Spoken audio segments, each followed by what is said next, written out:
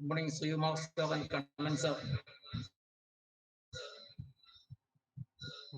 Good morning. Good morning, sir. Good morning, sir.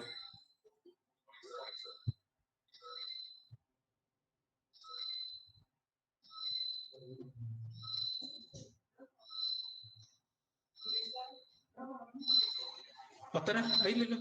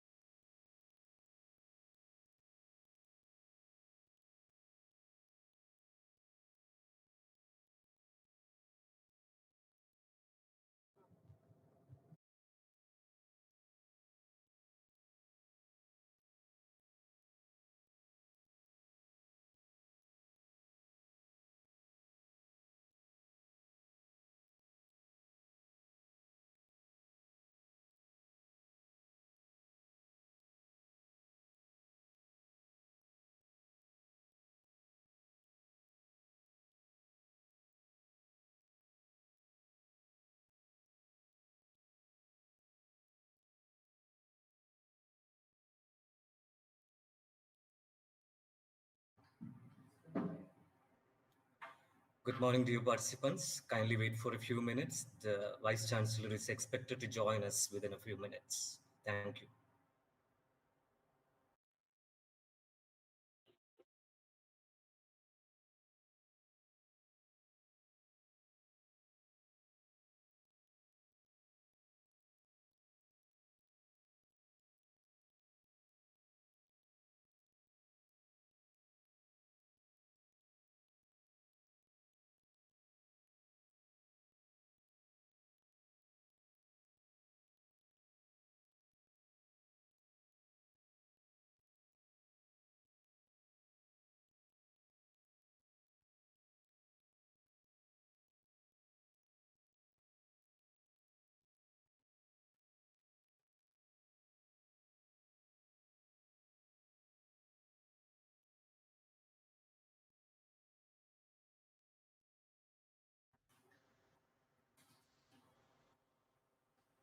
A very hearty welcome to the Director of Soil Survey and Soil Conservation, Shri S. Subramanian, who has joined us now. And we are indeed delighted to have him during this occasion. Thank you, sir. Thank you very much, Dr. E.K. Gudian.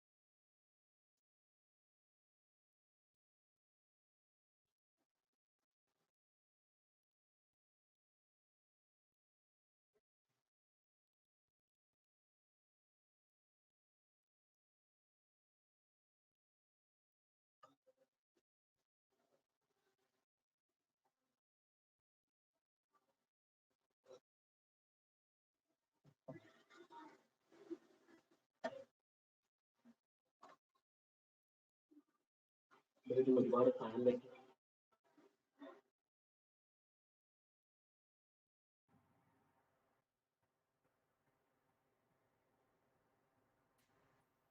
We also extend our sincere welcome to Sri Vishnu B, Associate Professor, who is also a resource person of today's technical session.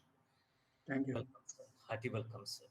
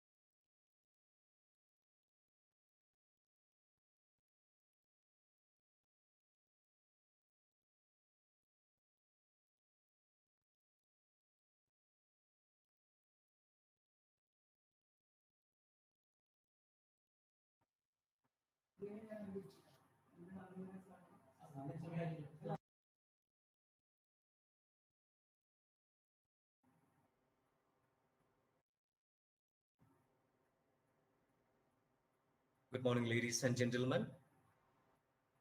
Climate change has been wreaking havoc in many parts of the world. While extreme heat wave conditions are baking several countries in the northern hemisphere, many North Indian states are being ravaged by floods, having major impacts on health, ecosystems, and economy. Closer home, Kerala is no exception to this fury of nature, as we witnessed two consecutive floods in recent years. In this backdrop, Kerala Agricultural University, in collaboration with the Department of Soil Survey and Soil Conservation, Government of Kerala is organizing a one-day online training on soil erosion control in the flood-hit areas of Kerala. On behalf of Kerala Agricultural University and the Department of Soil Survey and Soil Conservation, we extend a very warm welcome to all the participants.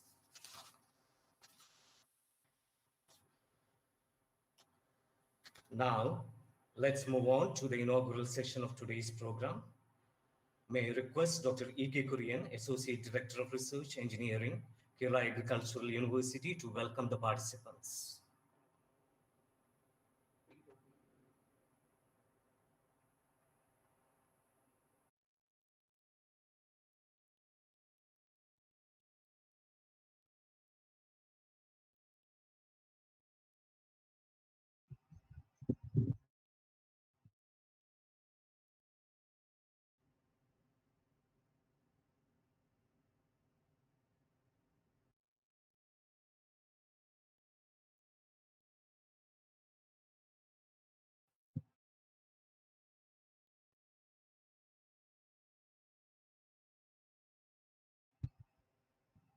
Okay.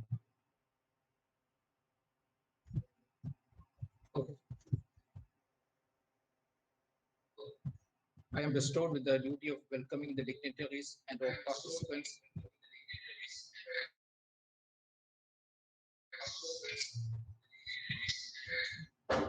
in the one-day training program on soil erosion control training program.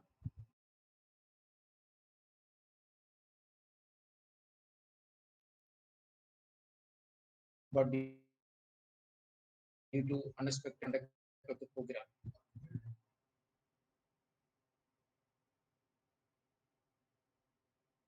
on big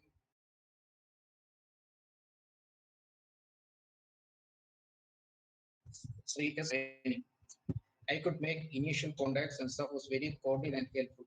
He has deputed all officers of the department for the training. So this indicates his interest and also his concern for the betterment of the department. In spite of his busy schedules, he has agreed to deliver the keynote address. On behalf of the Kerala Agricultural University, Directorate of Research, and on my personal, I extend a warm welcome to you, Subramanian sir. Thank you very much, Dr. Kurian. It's an inspiration to all of us. His presence, smile, and airs to complete the duties in a perfect manner is inspiring for us. On the absence of the Vice Chancellor, he'll be inaugurating the session. I extend a warm welcome to you, sir. The resource persons we could get are the renowned scientists in their respective fields. We have with us Dr. K. Kannan, Principal Scientist and Head Indian Institute of Soil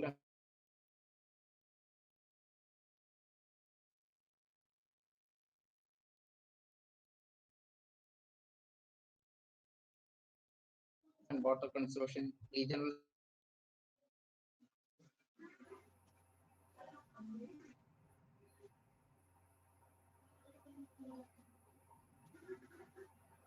Center Dr. Dr. Kurian, you are not audible. at Uti.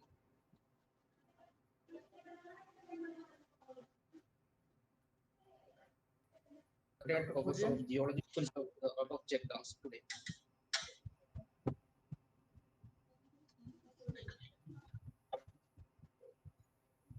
Sri Vishnu B, Associate Professor and colleague of us, will be handling a session on landslide hazard zonation.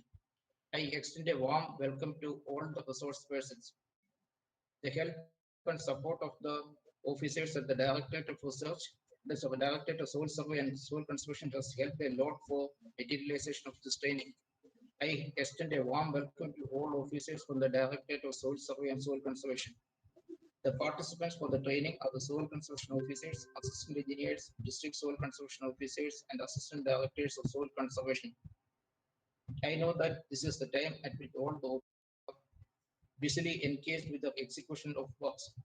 The, the COVID pandemic has doubled the efforts to be put into. Some officers have to take a lead of the precautionary measures to mitigate any disasters that may occur. I extend a warm welcome to all officer participants.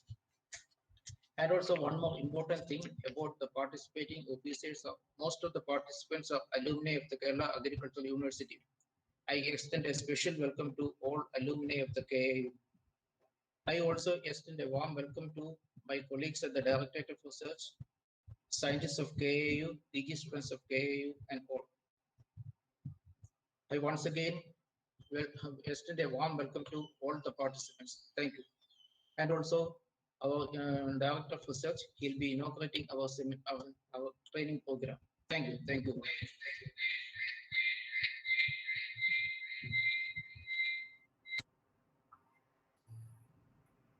We now request Dr. Madhu Subramanian, an eminent entomologist, a renowned academician, and our Director of Research of Kerala Agricultural University for the inaugural address.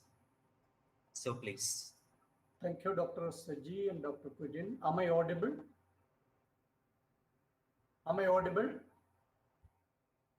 Yes, sir. Yes, sir, you are audible. Thank you.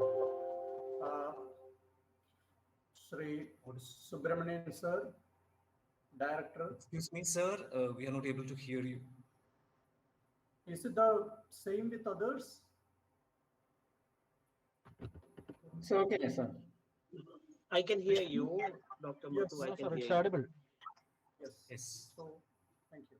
So, Sri Subramanian sir, Director of the Soil Survey and Soil Conservation Department of Kerala Government, Dr. Kannan, Director, Indian Institute of Soil and Water Conservation, OT, Dr. S.K. Jina, Principal Scientist, Indian Institute of Water Technology at Bhopal, Dr. Sri Kumar, Director, IRTC, Dr. Vishnu, Associate Professor, RIRS Kumaragam, Dr. Kurian, ADR Agriculture Engineering, Kerala Agriculture University, Dr. Jyoti, ADR Farms, Kerala Agriculture University, my dear colleagues, department officials of the Department of Soil Survey and Soil Conservation, students, ladies and gentlemen.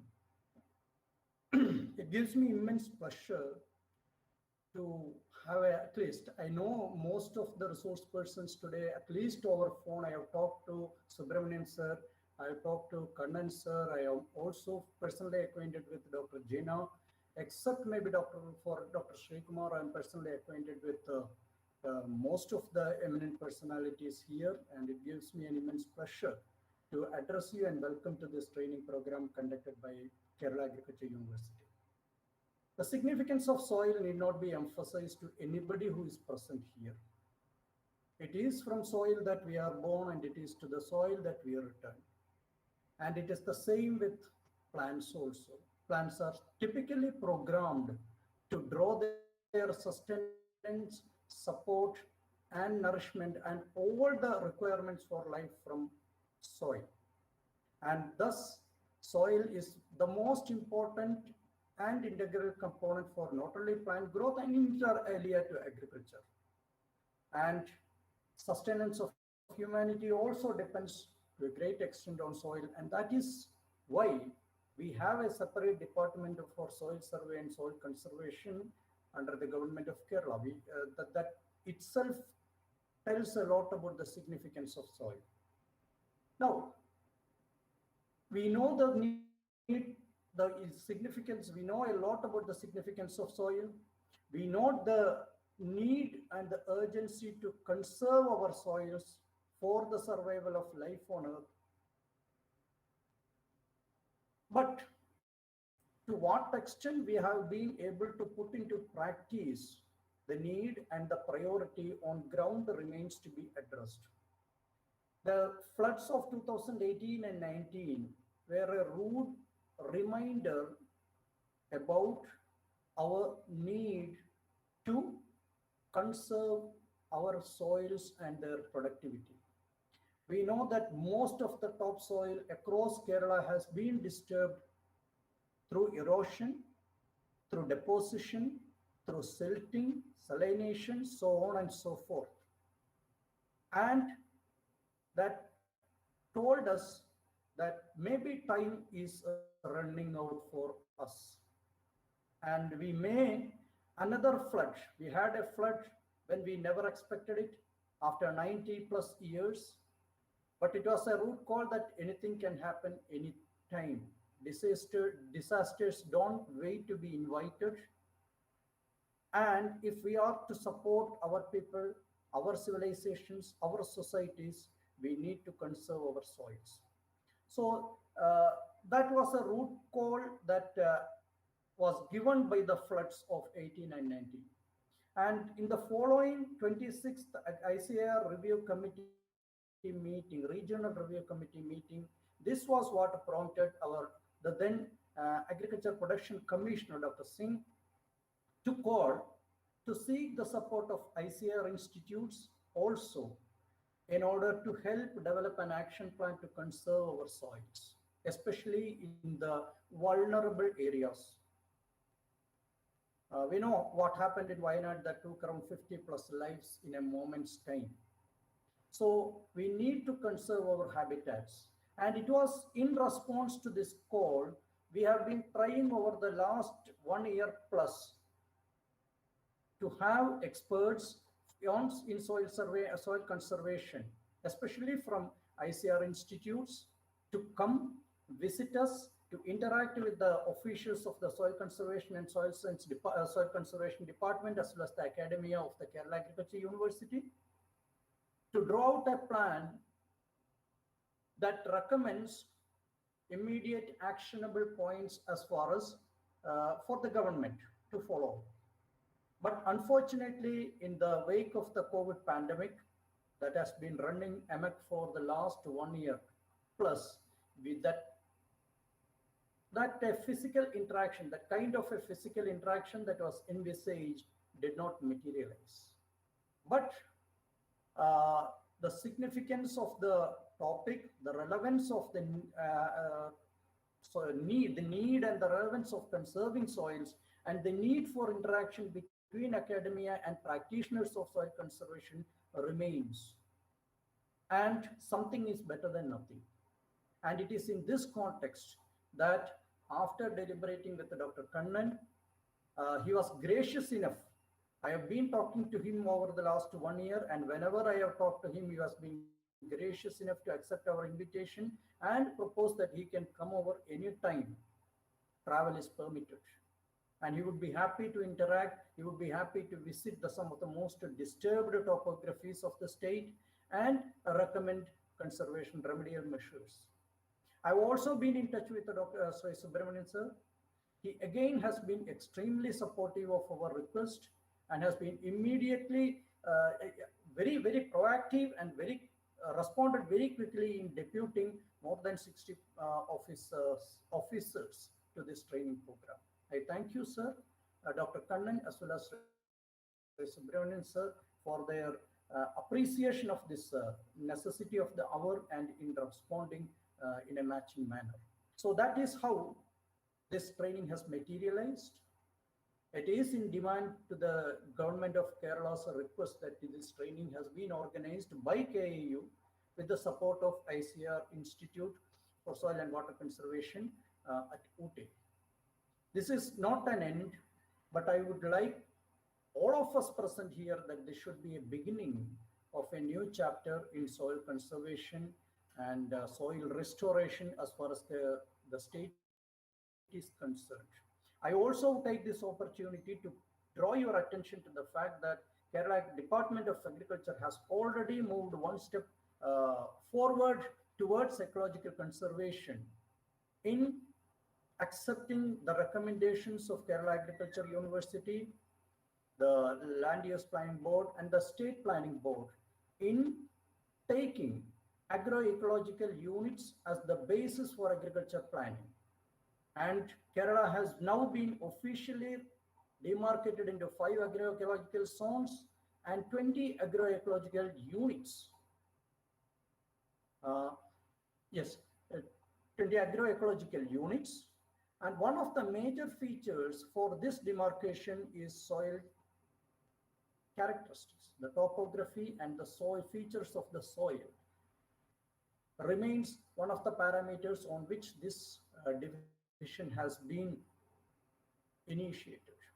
So I hope that it is my fervent hope as the Director of Research of Kerala Agriculture University that we will be able to take forward this initiative in a scientific manner. We will be able to, the Department of Agriculture should ideally be supported by Kerala Agriculture University in developing technologies that are suited to each and every agroecological unit. That is a major mandate for Kerala Agriculture University.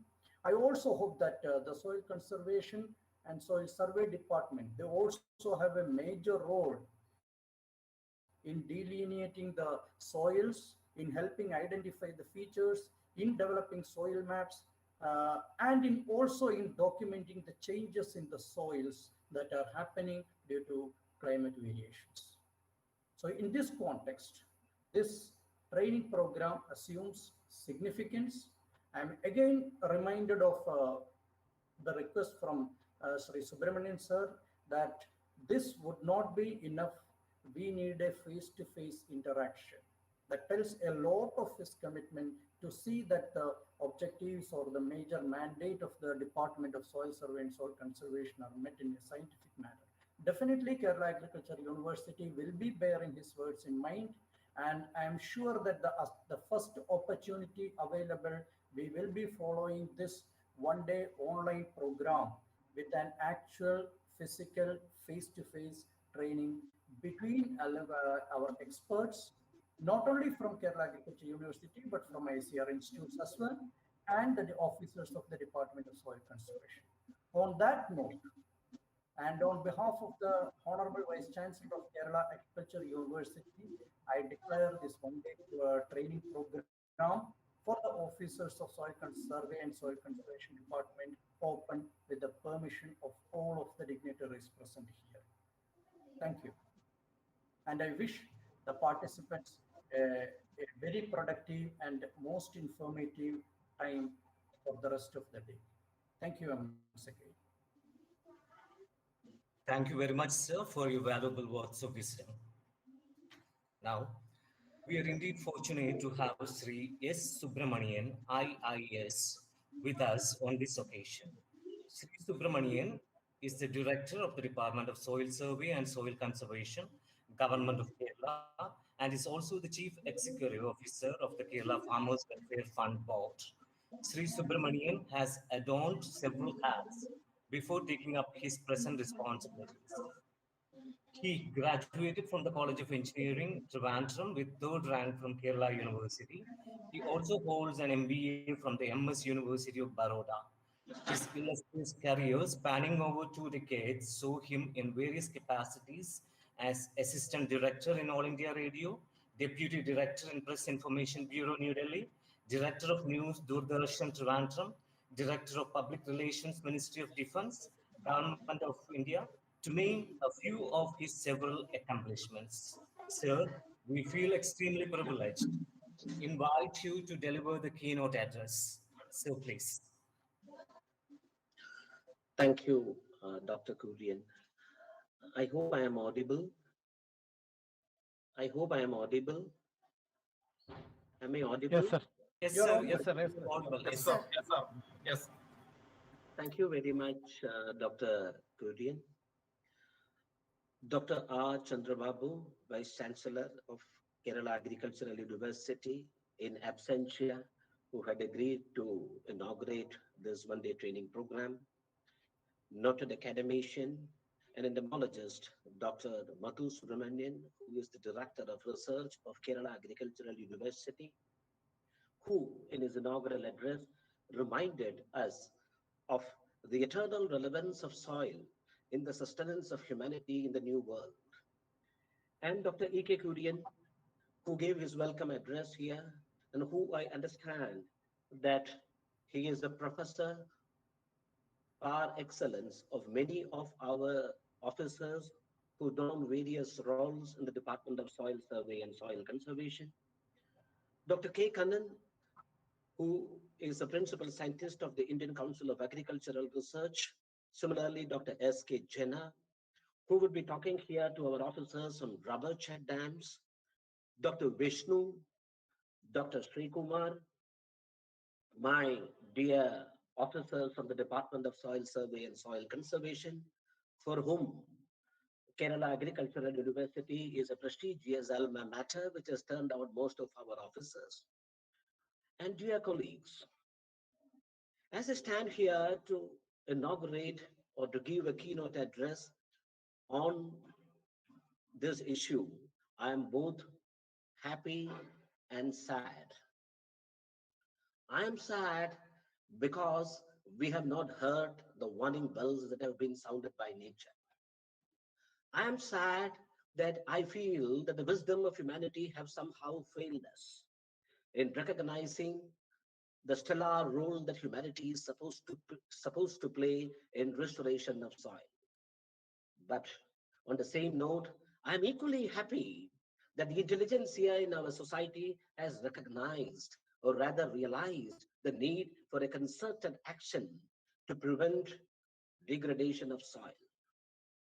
Whenever I sit in my department as the Director of Soil Survey and Soil Conservation, and whenever this name soil conservation comes to me, I feel that the name soil conservation itself is, is a misnomer, because it is right time that we ask ourselves this question, that are we conserving the soil, or are the soil conserving humanity? Are we preserving the earth, or is the earth preserving us? Are we taking care of nature, or is the nature taking care of us?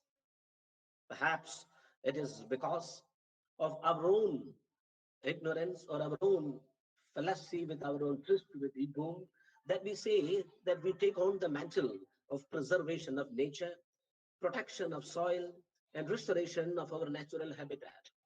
It is high time that we realize that it is the soil, it is the nature, and it is our own earth that takes care of entire humanity and its habitat in all its magnificent forms, and not the human beings by their humble endowment. But the department and the staff officers, along with the intelligentsia and the agricultural university, have realized that it is high time that we put a full stop to the compulsive degradation that we have inflicted upon our own earth in the name of development. At this juncture, I am reminded of a very famous book by Sri Ramachandra Guha, who had written one in his book, How Much Should a Man Consume? I think it is an eternal reminder that we should ask ourselves this question. It is not just a question, it is not just a reminder, but it is a mode of reflection. It is a question for introspection that we should ask ourselves, how much should I be consuming? In this era where we are moving on a voyage of compulsive consumerism, continuous consumerism, and above all, a consistent consumerism that marks the be-all and end-all of civilization in our country, it is apt that we ask ourselves this question, who or what is humanity? Who or what this means? Whither covers go? Where are you going? How much are you consuming? How much of nature's precious resources are you taking? Is it justified? Perhaps human beings think that we are the most developed species. Human beings think that we have a mind, so we have that has given us the authority to exploit nature. But we have not realized that human beings have only been the most developed species or the most evolved species thus far. Nature has never put a full stop on evolution. Nature has not put a full stop on further progression. We learn in our children's school books that once upon a time there was a species called dinosaur. There was a species called some other species in the animal kingdom who has become extinct. So the responsibility is cast on each one of us to ensure that our subsequent generations should not see a photograph of ourselves and then say that, yes, once upon a time there lived a species in the world called Homo sapiens. And that is the tragedy that awaits us if we continue with our nature of compulsive consumerism. I think that it is a time for each one of us to reflect, to ponder over this, and also to introspect by giving calculable time in our own human resources and energy, because we have done incalculable damage in the earth that we have inherited. And we should always remember that it is the earth that we have inherited from our, it is not, we have taken it on loan from our subsequent generations. It is not our responsibility to inflict harm to the earth, which protects us, which cherishes us, and it also nourishes us. It is in this context that I feel extremely glad that the Kerala Agricultural University, along with its senior faculty members, have joined hands to impart state-of-the-art training to our fellow officers in the Department of Soil Survey and Soil Conservation, who, in their own inimitable manner, have done incremental work in conservation of soil, restoration of its natural habitat, and at times rejuvenation of the natural soil characteristics. And I feel extremely glad to the organizers of this convention. And I feel that the officers of the Department of Soil Survey and Soil Conservation will be immensely benefited out of this exercise. And this will create a continuous bridge for long-term partnership in the field of eco-restoration. And I am extremely thankful to the words of Dr. Subramanian, Dr. Madhu Subramanian, who has accepted my request that this should not be a once in a lifetime endeavor, but it should mark the beginning of a continuous endeavor to protect our soil, preserve our resources, and conserve our habitat for the well-being of a future generation in a manner that deems fit as educated citizens of this country.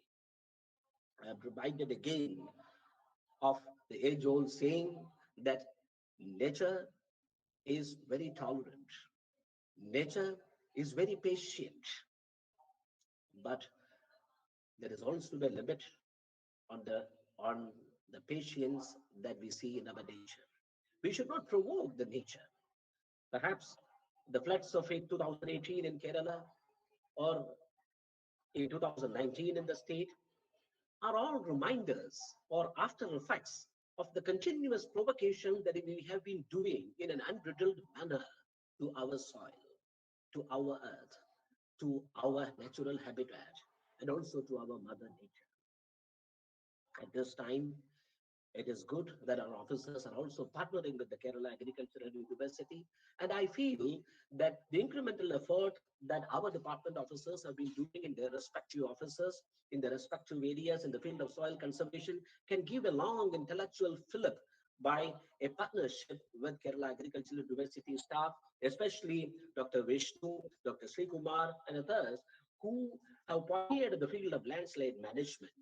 And they will also be able to give very good practical tips on how we can not just conserve our soil, but also create a model framework for conservation of our ecology in a sustainable basis for future generations to see, to nourish, to understand, and also to take home. While I wish all the best for the successful conduct of this training program, I also wish our staff members who have been associated as partners in this training program that they will use this platform as an interactive session to take home some of the points that have been thrown there as triplets, so that they can give a greater fillip and they can infuse a greater energy and they can induce our officers with a greater sense of responsibility in the endeavor that nature have called upon to do.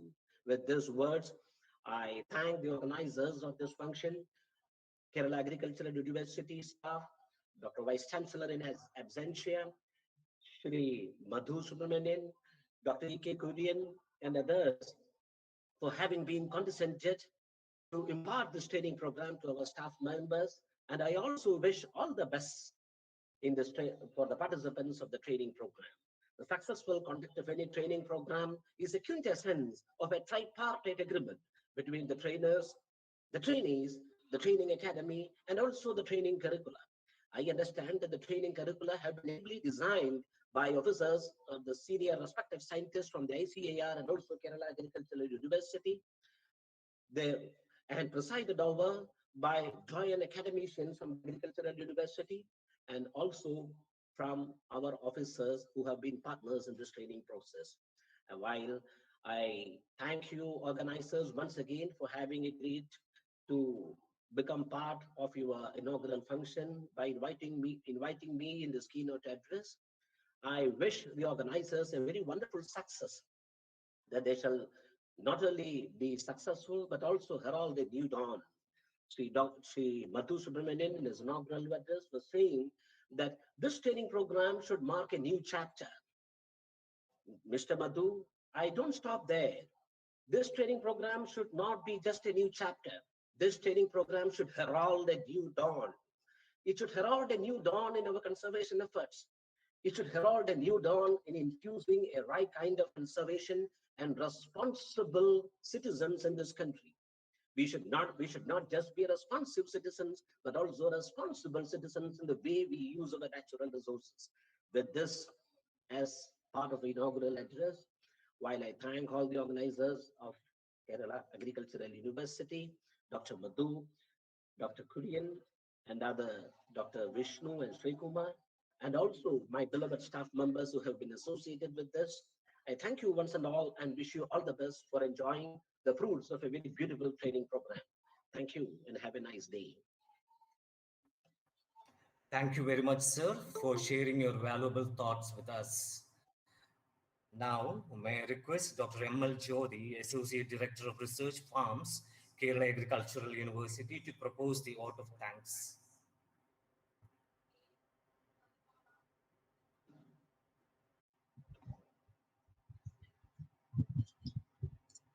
Thank you, Dr. Saji Gomez. I hope I am audible. Yes, you are. Respected Director of Research, Dr. Madhu Subramaniam, respected Dr. S. Subramaniam, IAS Director, Department of Soil Survey and Soil Conservation, respected or most beloved participants of this training program. We know that we are now in a stage where we are experiencing the vagaries of the climate change, and this is Kerala, which we used to have a balanced climate. Now we are having also extremes of the climate, and everybody is nowadays afraid of this season, particularly the July and August. And we know and at the same time, we know that that impact we have to overcome. And at the same time, we know every drop of soil and every grain of sand or soil is to be concerned. So it's a very difficult task nowadays, especially we are facing the extremes of climate like the heavy floods, extreme summer, wind, fire, and whatnot. So it is at this right time that Kerala Agricultural University is organizing such a training of the officers and scientists for all involved, right, from the agriculture department, soil survey, engineers. So it's a high time that we all work together, and what best can be done for this earth which sustains us and all living beings. So my duty now is to propose vote of thanks for the session or in our session.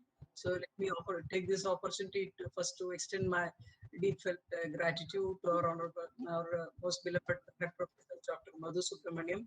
Yes, in brief, explain what are all the efforts Kerala Agriculture University has taken for conservation of agriculture and for the support of the farmers who has suffered a lot during the floods, and what are the plans that we have in future.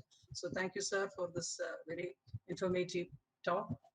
My sincere thanks to Dr. Subramaniam Director of Soil Survey and Soil Conservation Department, is very thought-provoking talk, sir, I must say, and it's philosophical also, because we know that it's the duty of each and every individual, and they are to be ably guided by the officers who are supposed to conserve, support the common man and to protect the earth and life and whatever that supports life in this universe. So it was a very thought-provoking. So you have put it in very brief, but it spoke volumes of ideas. So I hope in this training session that is ensuing, we have come up with quite a lot of ideas that can be implemented.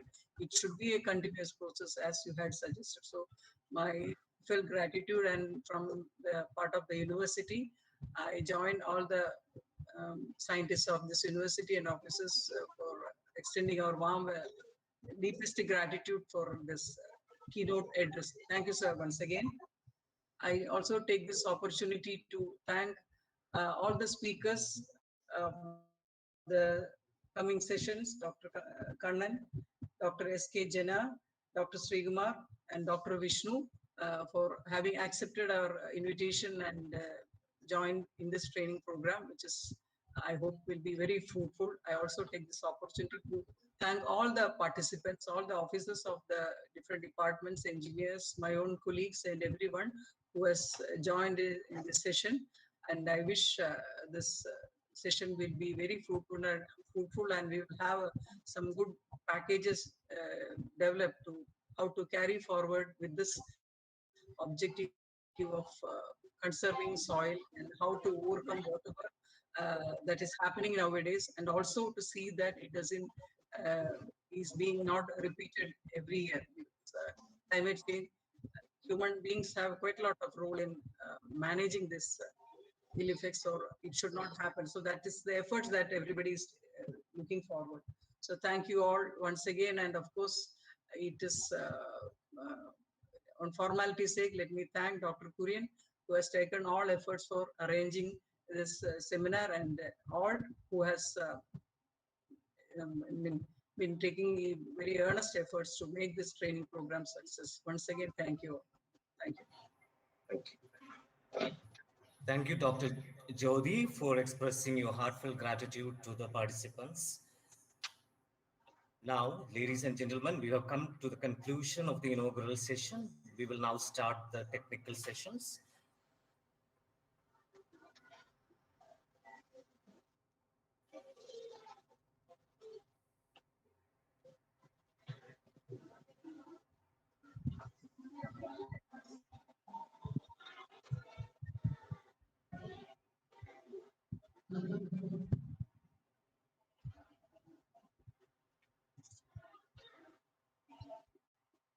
Uh, Dear participants, we will move on to the technical session. Condenser, you are ready now? Condenser? I'm here. Okay. So we will have the first session on soil conservation techniques by Dr. Kannan. I don't have to introduce you to the people of soil conservation, Dr. Kannan. He is very familiar with you. All the officers might have undergone some trainings at and the Indian Institute of Soil and Water Conservation, Erosion, and also at UT, and they may all may be knowing Dr. Kannan. And as an official formality, I will introduce Dr. Kannan. He is the principal scientist and head of the Indian Institute of Soil and Water Conservation Regional Center at UT, an agronomist by education. His contributions have been in the field of watershed management, conservation agriculture, water management, and soil-water plant relationships. He has published several research papers, book chapters, popular articles, and bulletins. He has undergone training at Kansas State University, USA. He is also a recipient of several awards and recognitions. He is also a reviewer for several scientific journals. So we are very proud to have Dr. Kannan for the training. I invite you to register for this cell training program. So we'll hear from Dr. Kannan now. Thank you, sir. Just I open my presentation.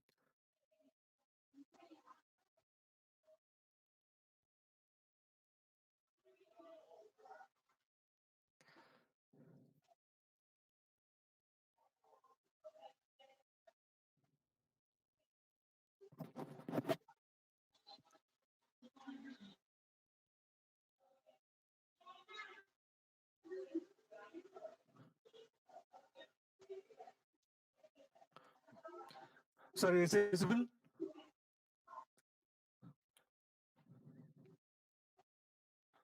Yes, My yes, slides are visible?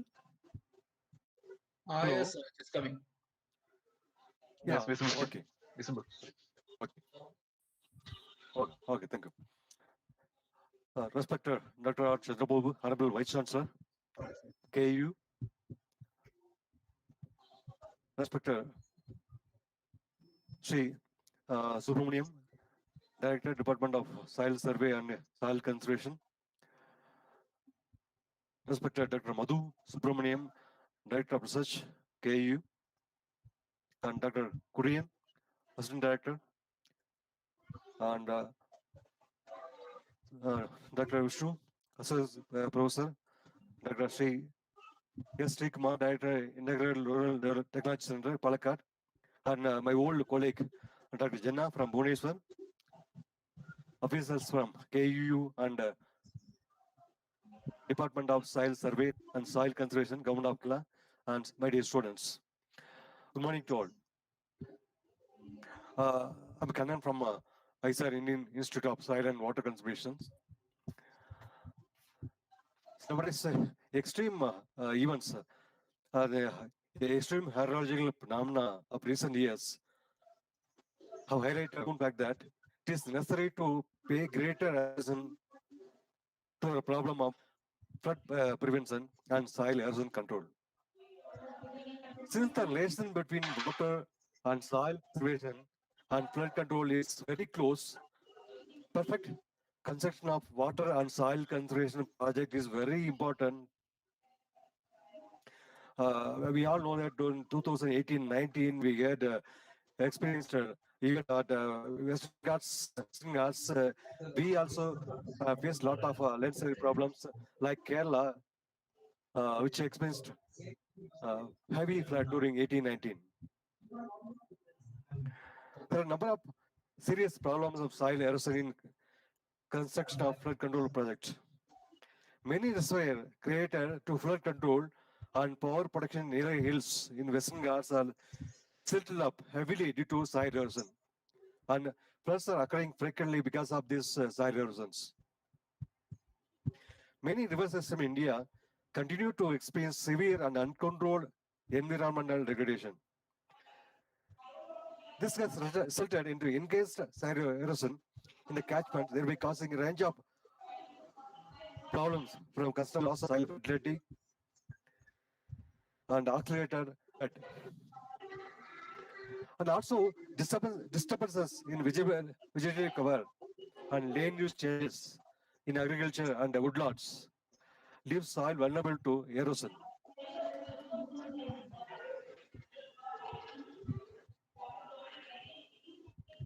There are major causes flood in India. Uh, Inadequate capacity within a bank to reverse contain high flows because of heavy cyclones, sometimes heavy uh, cloud burst or extreme rainfall. Even this river carrying capacity is very limited. Also, encroachment in flood drains leaves uh, natural way of setting. Many rivers are facing their problems. And sometimes synchronization of all floods in the tributaries. All tributaries are simultaneously getting heavy floods and in turn is resulted in flood in main rivers. Some parts of the country experience cyclones like coastal India, Tamil Nadu, Orissa, West Bengal because of cyclone. But in case of Western Ghats, uh, some sounds are coming. So somebody has to meet. I think. Yeah. Dr. Kudian and Dr. Subramanian, Please, all your the mics participants, are not kindly mute your not phone, muted. mute your instruments.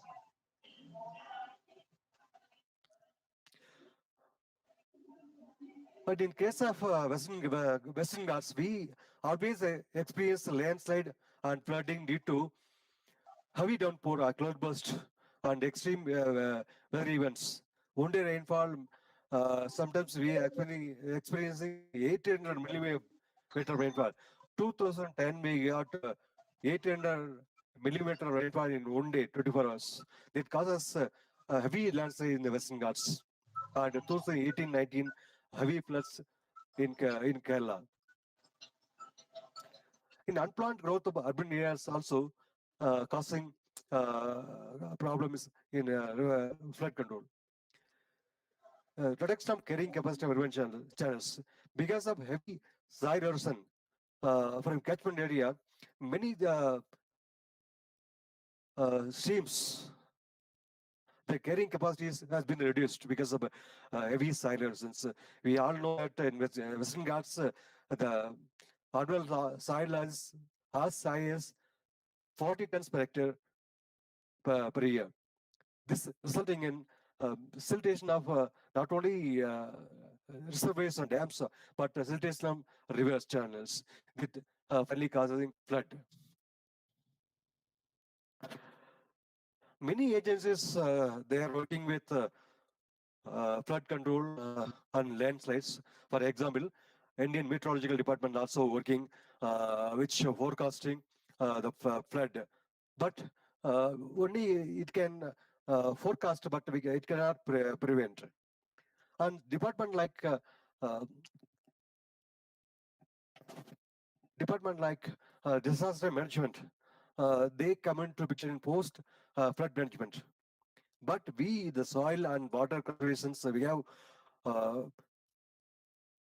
have the work clear cut in prevention of soil erosions and flood. There are lot of way to control of flood once it flood occurs. But natural flood control through soil and water conservation measures are the key, because it is a sustainable way we can whatever we are doing in soil water conservation in the catchment area, which release slow and less water to the streams. It is a key factor for our flood control. Natural flood management aims to reduce downstream maximum water height of a flood or peak flow, we can say, and increasing time of available to prepare the floods. This is achieved by restricting the progress of water through catchment using a range of techniques. These techniques work with the natural features of the catchment slow down the stored floodwaters. They rely on one or few combinations. It involve headwater drainage management, uh, leaky barriers. Maybe knowing many leaky barriers like H2O barriers, which we are seeing in our next slide, which leaky barriers which allow the water to leak very slowly, so that the peak flow development will be very slow. And class slope woodland agroforestry catchment in the catchment area, and catchment woodland very essential are the natural flood control mechanisms. Next, the lesser slope flood plain area, soil and land management, whatever we are doing for in terms of field bunts and other mechanical measures, which allows water to more to infiltrate and leaves less water to the streams, and soil and land management practices which increase the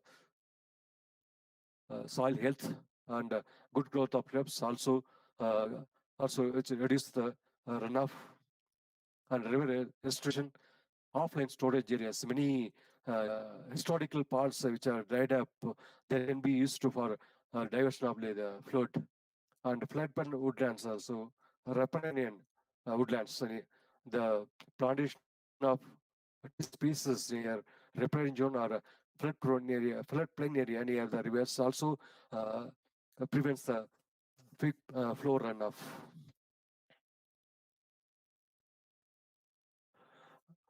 This diagram shows the various natural flood control, flood management components, right from soil management, buffer strips, hedgerows, bunds, ditches, cement traps, insurance, offline storage, disc dike restoration, and river training. We can see one by one. First of all, the soil management includes which whatever we do agronomic conservation practices like contour cultivations and our efforts to increase soil organic carbon. Soil organic carbon, which is one of the indicator of land degradation quality, it's uh, also raise degradation of soils. Once we increase soil organic carbon, the biomass production in the catchment area is very quick and it leads to less runoff and flood in rivers. And creating and managing buffer strips uh, of vegetative grass strips next to water courses and ditches known as riparian buffer strips can provide a physical barrier. Uh, just planting up various grasses or some vegetation just above, uh, just between the channel stream and which also acts as a physical barriers, which not only reduce the reduce the runoff, also it will prevent the erosions, thereby it slow down the water in the water course. And hedgerows provide excellent natural weather barriers. Hedgerows usually in the bunds we used to plant bushy type of plants. This is a very old methods, indigenous methods. Every field, by in some areas, bunds are planted with hedgerows. It often acts as a bifurcation of individual fields. This also acts as barriers which allows water to move slowly and increase the time of concentration of water infiltration and thereby reduce the uh, flood by trapping and slowing the water. Hedgerows are also very important landscape features and were originally used to divide the land into fields and pens, making up boundaries of the farms. In the buds, we all know that it constructed in uh, elevation up to slope up to 8%, uh, increase the time of concentration and reduce the slope, thereby reduce the runoff and sediment loss. Drainage ditches play an important role in the lowland, effectively removing water from agricultural land. Installing natural flood management options in your ditch network can create multiple benefits. Also fulfill duties of repair. Ditches can help slow and flow water into main rivers and streams by holding water during rainfall events. The rainfall patterns predicted change in the future. Holding water in the ditches is a key, and encouraging infiltration could help to mitigate against both drought and flood. A bund is stone or earthen formed into an embankment to hold back water and often involves creation of corresponding detention area.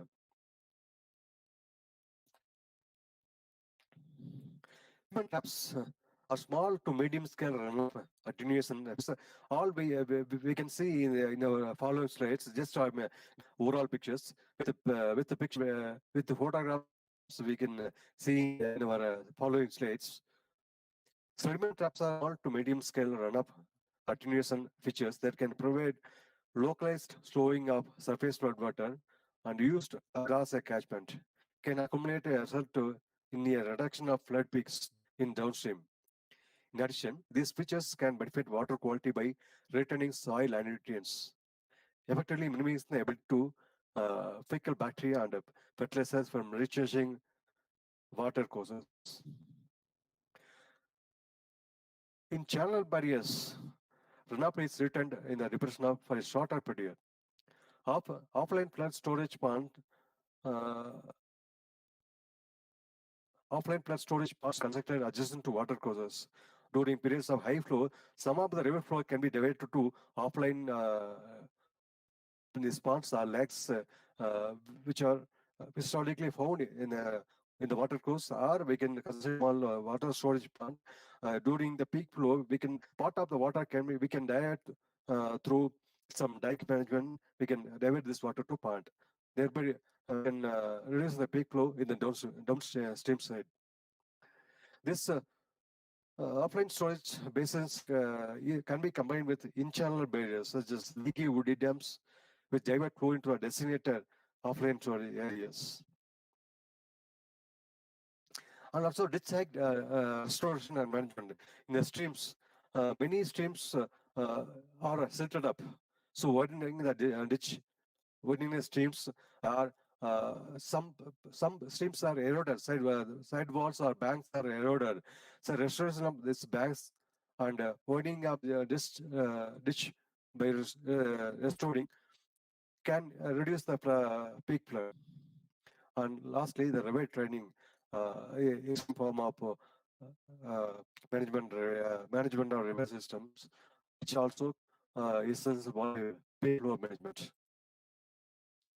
So the first part is before going into engineering measures, go for biological conservation measures. There are two parts in conserving soil water conservation. One is engineering part and the biological parts. Wherever possible, we start our conservation practice with the vegetative biological measures, in which vegetative barrier plays important roles. Many plantation crops is planted with wide spacing, like oil palm and coconut. So in between the widely spaced plantation crops, we can introduce this barriers, vegetative barriers across the slope using this pineapple. But pineapple initially it has slow growth habit. So 2 rows of pineapple, and in upper it we can plant 1 row of fast growing grasses like an even hybrid napier grass. So initially this hybrid napier grass take care of runoff and sedimentation. And once the pineapple grows, then both these vegetative barriers, mixed vegetative barriers, increase concentration and reduce and sedimentation reverse. And mechanical measures where when biological measures are not able to take care of the runoff, we can go for mechanical measures. The mechanical measures not only check the erosion but also conserve moisture for crop growth. Basically, these measures constitute a series of mechanical barriers constructed across the slope to reduce or break the length of slope. The important principles to keep in view of while planting structural measures are increasing time concentration and reducing runoff, intercepting a long slope into several short ones. Many measures like bunding, bench terracing, bunding including stone bunding, bench terracing, which level outward and inward bench terracing, and trenches, contour trenches are some of the examples of mechanical measures. Up to 6% slopes we can use for bunding. So in bunding, it will increase the infiltration and reduce the runoff into the nearby streams, and thereby uh, reduce the flood in the rivers. If soil is impermeable, we can go for contour graded bunds. Bench terracing recommended more than 33%. Most of the Western Ghats areas, the slope is more than 33%. Even we are recommending more than 16% slope also we can go for bench terrace. And benches are, we know, the formed by mechanically or biologically. Mechanical bench terrace formation is costly, and we can use the biological bench terraces, which in coming slides I'll tell what is biological bench terracing. It's called a Puerto type of bench terracing. And trenches and contour thickness, less than 8% to less than 32% we can take up. Some earthen ponds which impound water in the field itself, conserve water into, thereby reducing the runoff.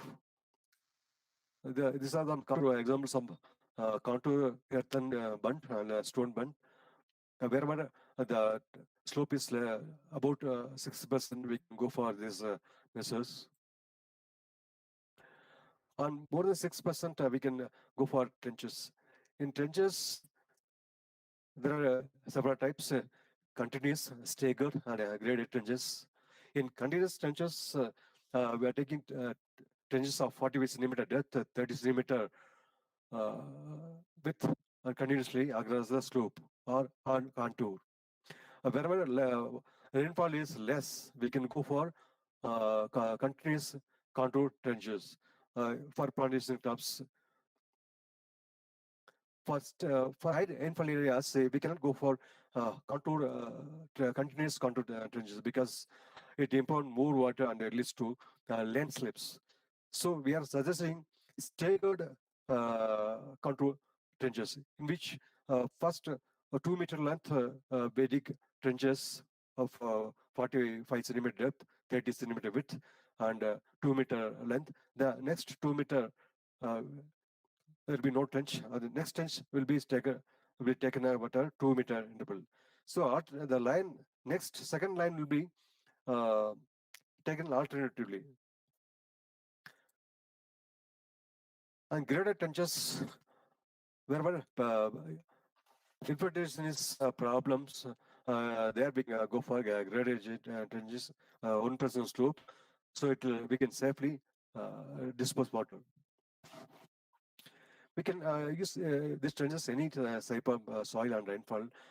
Limitation is only for field crops in arable lands. We can use it only for non-arable lands. It can takes up in case of permanent vegetation, like forest or horticultural plantations.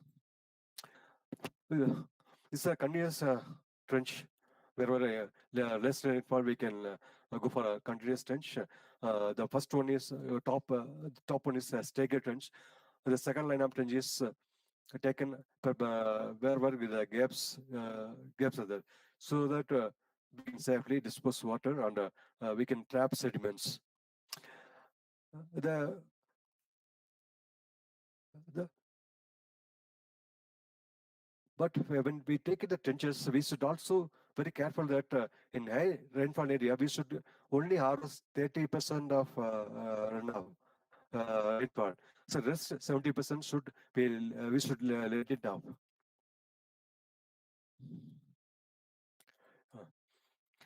So apart from this continuous and contour staggered trenches, we can also go for semi-circular trench in case of individual tree plantations, which will tap more water or conserve insert, so thereby reduce the flow of the streams. This has pictures of continuous trenches taken in case of plantations in lesser rainfall areas, not only uh, reduce the peak flow, but also increase the soil moisture and help vegetation to grow. In case of plantation tea or any plantations, along with you can see staggered ranges, the upper side we can go for 2 months. So by doing this, the sediments will be trapped by grass itself. So the sediments will not go into the pits. So every time we remove the sediments from the trenches. So it's called contour staggered trenches with vegetation. It's to protection, not only reduce the runoff, also is save a lot of erosions. This is how in medium rainfall areas we can go for this in situ conservation practices. On bench terracing, the slope is more than 16%. We can go for bench terracing, either inward or outward sloping or periodic type of sloping. If rainfall is higher, we can go for inward sloping for safe disposal of bench terrace. On in periodic type of bench terraces, usually in bench terraces we cut and fill the soil. But by doing so, it requires a lot of money and manpower. And when we cut the soil and a lot of subsoil will be exposed. So the initial plant yield will be reduced because of the subsoil exposed. In case of peter grasses, we can without cutting, we can just plant 2 rows of grasses in 1 meter vertical interval. Thereby, naturally, we are inducing the runoff, runoff, and sediments will be trapped by the grasses. Automatically, within 3 to 4 years, by naturally bench terraces will be formed. This is a schematic diagram of biological or biological or petrochemical bench terraces. You can see the 20% slopes, the grasses are planted, and we cultivate. Automatically this soils will be deposited, runoff sedimentation will be deposited in the grasses. Within 3 4 years, automatically bench terrace will be formed without any see here 25, this is 24% slopes we have in our farm. We have planted 2 rows of grasses at 1 meter vertical interval. So horizontal interval maybe 4 to 5 meters uh, the slope. So see, this is as good as you can see the right hand side of photo is as good as our mechanical benches. It's formed naturally by planting grasses. And many farmers are also not coming forward. It is 30% slopes. We are planting grass with every 1 meter vertical intervals, along with vegetables. So within 3 years, the benches will be formed. These guys are so for fodder. And finally, the drainage line treatment. So drainage line treatment are very important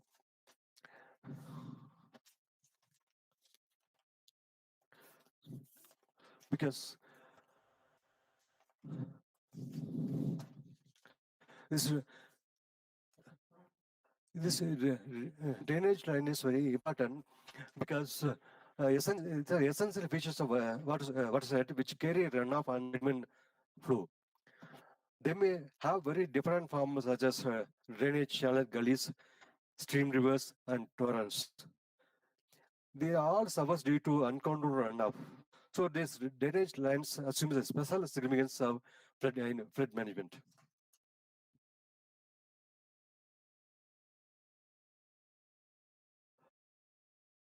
The objective of these line treatments for flood management are check soil erosion in a channel bed and drains, improve, improves structure for biomass, protect banks sites from undercutting or scoring. It's also recharge groundwater and store water wherever it is in high rainfall areas. If we construct detention tanks, check dams, it will also store water for irrigations. And more importantly, it guide the flow. Thereby, it will protect the bank. In the first order gully, we can lose boulder check dams. Wherever naturally boulders are available, we can put across the more than 100 mm of 100 mm size boulders we can put so that it'll traps allows very slowly uh, by we can downstream side. It's also very cheap compared to other methods, cheapest and good flood control in the upper reaches. Wherever the gullies are wide and not much flow is expected, but sufficient to the flow is sufficient to wash out the loose borders. We can go for cabin drop sections. This cabin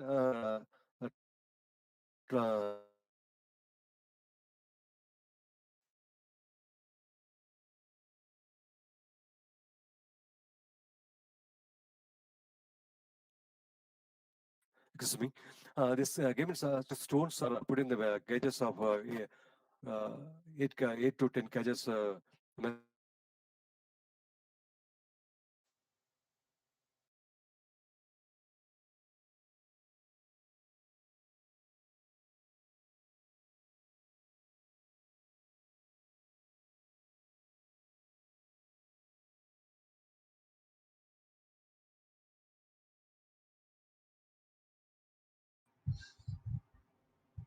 So it is not audible, sir. So we are having a problem with the audio. Network problem has happened.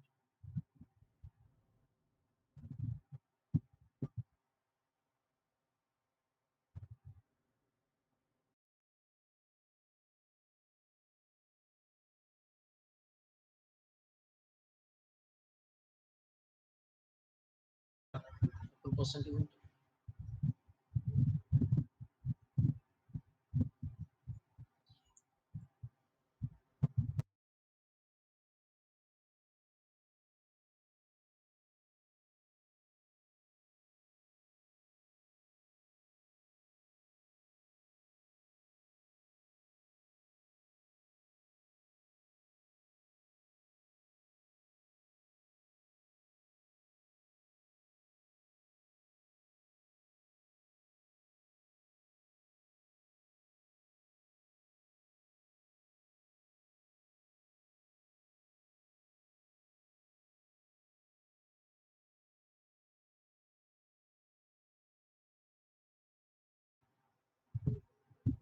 Whether this is audible for you, I could not see comments of the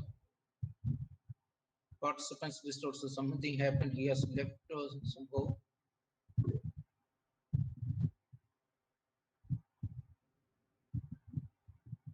നിങ്ങൾക്ക് കാണാൻ പറ്റുന്നുണ്ടോ Kannan sound എന്തോ something happened sir left ആയി Kannan sound കാണാൻ പറ്റുന്നില്ല. നമുക്ക് sir join ചെയ്യുമായിരിക്കും എന്താ അവിടെ നെറ്റ്വർക്ക് പ്രോബ്ലം ഉണ്ടായി ലെഫ്റ്റ് ആയിട്ടുണ്ട് ജോയിൻ ചെയ്യുമായിരിക്കും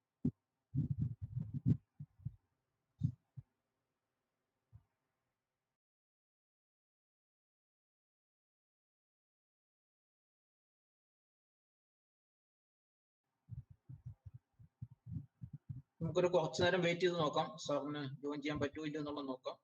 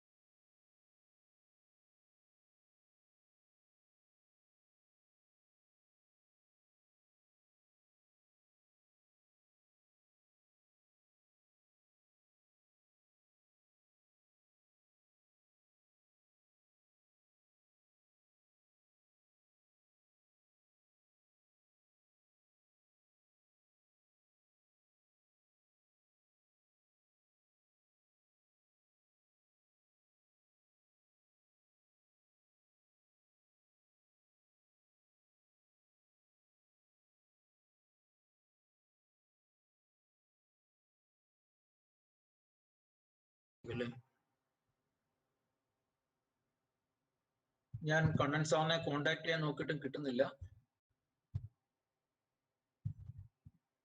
ചിലപ്പോ സാറ് ഡിസ്കണക്ട് ആയത് സാറിൽ പറയുന്നുണ്ടാവില്ല സാറോട് ഇരിക്കുകയായിരിക്കും അതുകൊണ്ട് വിളിച്ചു നോക്കിയത് പക്ഷേ കിട്ടുന്നില്ല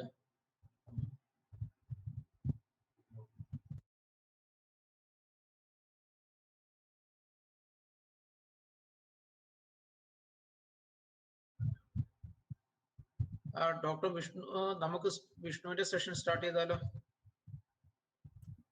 ശരി സാർ കേൾക്കാൻ പറ്റുമോ സാർ അപ്പം കേൾക്കാൻ ഓഡിബിൾ ആണ് കുഴപ്പമില്ല നന്നായി അപ്പൊ അങ്ങനെയാണെങ്കിൽ വിഷ്ണുവിന്റെ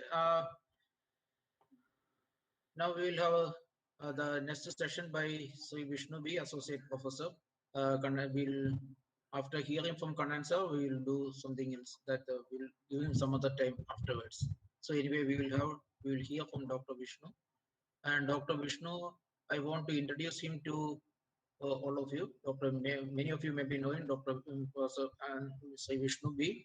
He is associate professor at, formerly he was with the Galapaji College of Agricultural Engineering and Technology. Now he is working at Regional Agriculture Research Station, Kumaragam. He has did his BTech from Kerala Agricultural University and completed his MTech from Tamil Nadu Agricultural University. And he is also pursuing his PhD studies at NIT Calicut. So he has done a lot of work, and his work related to landslides, and also his field of interest is mostly geographical information system, the computer modelings and all. And I invite Sri Vishnu for presenting this topic. Okay, Sri Vishnu, we will hear from Sri Vishnu B.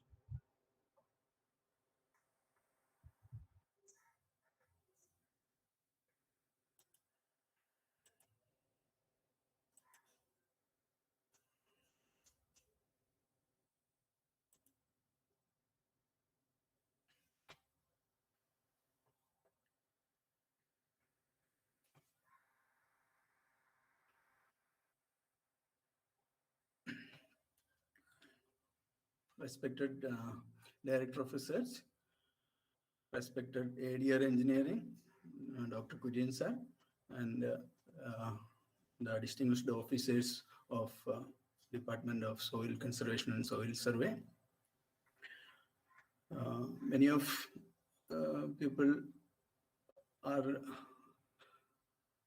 my seniors from KCIT, and also many of the people, many officers are also my colleagues also.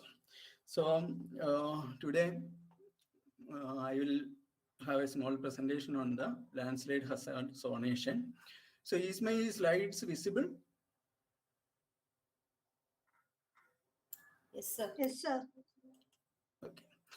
So it is landslide hazard zonation. And a landslide, mostly all of you will be knowing that landslide, it is the movement of a mass of rock or debris or earth down a slope. So it is a mass wasting. So thus mass wasting means any down slope movement of soil and rock under the direct influence of gravity. And these landslides occur in 5 modes. So basically the rock fall. These are the predominant cause, especially in Himalayan terrain, this rock fall and disruption of traffic and everything is very common in that area. Then topple. Then next one is the lateral spread and rotational slide, translational slide, and flow. Again, these different forms are subdivided by the type of geologic material. So whether it is bedrock, debris, or earth. And mostly these debris flows, that is mud flows or mudslides, and rock falls are the examples of common landslide types. And actually we are talking about the landslide hazard zonation. And generally hazard is a very common term, but now actually we are dealing with a natural hazard, and especially a landslide is a geologic hazard. So a geologic hazard is an extreme natural event in the crust of the earth that pose a threat to the life and property. Examples are earthquake, then volcanic eruptions, tsunamis, and landslides. And usually these geologic hazards are large scale. It is usually so, but sometimes they occur in small scale also. Then they have complex natural events that happen on land, and usually they will cause immense damage, loss of property, and sometimes the life.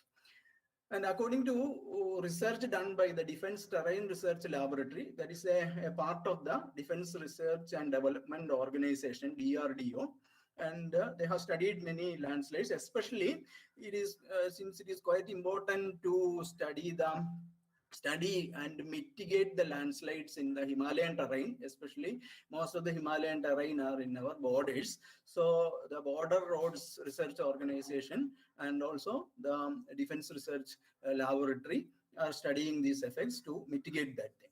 So the landslides rank third in terms of the number of deaths due to natural disasters. There are many natural disasters, as we know. There are floods, then hurricanes, and all those things. But the major contributing hazard is the landslide, which ranked third in Indian context. And Himalayan landslides kill one person every 100 kilometers during the season. The estimated average loss due to landslides in the Himalayas cost about 200 lives and rupees 550 crore every year. And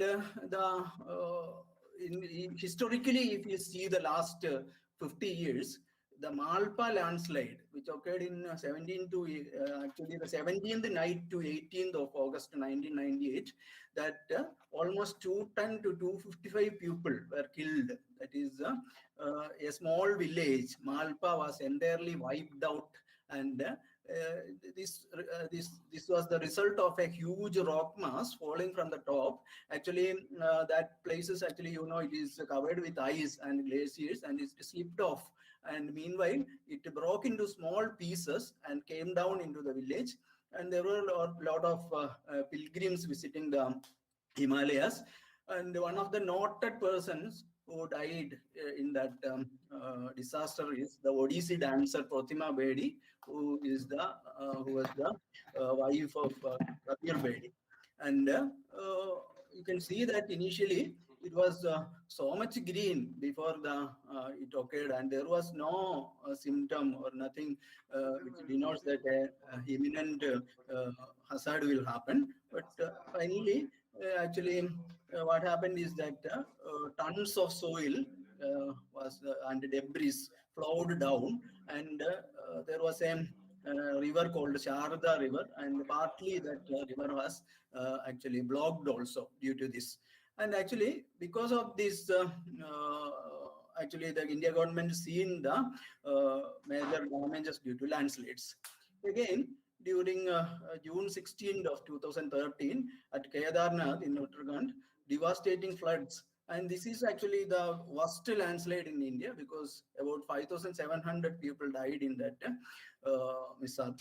And you can see that we all know, most of you will be also remembering how it has been dealt with, and Indian Army did a lot of commendable work to save a lot of lives during that period. And lot of destructive landslides are happening throughout India, especially in the hilly terrain. And we know that a few days before Dharmashala in Himachal Pradesh, landslide has occurred, and about 5 to 9 people died in that. And in 2019 itself, 65 slides occurred across Kerala, and 2018 there was massive landslides and flooding in Kerala. And also within a few years, in 2014 there was slides in Pune, and 23 bodies were recovered from there. And also, the Pettimudi disaster in Kerala. So a lot of destructive landslides are happening.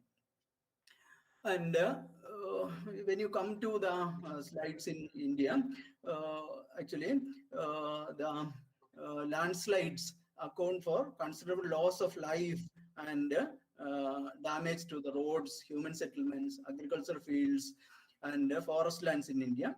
So a rough estimate of monetary loss is about 100 to 150 crore per annum.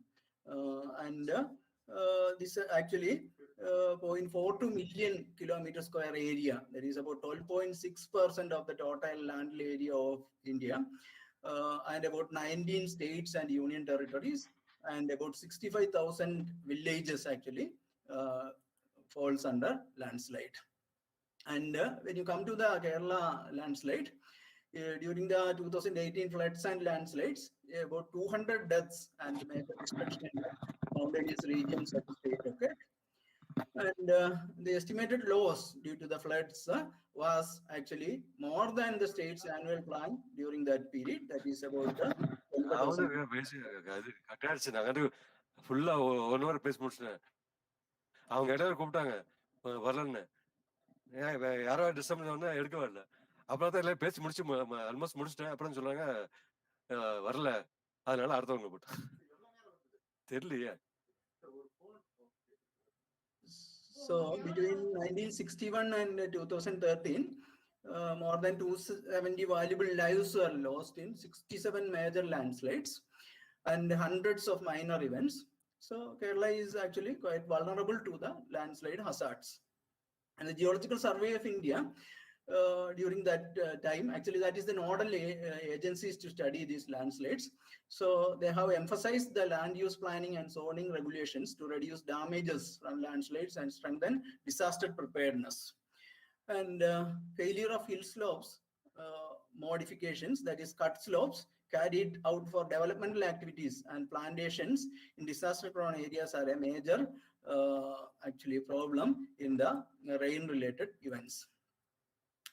So this is the national landslide risk management strategy has been formulated in 2019 by the government of India, and it has prioritized the areas in Kerala where 1:10,000 scale landslide susceptibility zonation is suggested to be taken up.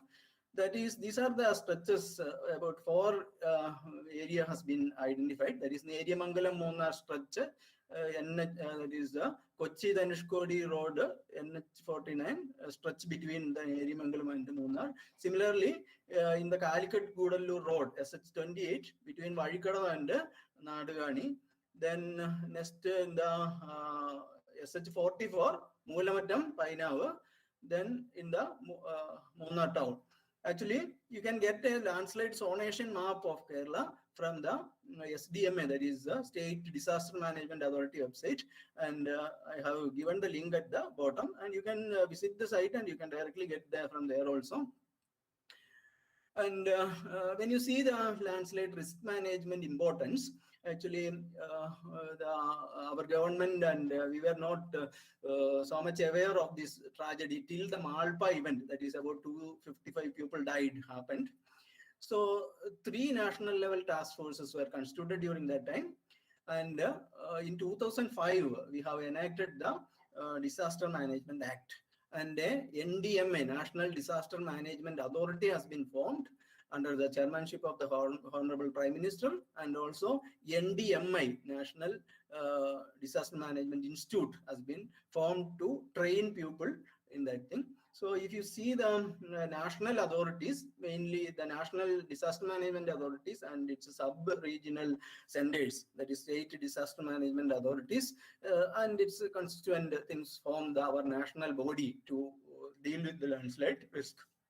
And the international bodies, actually the International Consortium on Landslides, that is ICL, so that is the major body which deals with that. Then there is an international program on landslides by International Strategy for Disaster Reduction. And for training and capacity development of the landslide risk, these international, that is IPL, ISDR, is doing commendable work. And also you can get details about landslides from the United Nations Platform for Space-Based Information for Disaster Management and Emergency Response. It is called the UN SPIDER. You can go to its website, and a lot of information regarding these landslides and other natural disasters are available in that website. And the hazard zonation has been taken up to basically, it is a very easy map for the decision makers or the planners for taking up the mitigation plans for the landslide. So it is also very important for the management and for the better planning in these areas, especially once the zones are demarcated. When you take up many buildings, or if you are going to locate some quarry or something like that, it should not come in the landslide hazard zones. So that is the most important part of this zonation. So actually this hazard mapping locates areas prone to slope failures. So this will be helping to avoid building settlements in such areas. So especially, you know, the Pettimudi event. So actually it has happened in an area where actually the laborers in the tea garden was staying. So that resulted in great loss of human lives. So such kind of areas can be avoided when you do the hazard zonation. Now the Indian Space Research Organization, they have prepared landslide hazard zonation maps for selected pilgrim routes in Himachal Pradesh, Uttarakhand and Meghalaya. The main reason is that these guard roads in Himalayas actually goes through lot of road cuttings, and during the pilgrim seasons, so a lot of accidents happen and a lot of human lives are lost. That is the reason why ISRO has taken up this particular zonation maps, and this is available in their website bhuvan.nrsc.gov.in. And actually, if you see the commendable work with regard to landslide mapping, the actually Hong Kong, part of China, it is having a similar landslide history like that of ours, especially.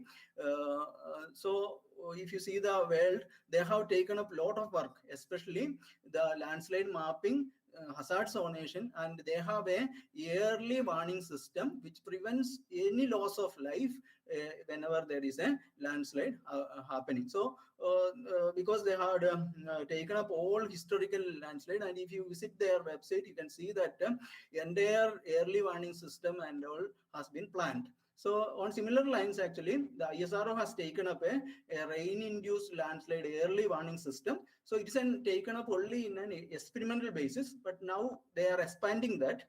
So this has been now implemented for selected pilgrim routes.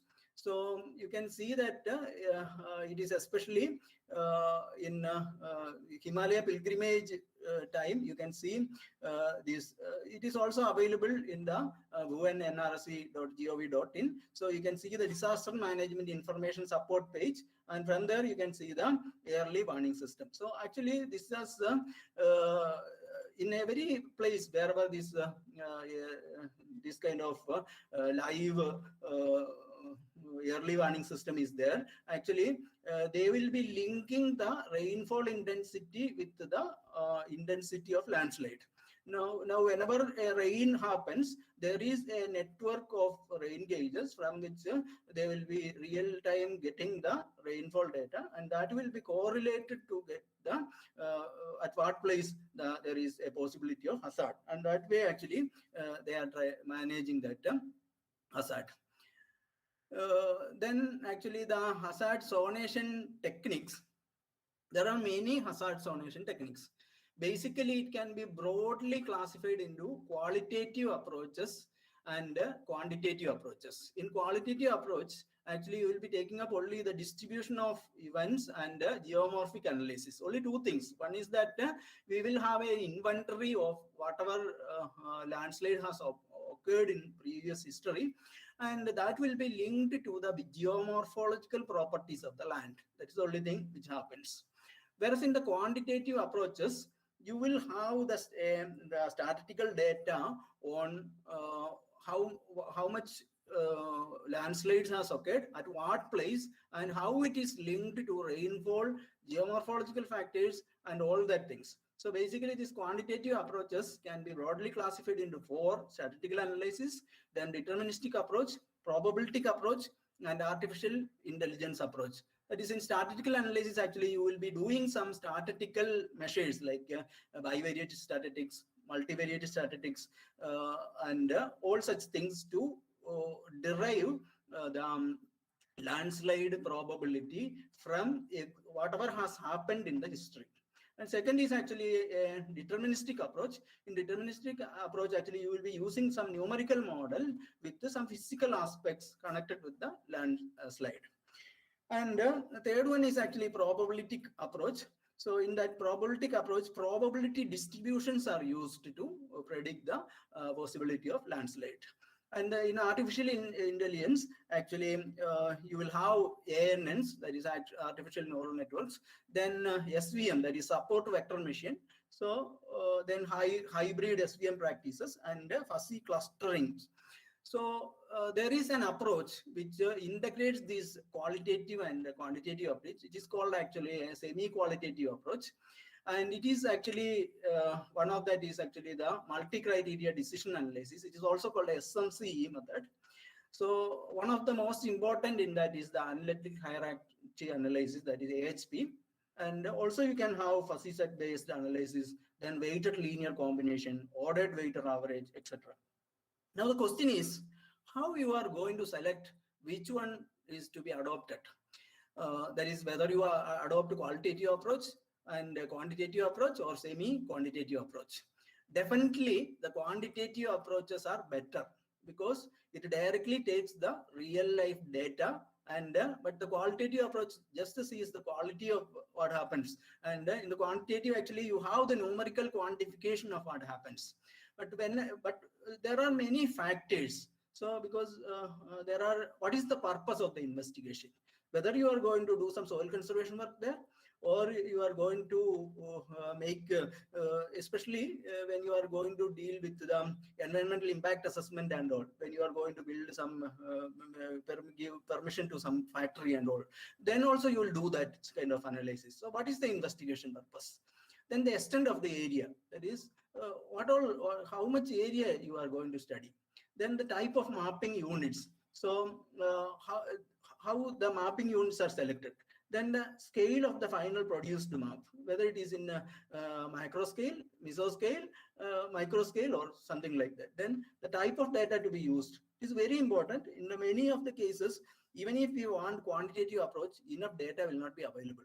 Then you will be compelled to go for a qualitative approach. Sometimes you will have an intermediate thing, that is you have some data, not very less data. So then we will go for semi-quantitative approach, which is a via media between this quantitative and qualitative approach. Then another thing is the type of landslide. We have seen that there are 6 types of landslides. So which type of landslide is predominant in that area? So that is one of the other important thing. Then the availability of resources. That means even if we have the area to go, but we don't have the resources, manpower to go and collect the data, then sometimes you may have to depend upon the remote sense data or lower resolution data and all those things. Then skill set of the evaluator, that is what is the skill of the evaluator, whether he is able to use some GIS or remote sensing technique, or he just can do only the qualitative approach, or all those things, what you are comfortable with. Then the accessibility to the study area. Sometimes these landslides happen in areas where it is very much inaccessible. Just like you have seen the 2013 Himalaya tragedy in Kedarnath, the army was unable to reach many places even to give the food supplies. So they have used the small drones to supply the food. So that is, accessibility is a big problem, especially where these landslides happen.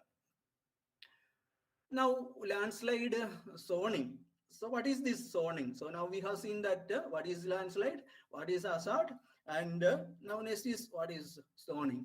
So landslide zoning is the division of hill or mountainous areas into homogeneous spatial areas and slope. So it can be either a land parcel or area, or it can be according to the slope categorization. So according to the actual or potential landslide susceptibility. So if you are going to take the historical inventory, then it is actually the actual landslide susceptibility. Or if you are going to do some numerical modeling and all, it is actually the potential landslide hazard or risk. Then the ultimate aim of the zoning activities is for comprehensive management of the landslide risk in fragile, hilly and mountainous areas. So basically it is boils down to the losses of life due to landslide, and also losses of many of the infrastructure and other facilities. So in order to prevent that or mitigate that or reduce that, we are going to use this zoning. So it is constituted and viewed as an integral part of the broader landslide risk management framework. And initially such kind of a framework has been proposed by Fell et al. In 2005. So it has been accepted internationally. As I have already told, there is an international body, so they have accepted this method.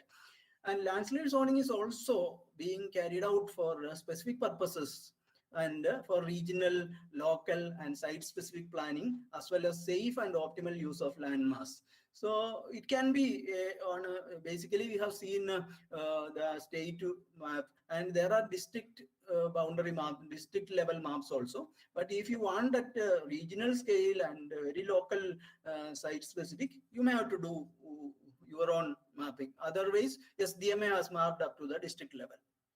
Now the outputs are usually in the form of one or more of the following. So landslide inventory map. So this can be a physical map or it can be a digital map.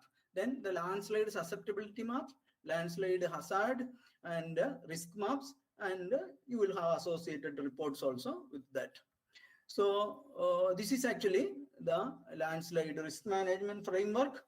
So this framework actually has a hazard analysis. So the landslide in the hazard analysis, actually what you will be doing is that the landslide characterization. Already we have seen what are all the different types of landslides.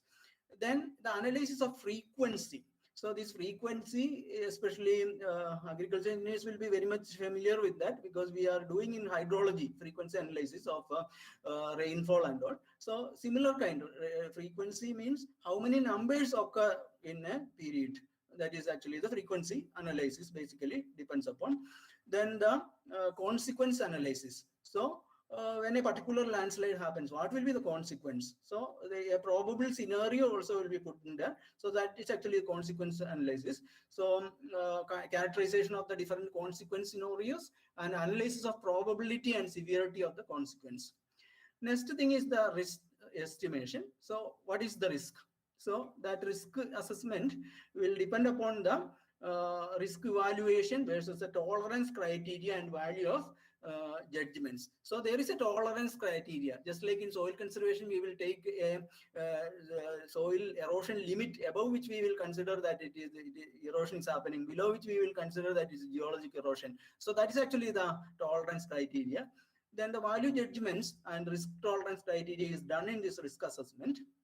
And the next one is actually, once you know what are the risks and you have done the hazard analysis, now what are the options before you for mitigating this risk? So that is the risk evaluation against the risk tolerance and final risk mitigation options. So risk mitigation and control plan will be prepared based upon these risk mitigation options. So several options are there for that. So the engineering measures and agronomic measures and many things will be there in controlling that. Basically, it will involve the soil conservation also. Then the implementation of risk mitigation and monitoring and review and feedback. So this will go on. So for every landslide, this monitoring, review and feedback will happen. So finally, as the time goes on, you can perfect your method of analysis. That is the landslide risk management framework. So this is actually it has been initially proposed by Fell et al. In 2005. They have revised it in 2018.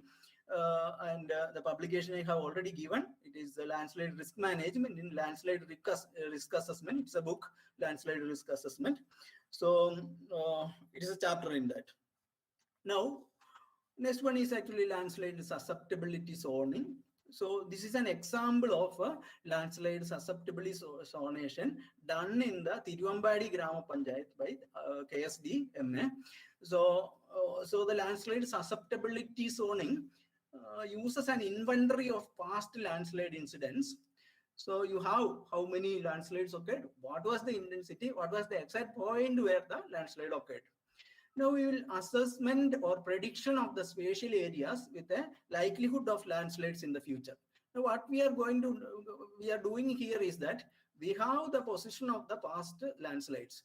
We are going to see what is there. That is, what kind of land use is there, what kind of soil type is there, what is the management practice followed there. All those things are actually the second part, that is assessment or prediction. And now the susceptibility zoning involves the spatial distribution and rating of the terrain units according to their propensity to produce landslide. And actually, this landslide is already we have talked about that. It is a very complex phenomenon. It depends upon many factors. But some of that we will be considering the topography. That is whether it is having how much slope it is having. What is the actually aspect of the slope? What is the curvature of the slope? It is convex or concave. Then the geology, what is the underlying formations and all. Then geotechnical properties. So whether a slide occurs or not, slope stability essentially. Then the climate, that is how much rainfall occurs, and the humidity of the area and all those things. Then the vegetation, so whether you have a vegetation cover and whether you don't have a vegetation cover, and what is the level of that vegetation cover and all. Then anthropogenic factors such as development and clearing of vegetation. Mainly the triggering factor for many of the slides is the anthropogenic factors. Now, if we want to see this district-wise plans, especially for your soil conservation planning and all, now actually the landslide susceptibility zones, actually it has been mapped. It is a decade old actually. That is National Center for Earth Science Studies. Previously it was called CES. So they have mapped it in 2009 and published in 2010. Earlier it was available as paper maps. Now the SDMA site, you can get it in KML format. So many of you who are familiar with Google Earth and all will be knowing this format. That is an exchange format used by the Google. Then you can go to the SDMA website, maps, and all the actually files with respect to all the districts are in a zipped file. That is actually WinRAR file, RAR file, and the district wise you can extract that thing. And here I have extracted that Kottayam district digital file and opened it in Google Earth Pro. So you can see that the different areas, what is the zonation has been indicated by the color. And if you click at any point, for example, I have clicked at a point, so you can see that that red colored area is in a high hazard zone. So they have given the area and all those things of that particular location. So you can get the lat long and all. So this has been one of the disadvantages of this thing is that it is prepared in a very macro scale, that is 1:50,000 scale. But now, as per I have told that there is a disaster management plan by the government. So as per that, there is some work going on to map this at a very fine level. And some pilot project has already been taken up in Wayanad district and Kozhikode district. And already the actually NCES, that is National Center for Earth Science Studies, are working on that project to prepare that. So actually these maps, whatever has been prepared with the digital elevation models got from SRTM, which is quite old. Now they are planning to get the digital elevation models from a Japanese satellite, which is having a very higher resolution compared to this. So which will result in a final map also, which is down to 100 meter scale. So that may be, we will be, once that is uploaded for the entire, actually the aim is to make it for the entire country at a smaller scale. So at that time, you will be able to download all these things from the net itself. You need not do any zonation at that time. But at present, for a smaller scale or meso scale, you may have to do your own zonation because the already available maps are not available. Now the landslide hazard zoning. So it so these are having subtle differences which we are seeing. So this landslide hazard zoning uses the landslide susceptibility map. Whatever has already we have seen is that the susceptibility zoning. So which are the areas which are susceptible to landslide. Now here we will be assigning an estimated frequency. At that time, actually the susceptibility we have taken only the area and what is the condition there, nothing more than that. But here we are going to assign an estimated frequency, that is annual probability to the potential landslide of certain magnitude. So as the number of events in a particular place goes on, that its frequency is going to increase. So there is the probability of a hazard is more in that particular area. So you should consider all landsliding events which can affect the study area. So you know that Malpa landslide we have already seen. It has resulted because of a rockfall has happened in the top. So that has traveled down and your area has been affected below. That is Malpa area has been affected. So a landslide which occurs at a higher upstream area can create a damage downstream. So that has to be considered. Second thing is that the landslide below the study area. For example, if you are having an area below, so that slides away, actually the toe of the slope was removed. So there is no support. So there is a chance of landsliding in the upper region. So when you consider a particular area, the occurrence of potential landslide above that place and below that place also contribute to the hazard in that particular area. It is not enough that if you consider that place alone. Now, based on this thing, we can create a landslide risk zoning. So, depends upon the earlier things. Actually, we have seen the inventory. Then we have also seen the hazard, whether the hazard will happen depending upon the many factors, especially the frequency, then upstream and downstream conditions and all those things. Now, it depends upon the elements at risk. So you will be seeing their temporal and spatial probability or exposure. And that is the temporal means the time-based probability. That is basically the frequency. Spatial means the location. So whether that occasion, that landslide has occurred previously or not. Then the vulnerability. Vulnerability, many factors are there. We have already seen that. That is the land cover and land use and all those kind of texture. Then parent material, geology. Then whether lineaments are present and all those kind of things will be coming in the vulnerability. And it is the ultimate aim of any zoning exercise. Then usually these kind of risk zoning maps are for the administrators or planners or officers who are responsible to carry out different measures like a soil conservation measure example. Then they interested in risk maps for their accurate planning and allocation. Now for new areas under plan development, and assessment will have to be made of these factors. Then for areas with existing development, it should be recognized that risks may change in additional development and thus. So if you, the anthropogenic activities, so if you do additional development, the present risk will be changing. So these maps are to be updated on a regular basis. So that is the very important thing. If you prepare one time, you simply keep it, it will not be useful for actual planning. So you have to update it in a continuous fashion. Now the National Landslide Risk Management Strategy, as I have already told, initially the Malpa disaster led to the formation of NDMA, and they have created a landslide risk management strategy as late as 2019, so only 2 years before.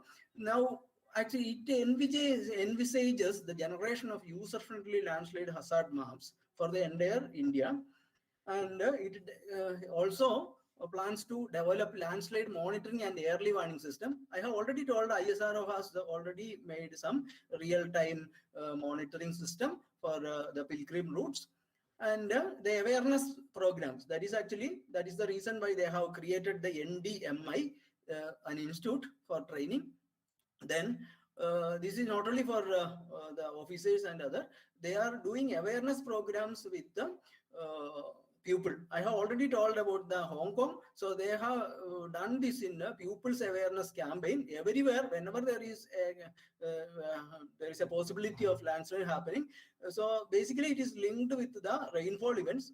When the rainfall event is of a particular intensity, immediately they will put up public warnings at every places. So that the human lives are not at all lost.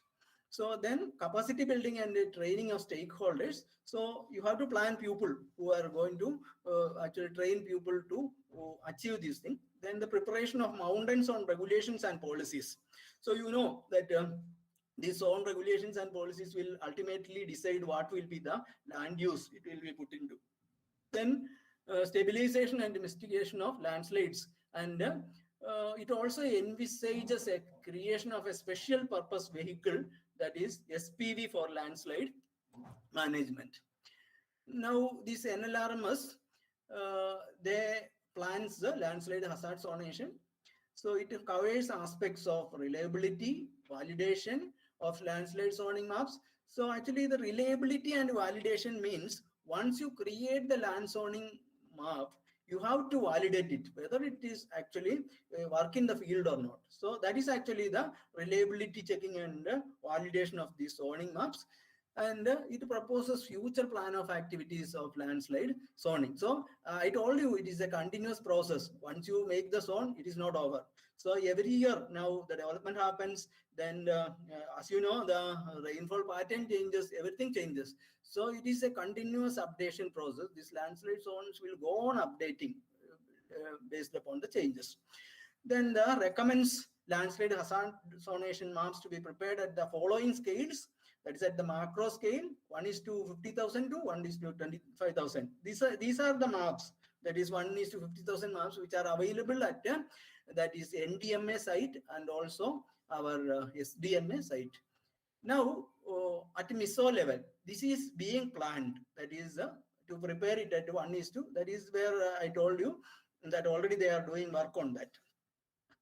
Now, most of these landslide hazard zonation up to now has been done based upon the satellite data and field level data.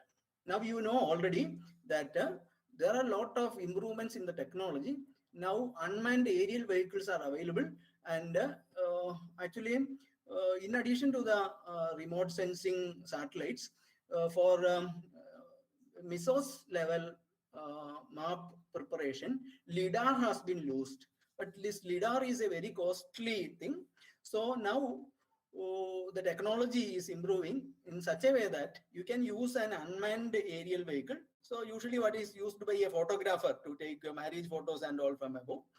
So using ordinary cameras, these pictures taken from UAVs are used by peculiar softwares already available. So by which you can do a 3D mapping of the particular terrain, which can be used for this kind of updation of landslide zone maps. I told you, once you prepare that, you have to update that. For that, you can use UAVs. And then next one is actually, I told you about LIDAR, which is very costly. So a via media, that is a terrestrial laser scanner, which can be mounted on a UAV, has been used. So this thing is being used nowadays for updation of this map. Then next one is actually the very high resolution Earth observation. So this is actually also called as hyperspectral data for Earth observation. And even India is having a hyperspectral satellite. So once this high resolution or now only multi-band data is available. This hyperspectral data, once it is available in the public domain or the availability increases, you will be able to create MISO level or even micro level maps of hazard zones. So usually a suitable monitoring mechanism and quality checking option may be established at all levels to ensure the quality of deliverables. So this is actually what is the scales and their application. So when you are having a small scale that is less than 100,000 or 10,000 kilometers square. So basically it is for landslide inventory and susceptibility zoning. And medium level, that is basically 100,000 to 1:25,000 scale. So it is preliminary level hazard mapping for local areas. And for large local zoning, it is up to 1,25,000 to 5,000, 1:5,000. So it can be used for landslide inventory. So actually, if you see the lesser scale can be utilized for a actually smaller scale purpose also. The large scale mapping can be used for smaller scale purpose also. So the next one is actually this. It is preliminary to intermediate level risk zoning. It can be used. Now the detailed one is it should have a scale of less than 5,000. That is 1 to 10 kilometer square. So this is actually the intermediate and advanced level hazard and risk zoning for local and site specific areas. So this can be utilized for engineering structures, road, railways, and all those kind of things. Now, already the Geological Survey of India has prepared a national landslide susceptibility mapping so it is available in the site called Bhugosh. So this one also is available. It has been launched in 2014. The work is going on. So all the area has not been mapped. It is in 1:50,000 scale. So you can see if you go to their site, you can see that it will have layers. That is the GIS layers of geology at 50K, 20 million, then geochemistry, ground geophysics, actually the seismotectonic data. Then landslide inventory means how many landslide has occurred at what point. Then actually this national landslide mapping. Then the meteor rate also, which is of not importance here. So usually this the data by GSI has been derived. They have used the resource stat to basically the satellite imagery of LIS 3 and LIS 4 with the 23.5 to 5.8 meter resolution. Then Cartosat 1 DEM of 10 meter resolution, and they have other legacy data, then ground data and field work. So that means once they use this remote sense data, they will actually do ground truthing or ground validation in the ground after going there. Now, once these things, maps are available, landslide inventory map, then slope map, aspect map, curvature map, then geology, geomorphology, land use, land cover, then all these things are available. They will create a landslide inventory map from using that thing. That is the then you will have the selected weight predictors for preparing the susceptibility. Some weighting has to be given. Then multi-class index overlay will be done, and that will be validated in the field, and finally the NLSM will be created and updated in the website. That is how they does it. Then this is actually what is done in the GSI methodology. So they will have the step one is data collection from remote sensing, Google Earth, LIS 4, then NGLM, then Amsterdam is also another satellite data.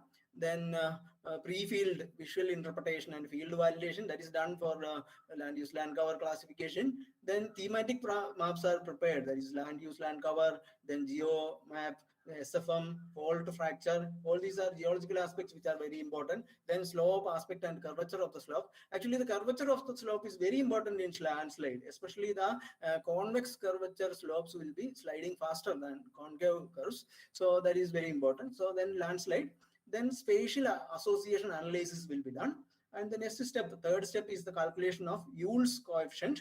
So that is the determination of weights of LULC, then GOM, and all the aspects which we have considered. So they will be given coefficients, and that will be converted into LOFS maps, and that is the landslide score map will be considered, and that will be actually uploaded into the website. So as I have told, there are many methods. And since the Geological Survey of India has been approved by the National Disaster Management Policy as the nodal agency, this macro scale planning is entrusted with them, and their methodology is used.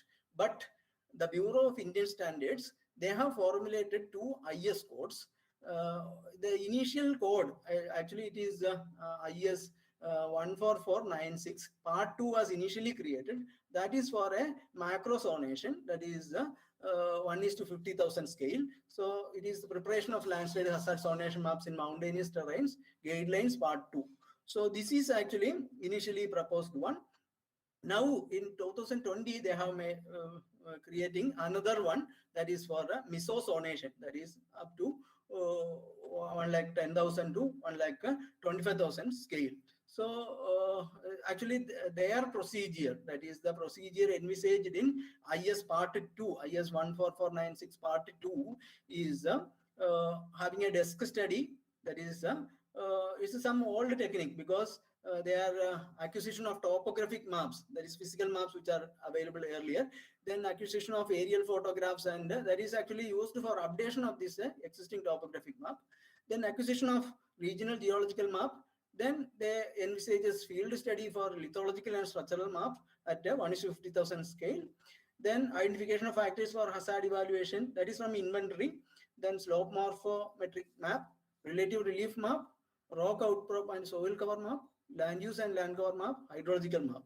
Then these slope, relative relief, rock outcrop, land use and hydrogeological map are assigned a weight, and with that weight actually calculation of total estimate hazard is done, and that leads to the final LHS map. So that is how the Indian standard specification is done for the landslide hazard zonation. Now there has been, if you see the literature review, lot of work has been done on this field. And if you see, this is a typical methodology for the landslide hazard zonation. So we have the pre-field interpretation, then field check, then post-field analysis, and we have the thematic maps like base map, location map, geologic map, and all those 11 maps have been taken in this particular thing. Then field check is sample collection, geology, landforms. Usually you will be using a GPS to find the lat long and ground truthing. Then the post-field analysis, you can use the topographic map, scanning, then georeferencing and all those things. Then interpretation of IRS, list 3 data, and all these things. Finally, you will be forming the digital elevation map, and the weights and rating for these thematic maps are combined, and slicing is done to form the final LHZ map. So that is how this particular methodology works.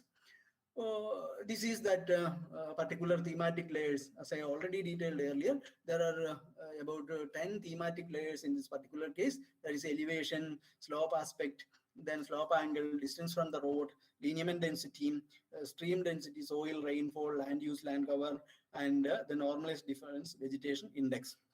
So as many of you may be aware, many of these things are nowadays available in Google Earth Engine directly from the net. All the data available with the US is they have put freely for our research purpose. You can directly get it without any problem. Then this has been a work done at Kerala Agricultural University at the CES.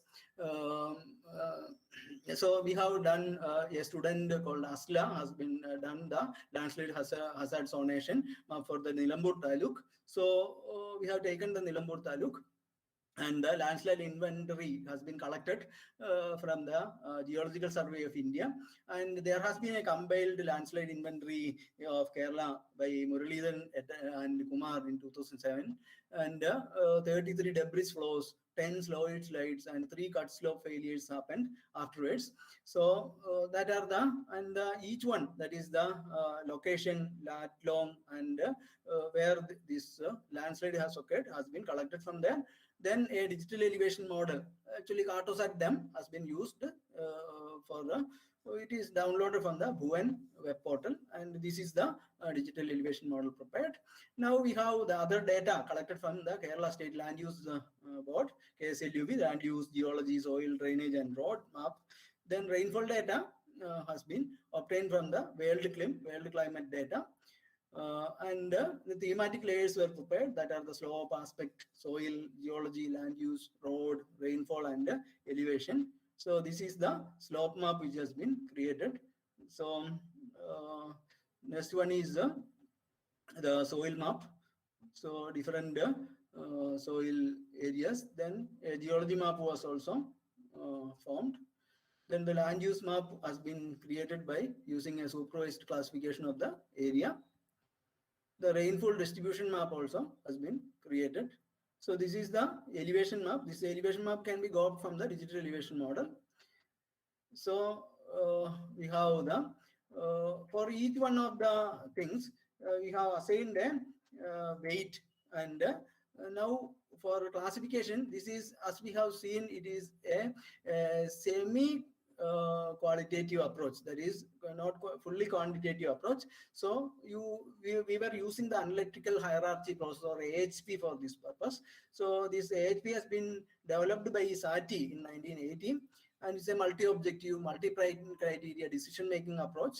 So it is to reach at a scale of reference among set of alternatives. So you have a set of alternatives, how to get the final multi-criteria decision finally. So this is the type of expert knowledge driven model, and the importance of every two parameters is set according to their contribution to landslides, and the scale proposed by Sati. So they have created a rating system between 1 by 9 to 9, but here a new rating system we have taken is from 1 to 10. So the spatial multiple criteria evaluation, SMCE, has been used for this purpose. So this SMCE, spatial multiple criteria analysis, is done. This evaluation is done based upon the AHP, which has already been discussed. So you will have the input or set of the data that are the spatial representation of the criteria. Then these are standardized and weighted in a critical tree. So the tree formed is based upon the slope, then digital elevation model, soil geology, land use, and the road network and the rainfall. So finally, the landslide hazard zonation map of the Nilambur Taluk has been created like this. So low hazard zone has been given by the green. So actually most of it is very less area in the low hazard zone, only 0.94%. Moderate hazard zone, most of the areas are like that, and high hazard zone actually about 18%, 17.38% is that. So that is all in this, and if you have any queries regarding this thing, I'll be happy to answer.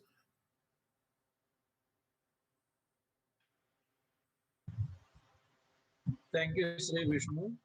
If the participants has got any doubts, one or two questions we can have now.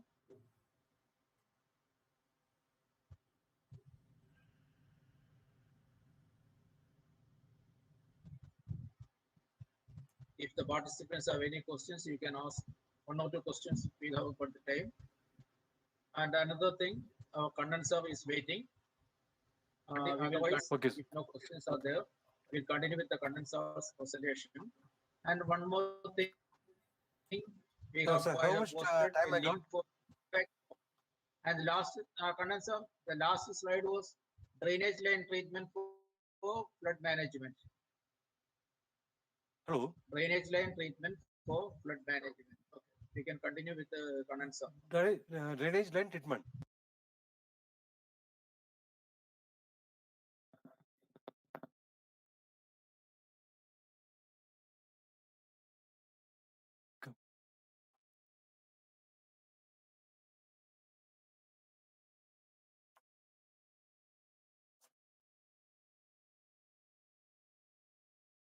Is it visible, sir? Hello. It is coming, sir. It is coming only. Okay. This is the slide. Last. It is visible, sir. It is visible. You can continue. Yeah. Okay. Okay. Continue with drainage line treatment. This drainage line, like streams, gullies, roads, their main structures, flood control is entirely depends on these structures. Many drainages are heavily settled up because of soil, heavy soil erosions. So these treatments are very essential. The treatments are taken up with the objective six soil erosion in channel bed and lands, improves moisture for biomass productions, and protect banks and side slopes of undercutting or scouring, recharge groundwater to some extent in our rock areas with lesser rainfall. These structures recharge the groundwater also. Store water wherever feasible. In high rainfall, like Western Ghats, there is a principle of harvesting water. It can be directly used for irrigation purpose. It's also this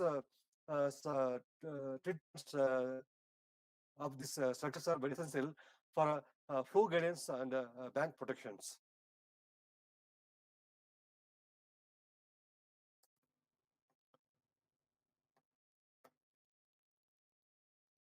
In the first order gully, we can use loose border dry mason check dam for erosion control. This can use to where a good size of stones in adequate quantities are available, such as in hilly regions. They have relatively long life and usually they get less maintenance. These structures are effective for checking runoff velocity in steep and very broad gullies, and it uh, uh, it will permit water very slowly, thereby in flood in second order or third order streams will be lesser, and finally the flood can be controlled in the final order.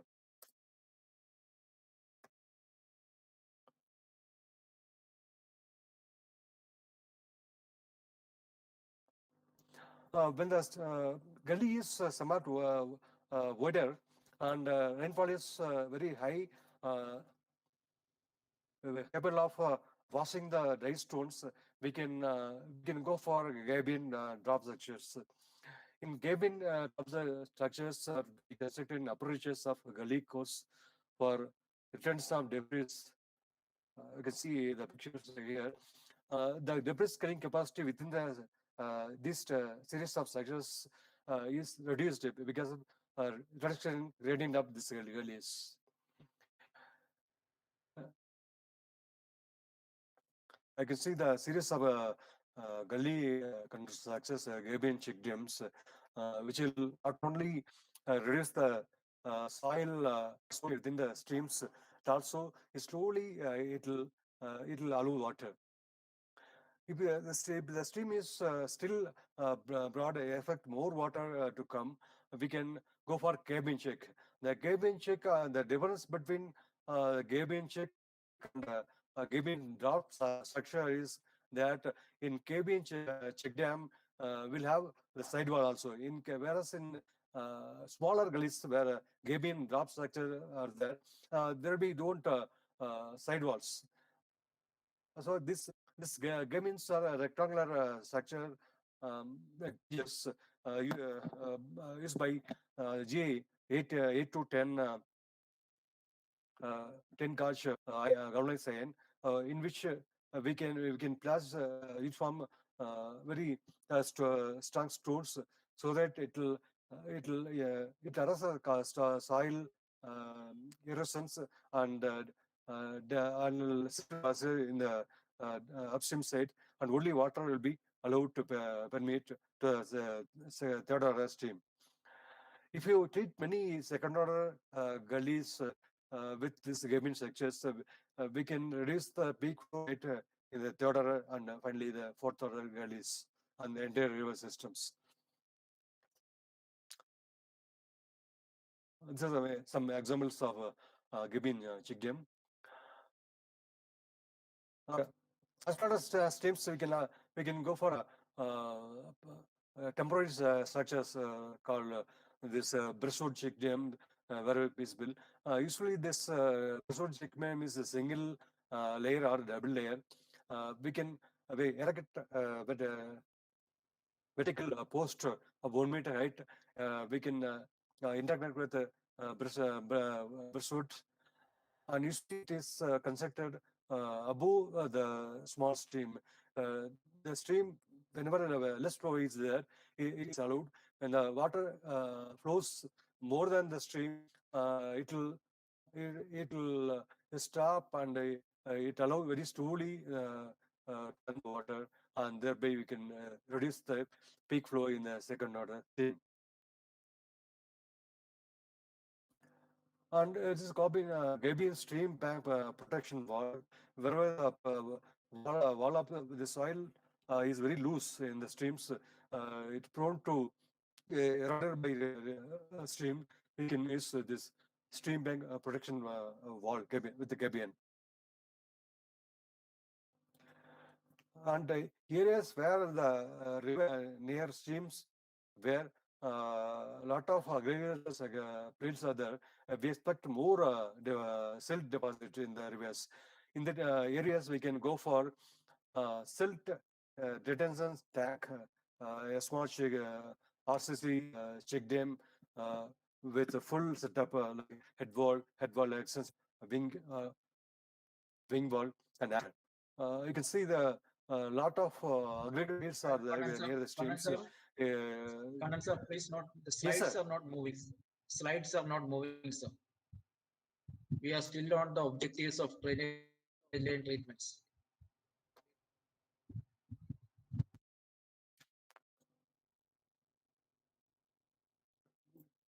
Not moving. So where it is the objective only? Sir, Still with the drainage now line it's moving. treatments for flood management. No. And also it is not in the presentation mode. If possible, change it to presentation Sir, mode. just We are still with the objectives only. okay. Yeah, yes, sir. Yes, sir. Okay, again, sorry. Window.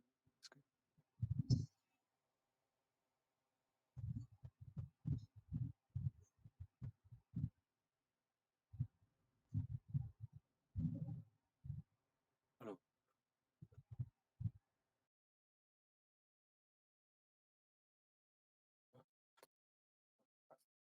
Sir, now Okay, it's sir. moving. Now it just go. Now it is Sir? just go. Okay. Yeah, now Anyway, it just come. already I have spoken. Yeah, already spoken about all these structures. Just these are loose border check dams wherever drain stones are available with less cost and also long lasting. We can have this loose border check dams so that we can reduce the runoff in the second order streams, thereby reduce the peak flow. For if first order gully is somewhat deep and expect more rainfall, and we can use drop structures. It is nothing iron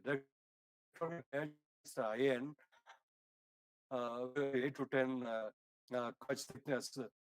We can take uniform size of the stones. Carrying capacity of the soil in the flow will be reduced because of reduction gradient between two structures in the gully. And the series of Gabin section, Gabin drop pits, so entire silt can be arrested, and also it protects the side the roots. Moving now. Sir, It's okay. It is okay. It is okay, sir. It is moving. It is moving. Okay. Perfectly If yeah. Okay. If the streams are still wider and we expect more flow, we can go for instead of drop section, go cabin check dams. The main difference between the cabin drop section and the cabin check dam is only cabin check dam will have side walls, wherein in cabin check there won't be any side walls. In what we can go for, and it will arrest the soil. At the same time, it allow the water slowly in the downstream so that the can the structures like this cabin check dams. If we construct second order stream throughout our tributaries, catchment of tributaries,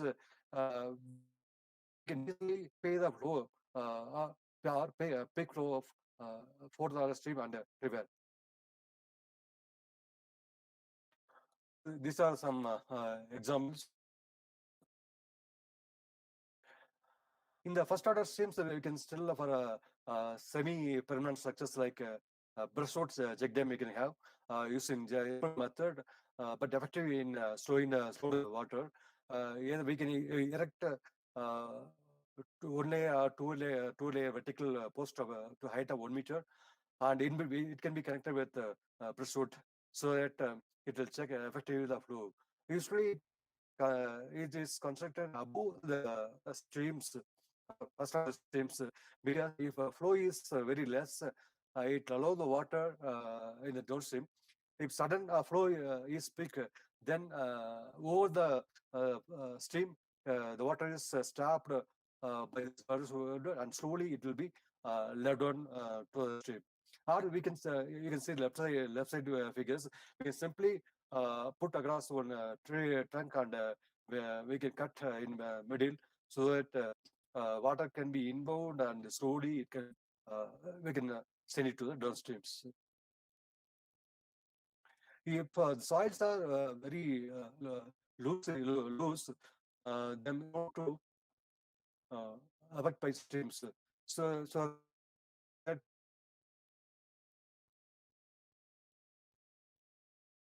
come in handy for the stream in that case. And silt retention tank.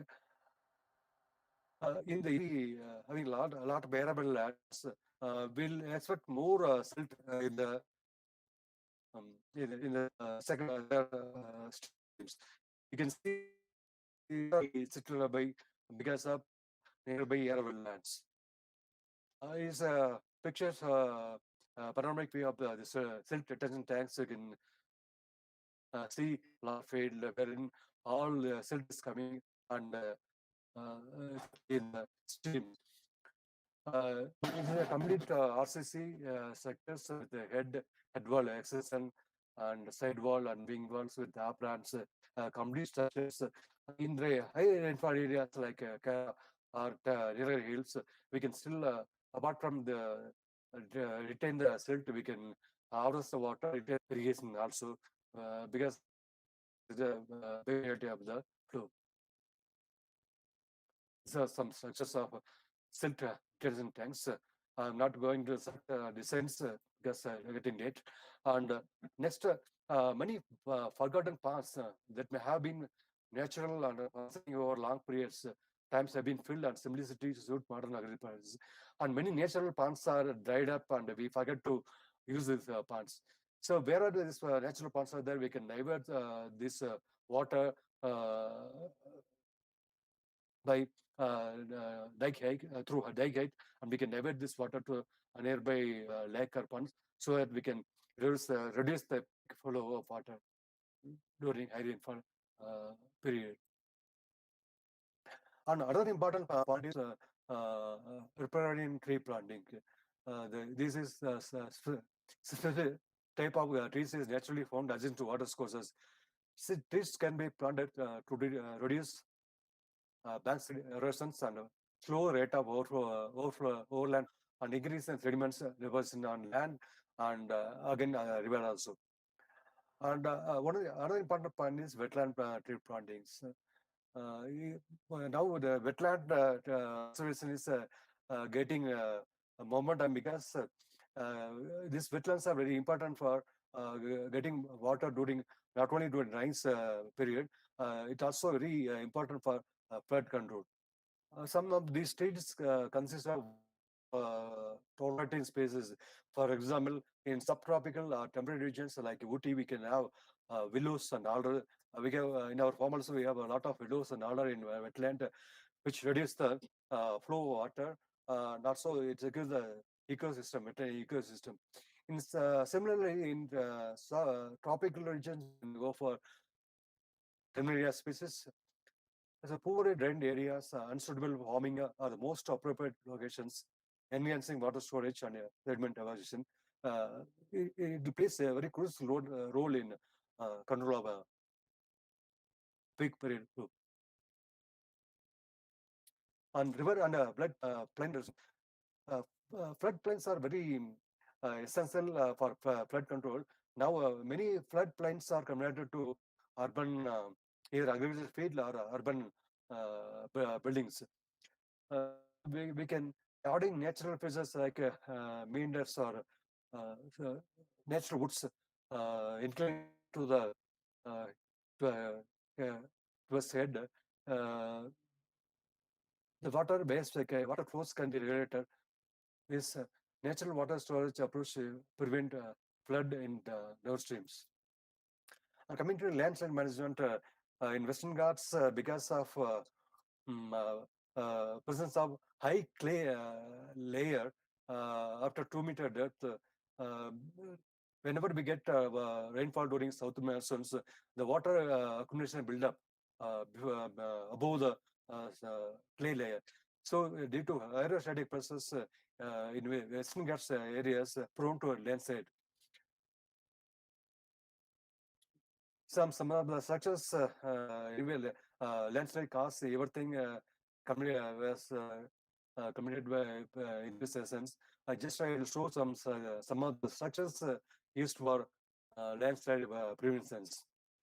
The cabin facial revetment in low in low height terraces we can to prevent sediments so prevent landslips.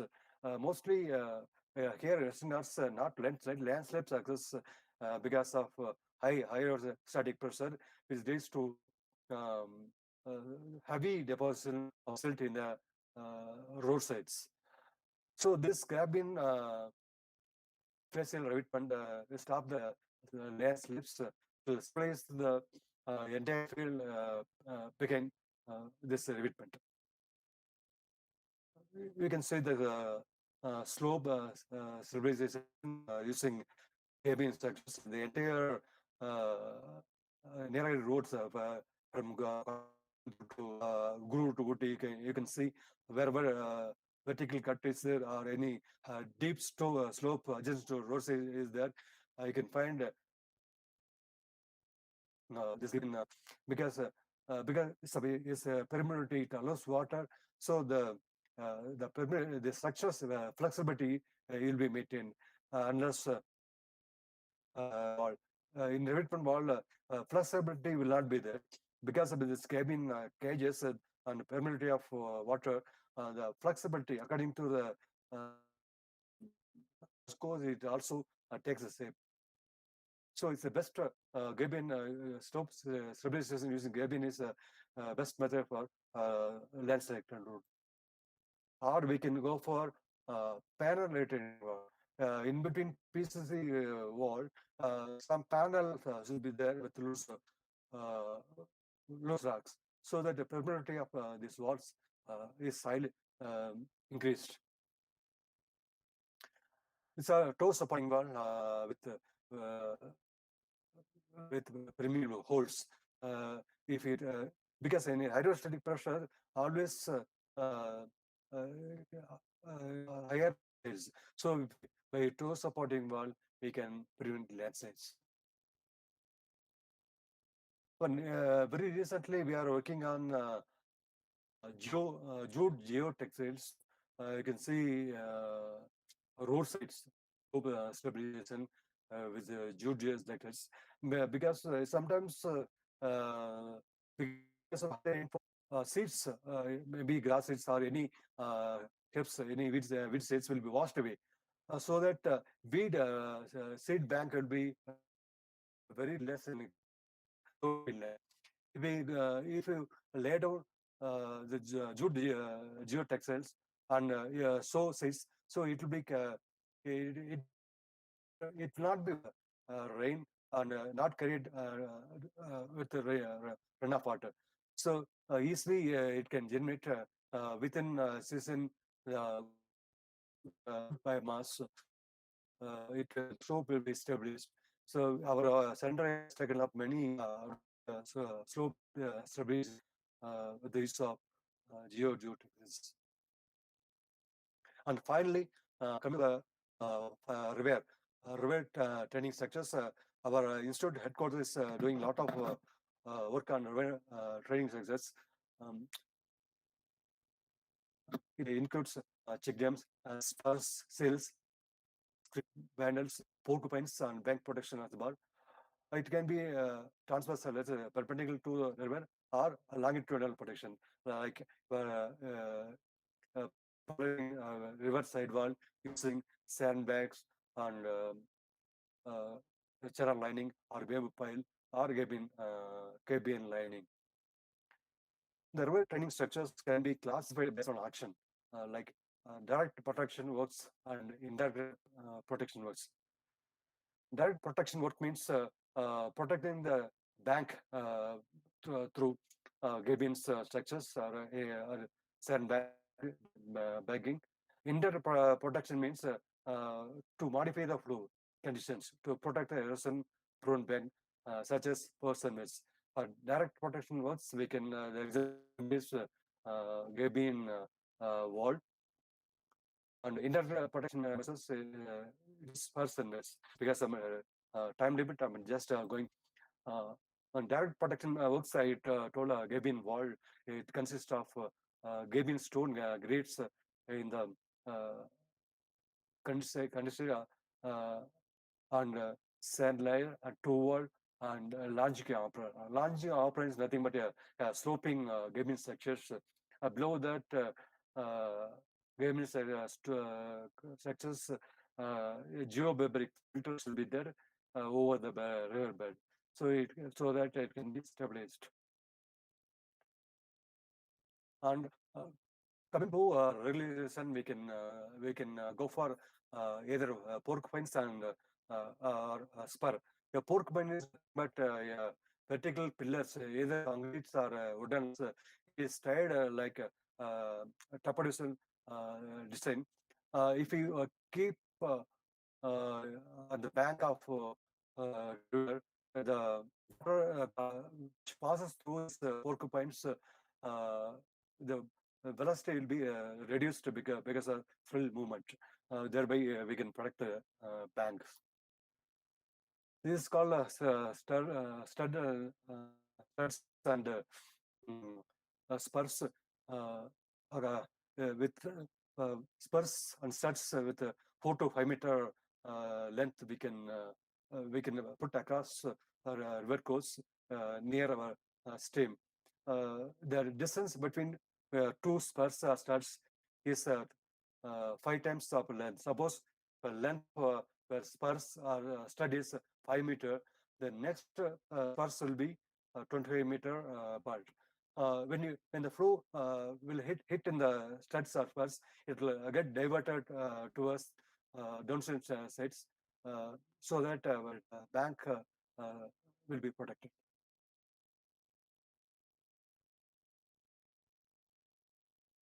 Thank you very much for your present hearing. I also apologize for initial hiccups because low bandwidth.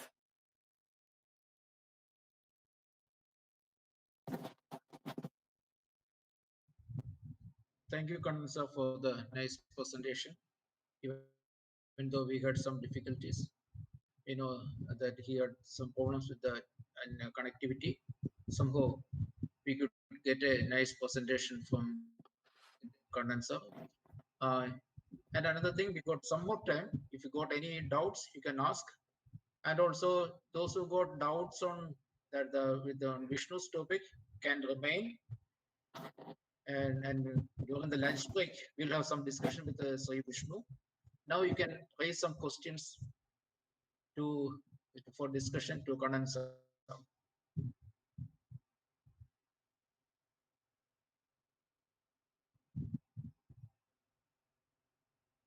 I could not see any questions in the chat box.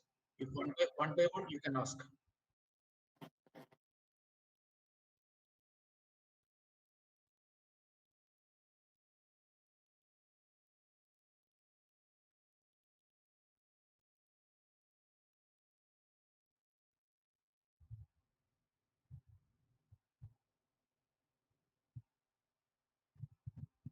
Nobody is coming forward for discussion.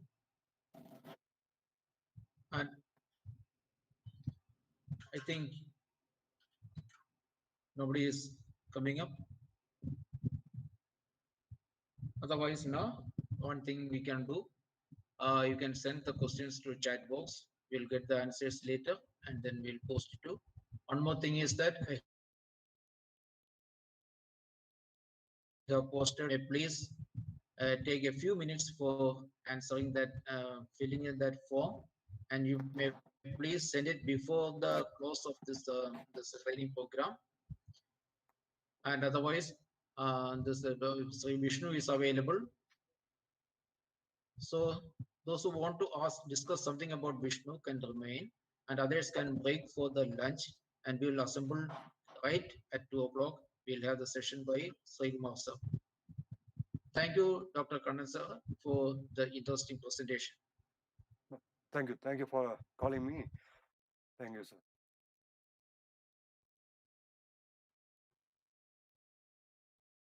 Those who want to ask questions to Sri Vishnu, they can ask now itself.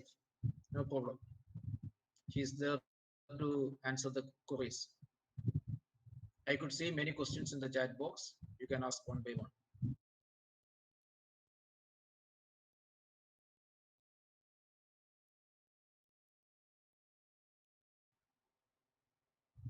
Others can break and join for the program at correct 2 o'clock. We'll have to start it.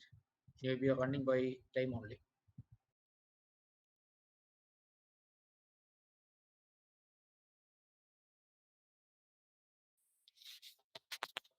Hello, good afternoon, sir. Vishnu, sir. Hello പറയൂ Shamla. Sir, ഈ ANN based modelling ചെയ്യുമ്പോൾ നമുക്ക് ഏതൊക്കെ aspects അവിടെ consider ചെയ്യേണ്ടി വരും? Actually അങ്ങനെ ചെയ്തിട്ടുള്ള വർക്കിൽ സാറിൻ്റെ അതുണ്ടോ ഡീറ്റെയിൽസ്? അത് മോസ്റ്റ്ലി ഡാറ്റ ഇന്റൻസീവ് ആയിരിക്കുമല്ലോ അത് വേണ്ടത്. അല്ല, ചെയ്തിട്ടുള്ള വർക്കിന്റെ ഡീറ്റെയിൽസ് ഉണ്ട് എൻ്റെ കയ്യിൽ, ഞാൻ തരാം. Okay okay. അല്ല, നമ്മുടെ കേരളത്തിൽ ആക്ച്വലി ഇത്രയധികം ഡാറ്റ ഇന്റൻസീവ് ആയിട്ട് ചെയ്യാൻ പറ്റും. പക്ഷെ അത് വലിയ റെപ്യൂട്ടഡ് ആയിട്ടുള്ള ജേണലിലൊന്നും വന്നതല്ല. എനിക്ക് തോന്നുന്നു ഒരു ചെറിയൊരു പ്രിലിമിനറി സ്റ്റഡി പോലെ ഇടുക്കിയിലെ ഒരു വർക്ക് ചെയ്തതാണ് ഞാൻ കണ്ടത്. Okay okay, thank you sir.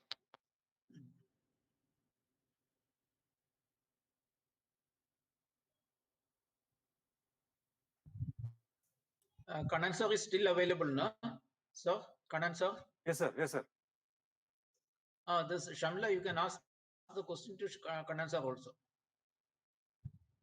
Srimati Shamla, you can ask question to Kannan sir. He is available. Thank you, sir. Sir, good afternoon, sir. Yeah, Sir, yeah. regarding the porcupines, actually, I need the design aspects. Can you please explain? Hello, is it audible?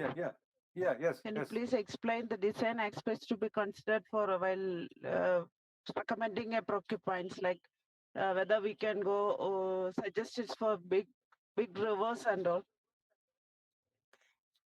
Yes, this porcupines are used for big rivers only, not streams. Four or five pillars with a height of 6 feet is tied to just I shown with the leg in tripodal shape, and it can be placed near a stream bank. So with water, when it flows, it will swirl around it. It will reduce the velocity, and also it will divert the flow course towards the downstream side. Okay. Of course, while in considering the longitude, sorry. Hello. Yeah. Yes, ma'am. While considering that the longitudinal slope also need to be considered for, is it? Yes, ma'am. Longitudinal slope is big in areas like hilly areas. We can consider porcupines. Relatively, it plains. That's why I'm telling in the fourth stream where it flows near almost plain area. There we can have the spurs and porcupines. So it's not recommended for hilly areas, only for flat areas. In the foothills. Foothills only. Okay. Okay, Yeah. thank you, sir. Thank you. Okay.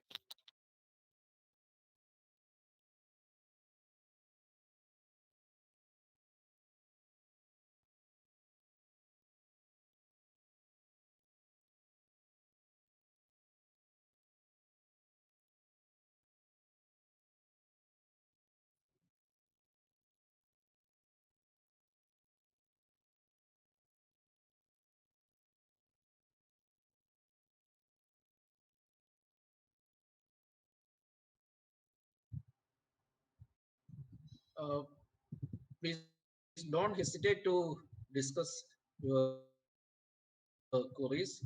You can ask, you're very free to ask the questions.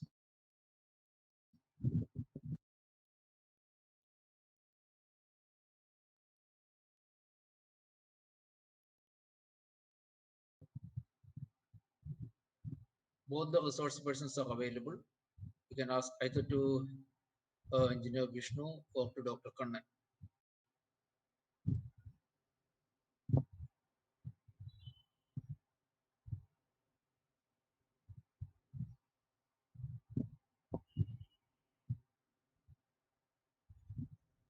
Somebody has asked a question on the scale of map of Puduppadi.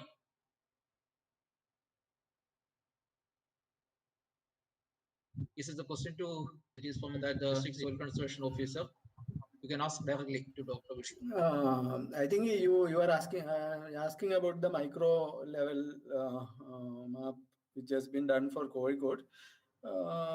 It is 1:10,000 scale. Okay, sir. Is it available for sharing, sir? So that it has not been done by me. It is done by SDMA. That report is available in their website itself. Okay, sir. Okay.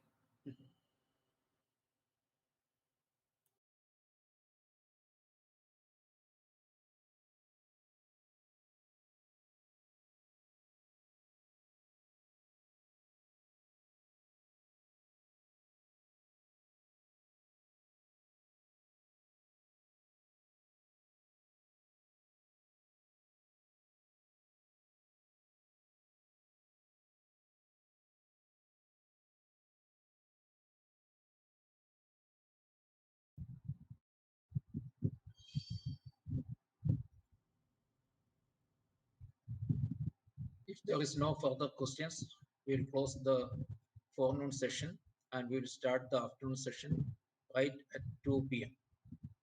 Then only we will be able to complete the programs in time. So thank you for the cooperation by the participants, your queries and all. And thanks a lot to Dr. Kannan and Engineer Vishnu. Thank you. So we'll break for lunch and we'll meet at 2 o'clock.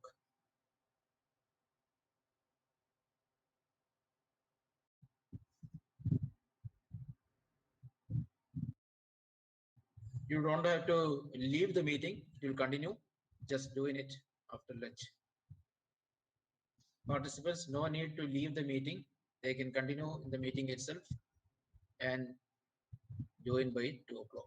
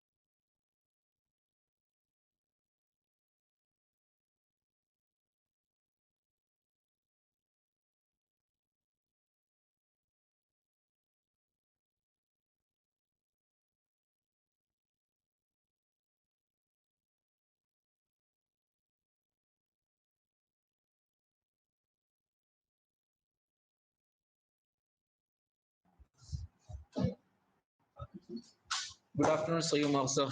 Good afternoon, sir. Good afternoon. We'll be expecting some more participants joining, but in order to stick on to the time schedule, we'll start our session by Sayumar sir. 1 minute, sir.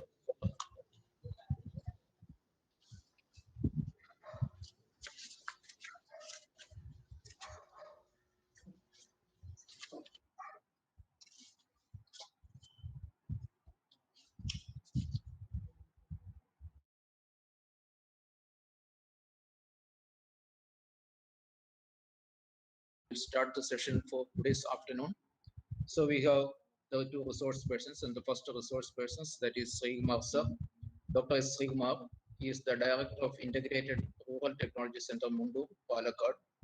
Before that, he was professor at Christ College in Yalapuda and has experience in teaching and research in the Department of Geology and Environment Science.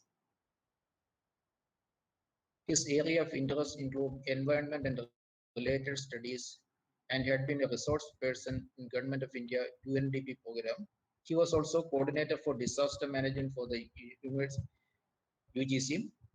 He has authored several articles, books, and research publications. Also, he is an expert who can deal with the landslide occurrence and his control measures for Kerala. He is the recipient of several prestigious awards and has held positions of member in several government and academic bodies. So I invite you, sir, for handling this session. Thank you, sir. So I am straight away going to present. Okay.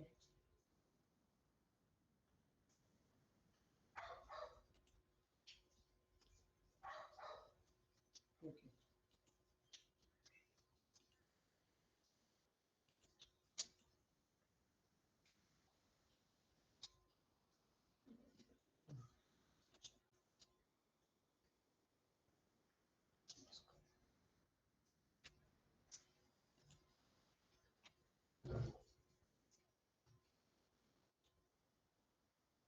Sir, is it audible? Not audible. Yes, sir. Yes, sir. Audible. Audible. Okay. We could see the slide. Okay. Okay. Thank you so much for inviting me for this presentation. And respected Director of Research of Kerala Agriculture University, Dr. Madhu Subramanian, and Program Coordinator, respected Dr. E.K. Kurian, other resource persons, officer participants, and dear students.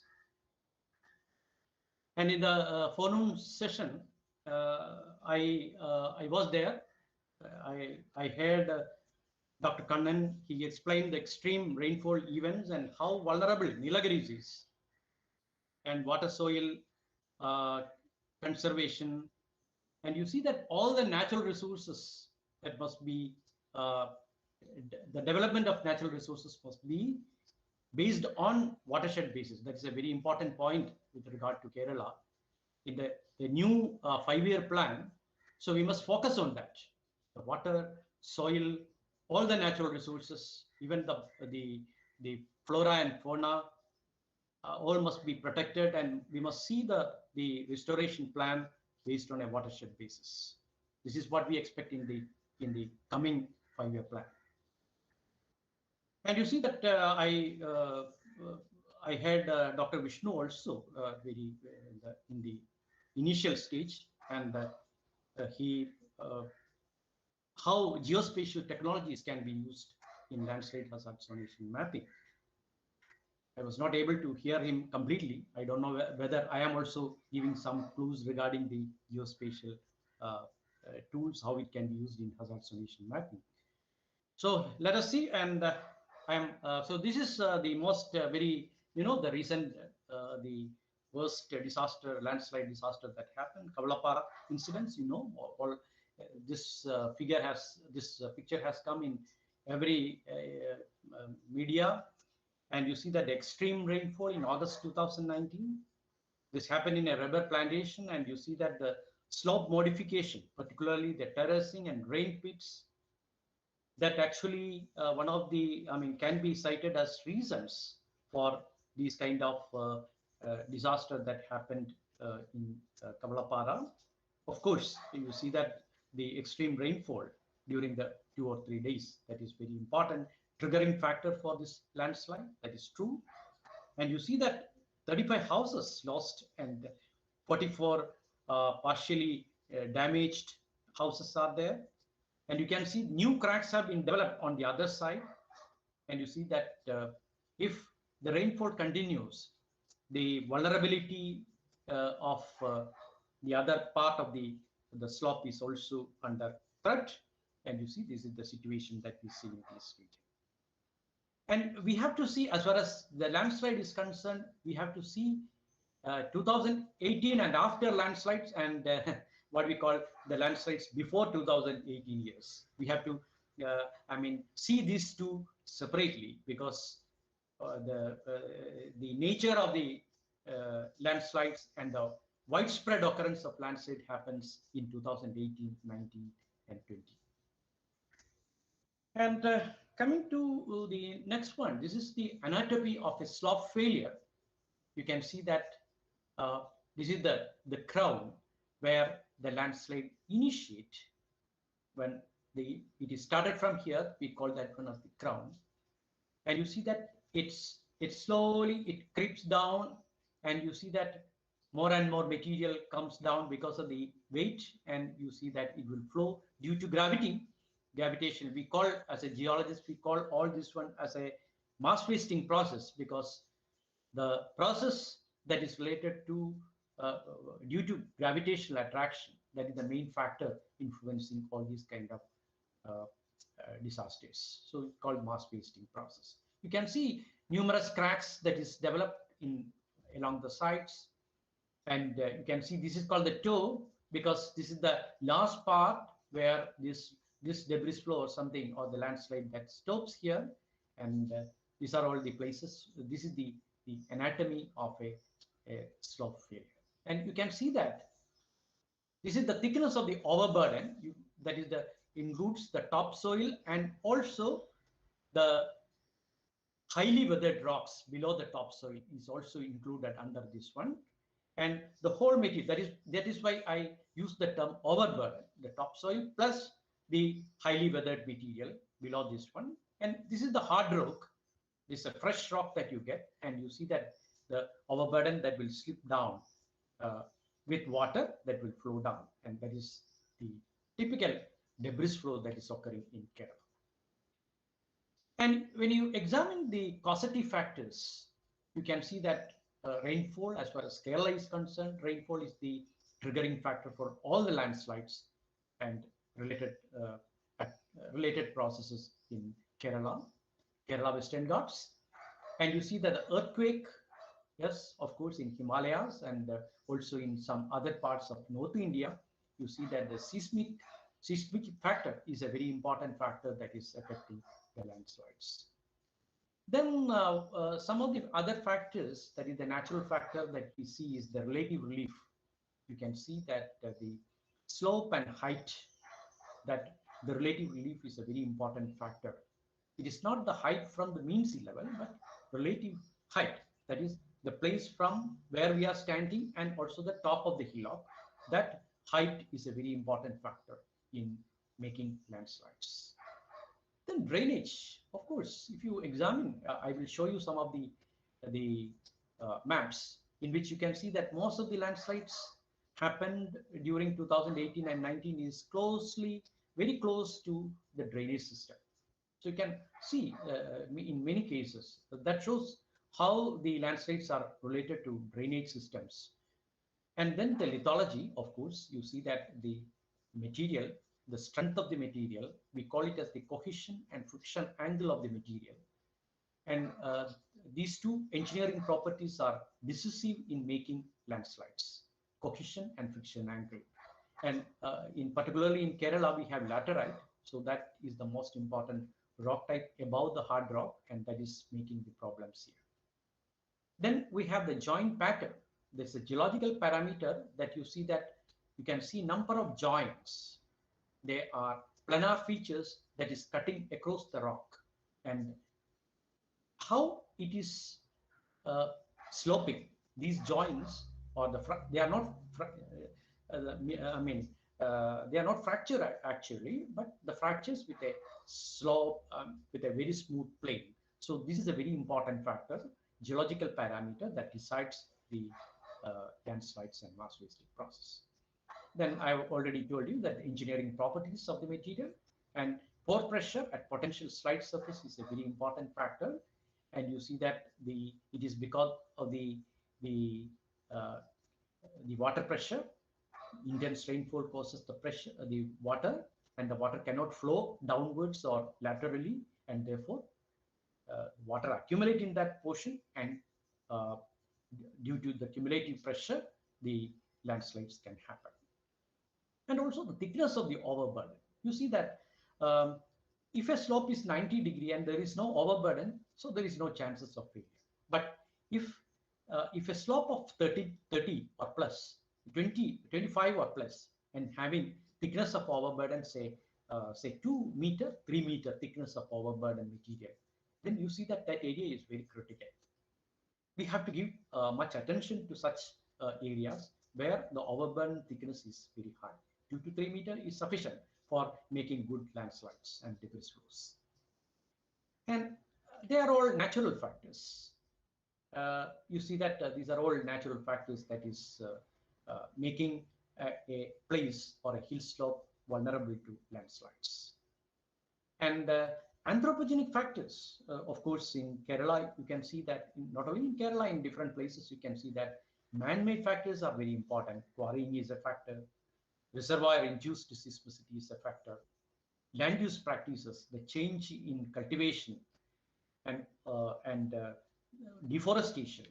So all these are very important factor, that is other unscientific developmental projects, blockage of natural drainage. And these are all factors, man-made factors. And you see that if you I will show you some slide in which you see that many of the landslides and debris flows are caused because of these kind of anthropogenic factors in Kerala. And this is how the landslides or debris flows in Kerala is different. Kerala Western Ghats is different from that of Himalayan or in other areas. This is one in the Pune landslide in Maharashtra. This is in Western Ghats, but you see that the entire village is completely washed off. 134 people died. The entire village completely washed out because of the landslide that happened. And you see that in Kerala before 2018, if you take the death toll in a single landslide or in a debris flow, you see that this much death toll was not present. 53 and like that, it was not there. 1, 3 or 4 or 5. The maximum was 38 in associated with the one that happened in Thiruvananthapuram, Amburi landslide. That was before 2018. But after 2018, the things have changed. So this is the one that we see in the Pune landslide. The toll was 134 in 2014 in July. And you see that the Uttarakhand disaster, and you can see that our rocks are not this much fragile. So that is our confidence that we are having. And you see, this is the rock type. That is why we call the lithology, the rock type. It's a decisive factor in influencing the landslides. So this, you can see all these are all joints. You can see the joints, geological factor. These joints are all sloping towards the roadside and the valley. Therefore, you see that if a small slide happens at the top, you see that the entire thing, 2-kilometer stretch of the road can be completely destroyed because of the disaster. So this is how the disaster in Himalayan or North Indian side differs from that of the Western Ghats region in Kerala. You see that our landslides and debris flows are shallow, and whereas the one that you see in the Himalayan region is deep-seated, and also you can see that seismicity is a factor in many cases in Himalayan disasters.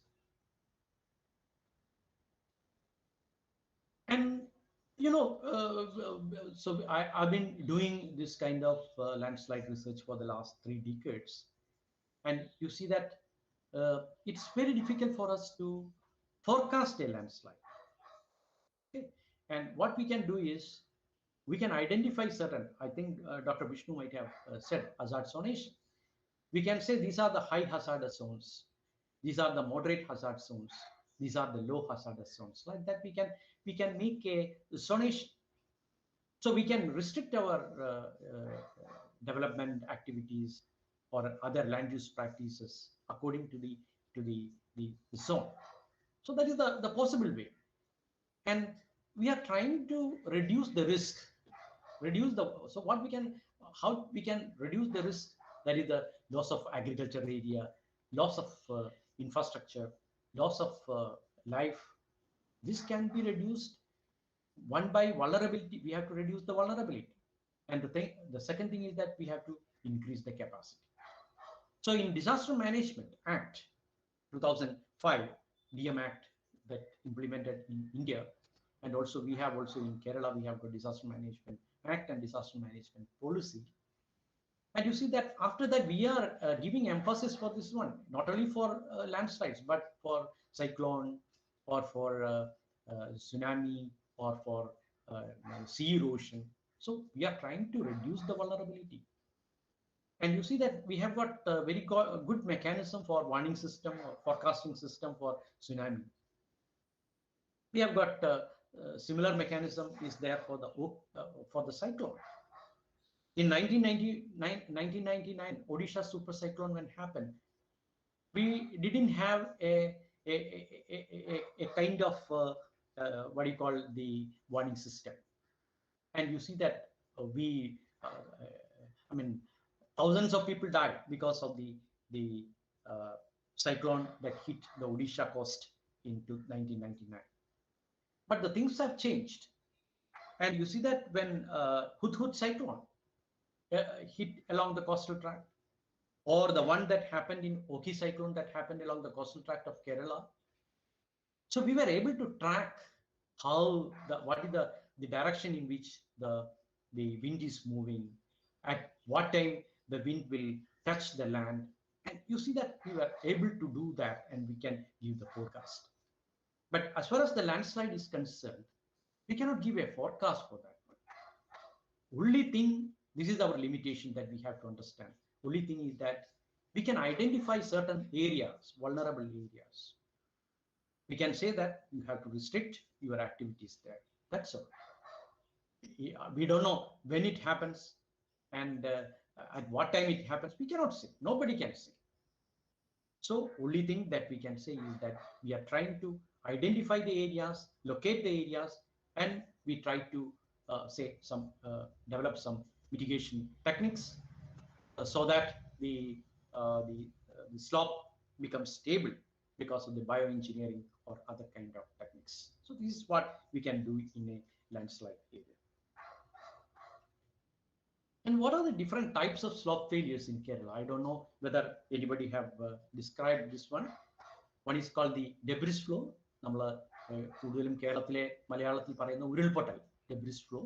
This is the most common and dangerous type of mass wasting process in Kerala, debris flow, where you can see that the overburden, topsoil and the overburden, everything that will flow downwards because of the gravity, and you see that will causing the damage to the agricultural land as well as for the infrastructure facilities. Then we have the landslide, that is Chila Tennimaral എന്നൊക്കെ നമുക്ക് വേണേ പറയാം, where you see that the rock fall along plains, along joint plains in the rock. And that is called the landslide. Sliding, that is along a plane. The other one is a flow, and you see that the flow and the slide. There is a planar surface along which this landslide happens, but debris flow, you can see a curved feature, curved surface along which the movement takes place. Then we have the slab slide, the recent one that we see in Kerala. Then slump, we call Malayidichil, rockfall and other kind of thing.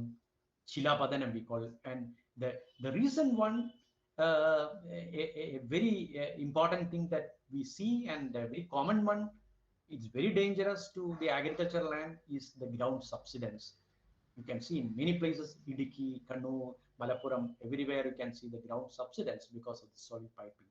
So that is also a new phenomenon that we see widespread in Kerala. This is a type of failure. You see that this is Ninnu-Mullipara. Ninnu-Mullipara is in Kottayam Kumli Road. This happened in 1993. You know that Kerala, earlier days also there was landslides, many people killed, and also you see that the agricultural land was lost because of these kind of landslides. But the thing is that the frequency increased and the loss because of this disaster also increased. That is the change that we see from 2018 and previously what happened. So you can see the wedge failure, and you see that during that the incidents, you see that the pyramid Kumali, that Kottayam Kumli Road was blocked for 3 days, 3 to 4 days. No transportation took place during that day. And you can see whether, I don't know whether you can see the joints. This is controlled by joints. You can see these are the two joints in the rock.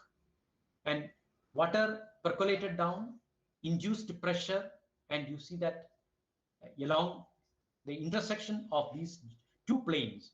This is one plane, this is another plane, and where you see that the pore pressure induced, because of the pore pressure, the whole thing collapsed, and you can see this is the kind of thing that is happening. And so this is how the joints play in many of the landslides, or initiation of the landslides and debris flows in Kerala.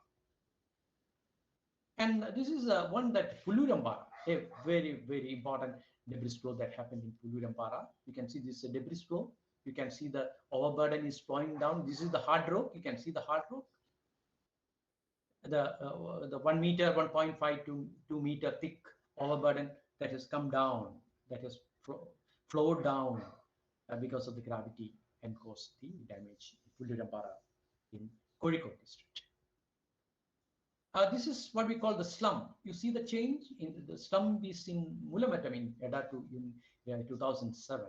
You can see a curved, just like a spoon-shaped structure. You can see a curved surface, just like a convex, a convex type of, concave type of thing, and along which the movement take place.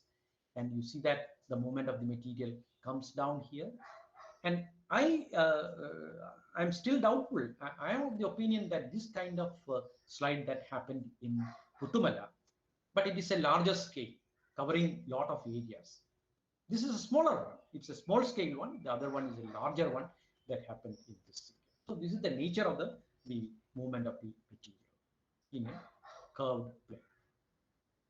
This is the rock slide. You can see that this is a joint plane. Along this joint plane, you can see the material fall down. This is actually a landslide, a rock slide, we call that one. In Idiki and also in hard rock terrain, you will get this kind of slide. And this is the one that appeared in Vattapara. This is in Thrissur district in 2018. You can see a slab-like slide. You can see the terraces developed. You can see the bench-like terraces developed. We called Dr.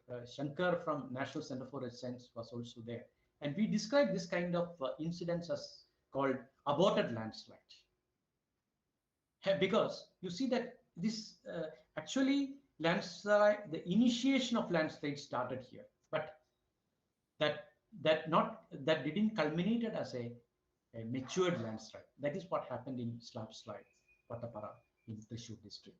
And you see that the height of the, you see that this is the height between the benches. You can see that the 2 meter, 2.5 meter, the height, 3 meter height, you can see from different benches. You can see in this. This is a rubber plantation, and you see that if you look at the, I'm not blaming because I cannot say this one in many of the places in Kottayam or in Idiki in 1990s when we went to Idiki and other places.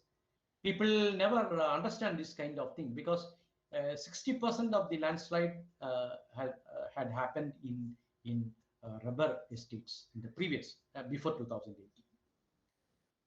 It is very clear, and NSS has also reported that one. And our studies also done in Malappuram also very clearly indicates that most of them are developed, formed, or seen associated with the rubber plantation. Maybe the root system, the not penetrating root system that the rubber is having, and also the impoundment of water in some of the natural hollows might have triggered the landslides in different regions. And this is something that how we can give a solution for this one. This is Uppudara. Uppudara is in Idiki. When we visited in 2013, you can see the entire ground has subsided down. And you see that there was agriculture practices in this area. And you see that we went around this place and different places we visited, and you see that we could find some of the places where you can see some holes developed. Just like a rat hole, you can see that, but you see that these holes are continuous, horizontal and continuous for several meters. And this is seen in lateritic terrain. So what happens is that below the laterite, you know, the soil scientist, you know that before the hard laterite, you can see lithomar, that's a soft clay layer. And this layer is somehow, maybe water may penetrate into that layer, lithomargic zone, find deep, find underneath. And then you see that because of supersaturation, the whole thing will come, that will flow down through a channel. That's a pipe-like channel. That's why it is called as the soil piping. The whole thing, the loose material will come, that will flow to a different place. And this is the one that we have seen in different places in Idiki, the flowing through soil piping. This is the one, you see this is the laterite. You can see this is very hard. If you take the section, you can see the lithomargic clay with white pockets. And usually kaolin is when it is wet, you can see it becomes plastic. And when it is super saturated, you can see that the whole thing can flow just like liquid. So this may be the thing that is happening in soil piping in different areas. That depends upon the chemistry and the nature of minerals that is present in the different lateritic terrain. This is how you can see the very plastic material that is flowing down. This is the one that we have seen in Karaseri in Kozhikode in 2019 reported. You can see the clay, fine clay particles. So if you put your feet, you can see you will sink down because it is big, and the thickness of the clay that is deposited maybe 1 meter or 1.5 meter thick, huge deposits of clay that is flowing down from elevated area to a lower portion. So this kind of thing is very common now in Kerala, and we don't know whether which are the areas that is prone to this kind of soil piping. And this is rock falling, another one that is common in Kerala, where you see that perched boulders you can see at the slope. That may be 20, 30 or 40, 30 degree, maybe the slope of the slope. What they do is they make some cut cliff. They cut the foot of the slope, hill slope, and they make houses. And you see that when there is intense rainfall, continuous intense rainfall, the whole thing will, perched blocks will fall down without any, not along a surface, it fall down, and you see that causes the damage. This is called the rock fall. So these are the different kinds of mass wasting process that is taking place in Kerala. And when we examine the casualties, I just give in my findings. In 1961 to 2016, the total casualties officially reported 295. In Amburi, Thiruvananthapuram, 2021 was the biggest landslide in terms of casualties. 38 people died in Amburi landslide that happened. And you see that, but in 2018 and 2019 and 2020, if you examine, you can see thousands of landslides have happened in different, all the district, not Idiki or not in Wayanad or not in Kozhikode, but you can see all over Kerala, Western Ghats, you can see that it is number of landslides have happened. And see the Kavadapara incidents itself 59, Pattumala itself 12, and Pettimudi 61. You just count all the total. If you total all these casualties, you can just see in 1961 to 2000 it is 295, and now you see that the casualties have increased and the number of incidents are also increased.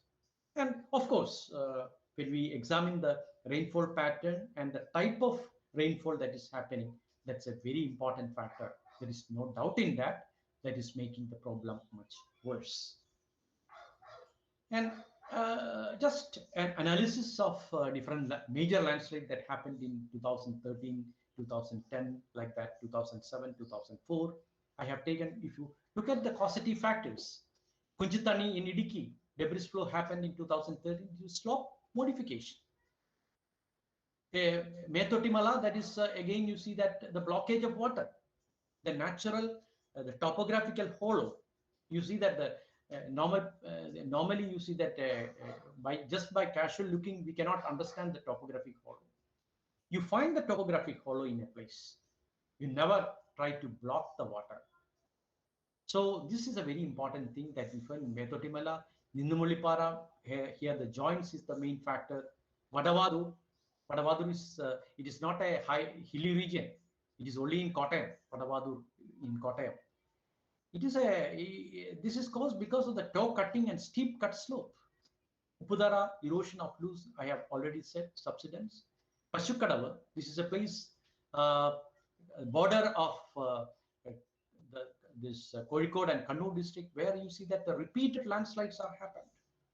When we examined in 2004, you see that artificial loading of water on slopes, and the slope was greater than, say, 35 degree. 35 degree was the slope there.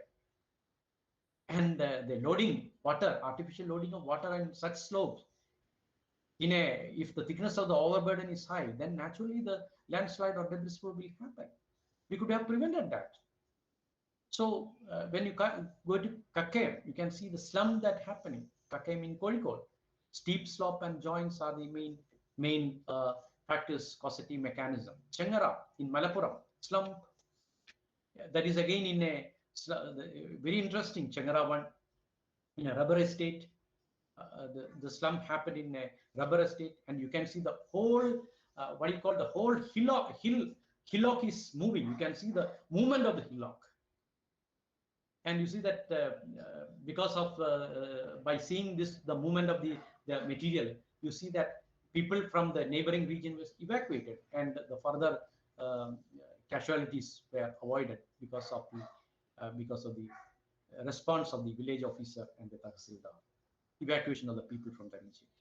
Then Agamala is in Thrissur district. You can see because of the deforestation, because we know that in many of the we say that it is a reserve forest area, but you can see that many of the areas, either because of the forest fire, the forest fire, the entire area is degraded, or sometimes because of the felling of the trees, the decayed roots of the trees will be there, that is remaining there. And from there, you see that the landslides and debris flow initiate. If you examine in some of the landslides, you can see that started from the reserve forest areas. But if you go there and look, you can see that 3 years back there was a forest fire in that area, or is a degraded forest. So this is the thing that we see, and you can see the Petimodi in 2020, and it is not an area that is falling in a high hazard zonation map. Already, I think Dr. Vishnu might have explained that one. Kerala State Disaster Management Authority has prepared a hazard zonation map. And if you are going to make a house, if you are going to start a quarry, you can verify yourself. Just you take the geo coordinates of the place where you are standing, then you put it in your KSDMA map. You can see whether your position is in a safe place, or in a moderate hazard zone, or a low hazard zone, or a high hazard zone. You can determine that one. So Petimodi is in a moderate hazard zone, but you can see that what is the main reason for this kind of landslide that happened in a moderate hazard zone. You can see the upper part. You can see that this is a rocky region at the top. It's a steep slope. You can see the rock region. This is evergreen forest area, and you see that the landslide happened here, 10 degree, 10 minutes, 77 degrees, 0 minutes. This is the place where it started. You can see this is not falling in evergreen forest or a rocky region, but it is, you see that you can see the forest. Good vegetation was there. Actually, if you look at, you see that under this forest area, plantation is there. So this is how it goes down: forest, plantation, then you are getting the settlements. This is the slope. And you see that the landslide, I believe that the landslides actually started from this area, plantation. Because here you are getting shallow roots. Actually the tea plants you are getting here. They are shallow rooted, and you see that from there it started. And when it started, you can see that this is a very steep slope where you are getting vegetation. Naturally, the strain developed, and the whole thing came down, and you see that it reached the settlement and caused the damage. And if you look why it happened in a moderate hazard zone, many people are asking me this question. And you see the rainfall that happened in that region. So you can see that for the last 2 or 3 days, if you examine, you can see that 5 to 6 days, the amount of rainfall that received in that particular area, Petimodi area, is approximately 600 millimeter. That is actually the rainfall that we expect in a month. So this is, if the rainfall is that much amount, extreme rainfall happens for a short period of time. That is very important. Short period of time, extreme rainfall happens, and nothing can remain there because the slope is there. The whole thing can come down. So that is the rainfall is of course the threshold for failure in such areas. So this is the illustration that you can see the forest area. This is the plantation, and because of the shallow roots, we are telling this is a slope, shallow roots. And you see that what happened is the landslide happened in this region actually, because you see that the rainfall, excess rainfall, water percolation was there, there is permeability was there, and the water downflow of water happened. Here there is some kind of difference in lithology, and therefore pore pressure developed in this region and initiated landslide, and therefore you see that the entire thing came down. So this is what we expect in the Petimudi landslide disaster. So naturally, you see that if there is a slope, there are two forces acting on this one. This is a columnar block. This is the slope. This is 20 degree or 30 degree. You can see the theta. And there are two, the entire force can be resolved into two components. One is W sine theta, and the other one is W cos theta. And W cos theta is the component that hold the material here. W sine theta is that is the force that is trying to make this column block or columnar block to come down. So when this W sine theta increases or exceeds W cos theta, then naturally the landslide or debris flow happens. And when this W sine theta increases, the reason is our man-made interferences, pore pressure that is developed, that reduce the normal force, and water table increases, pore pressure develop, and that is how the increases the W sine theta component, and that will fall down. And this is I have explained Vadavadu, that is in Kottayam district. It is not a high hilly region without much height from the mean sea level. You see, this is how unscientific they are making this cutting. This is you can see this much height, and in 1994, while I was doing my field work in 1994, you see that see the laterite. You can see the clay pockets. This is the laterite clay pockets. That is the villain here.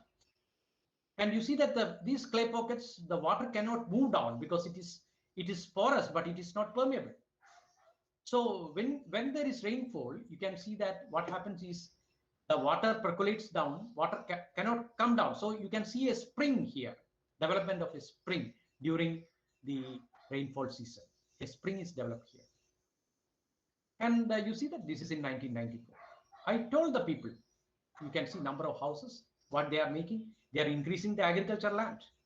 They are just cutting, toe cutting. This is the slope. They are toe cutting and making this width of this agricultural land is increased day by day by just cutting or chopping the base of this rock. This is dangerous. And next year, when we came in 1995, we could see that this is a rice floor, because you can see many people come here, but it was a lunch break. During this time, nobody was there in this rice flooring shop, and because of that, you see that the whole thing collapsed, and you see that the entire the mill, rice mill, was being completely destroyed. Luckily, nobody died in this damage. So this is the one that happened in a low hazardous zone, and in not a highly elevated place. So this kind of thing is happening even in a low hazardous zones. So this is how the illustration comes. You can see this is the place. I told you that this is the lithomarch clay. This is the villain. So the water percolates because laterite is porous and permeable. So water will come down, but water cannot move down. So the water is impounded there. High rainfall causes pore pressure develop at this space, and the whole thing, weight increases, W sine theta increases, the whole thing comes down. So these are the simple techniques that you see in many of these landscapes. This is the one that many people died in Kurancheri landslide that happened in 2018 in Thrissur district. You can see this is the forest area, and actually we visited some of the upper part. But here you can see a canopy of tree. But you can see when we examine the upper part, you can see some of the areas forest fire was there. It was said years back.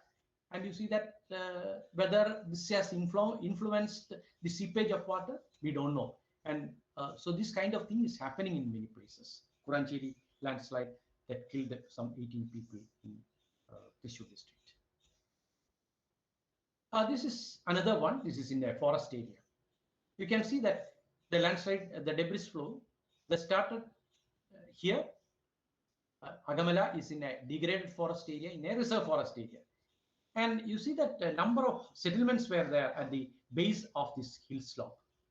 And landslide happened in 2004, debris flow happened, and you see the whole thing came down. Luckily, you see that meters away, whole debris that flowed down. And you see that all the house settlements were very close to this the track of this debris flow.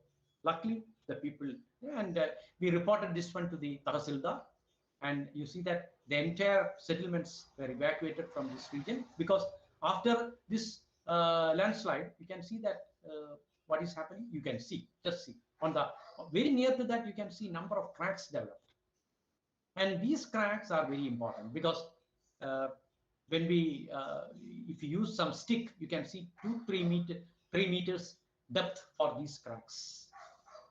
And naturally, you see that the water can percolate. If it is fresh, water can percolate down. It can make water pressure. Again, this area can a reactivated landslide can happen in this region. So we must examine this kind of thing. Suppose if you are going for a check dam, or we are going to construct some rain pits or trenches we are making, we have to examine the topography very well. We have to examine whether paleo landslides have happened there, any new cracks developed as a result of the landslides, or whether the hollow, natural topographic hollow is blocking. So when you go for terracing, is it not? Condo terracing and all, we have to examine all these kind. So if there is, if the water can flow, without any hindrance, then you see that 50% of the problem is over, and we can avoid the kind of landslips in areas. This is you see that this is a typical example that I can give you here from Idiki, that is Kunchitani. You can see the hollows. Hollows means this. You cannot see any water during the. Only in the the monsoon season you can see the water flowing down. In dry season, if you go there, you cannot see anything. So what they did is a small hollow is there. So they have constructed a house very close to this hollow, and and you can see during the monsoon season, the water may percolate, that may flow, and because of this, the debris flow happened, and you see that this house completely destroyed. 2 people died.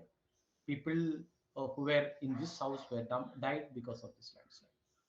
And this is what I am saying. So if you are making houses, constructions very close to this kind of natural hollows or the seasonal streams, we must be very vigilant, and we have to clear their flow path. We have to remove the silt, and you see that the water must flow continuously without any kind of blockage. So that is a thing that we have to see. This is Katipara debris flow that happened, and you can see again water harvesting along steep slope, and overburden thickness was very high, very steep slope, and you see that the water harvesting weight increased, rainfall caused the damage in Katipara. This is a very interesting one in Chiapara. Chiapara is a place, this is the route to Madurai from Cochin. You can see the highway. This is a forest area actually. This is a reserve forest area. This is the cutting. And you see that the landslip happened, and you see that when we examine there were many cut trees in the hill slopes in this region where the landslide happened. And you see that what happened is the next day, you see that the people brought the heavy machineries to remove this landslide debris that is resulted from this flow. And what happened is there was rainfall, continuous rainfall was there. While removing this debris from this side, you see that because of the machinery itself, the movement of the machinery itself, that caused another slide here, and another slide happened very near to this one, and 2 people died here. There was a small coffee shop here, and the whole thing moved down and coffee shop. And so you must be very, very careful when we handle the material during this continuous rainfall period. It's a good example how the landslides are created by man, by our unscientific way of development. This is why we are saying that what type of trees and what type of vegetation must be there along the slope. You can see that if there is forest trees, these forest trees have got deep roots, and these deep roots will hold the upper soil, the laterite, the weathered rocks. This is called the overburden. Everything is completely rooted by the deep roots and strong roots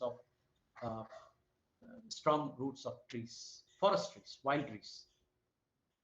But if you cut it, and instead of that, we are making shallow roots here for, say, rubber or say coffee, and in a steep slopes, here you can see that the roots is not penetrating.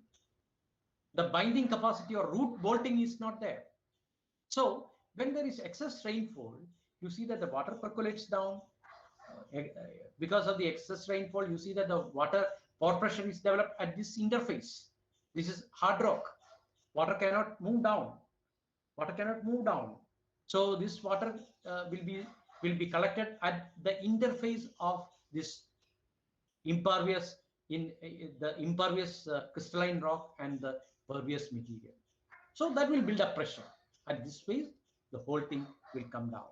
That is the typical one that is happening in rubber plantations and other areas. This is Amburi debris flow in 2001 and contour bunds and shallow rooted trees that caused the thing. And this is one that I have taken because you see that this is in Thrissur district in 2018 again. This is you see that the upper part is forest area, but here you can see number of settlements at the base part of this hillock, and there is a canal here, an irrigation canal that is running above this canal. This is the paleo scar in 2018, and irrigation canal was there at the top of this one, and settlement you will see at the base of this slope. And what happened is when there was again continuous rainfall, the canal that was flowing above, that is parallel to this one, and you see that lot of silt were there, siltation was there, and you see that when rainfall was high, water cannot be contained in this irrigation canal.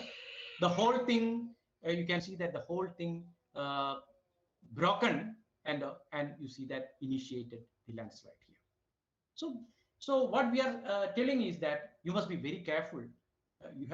Before the onset of monsoon, we have to see that the position of our irrigation canal, whether there is any siltation, where there is any engineering problems there. So we have to correct it before the monsoon season.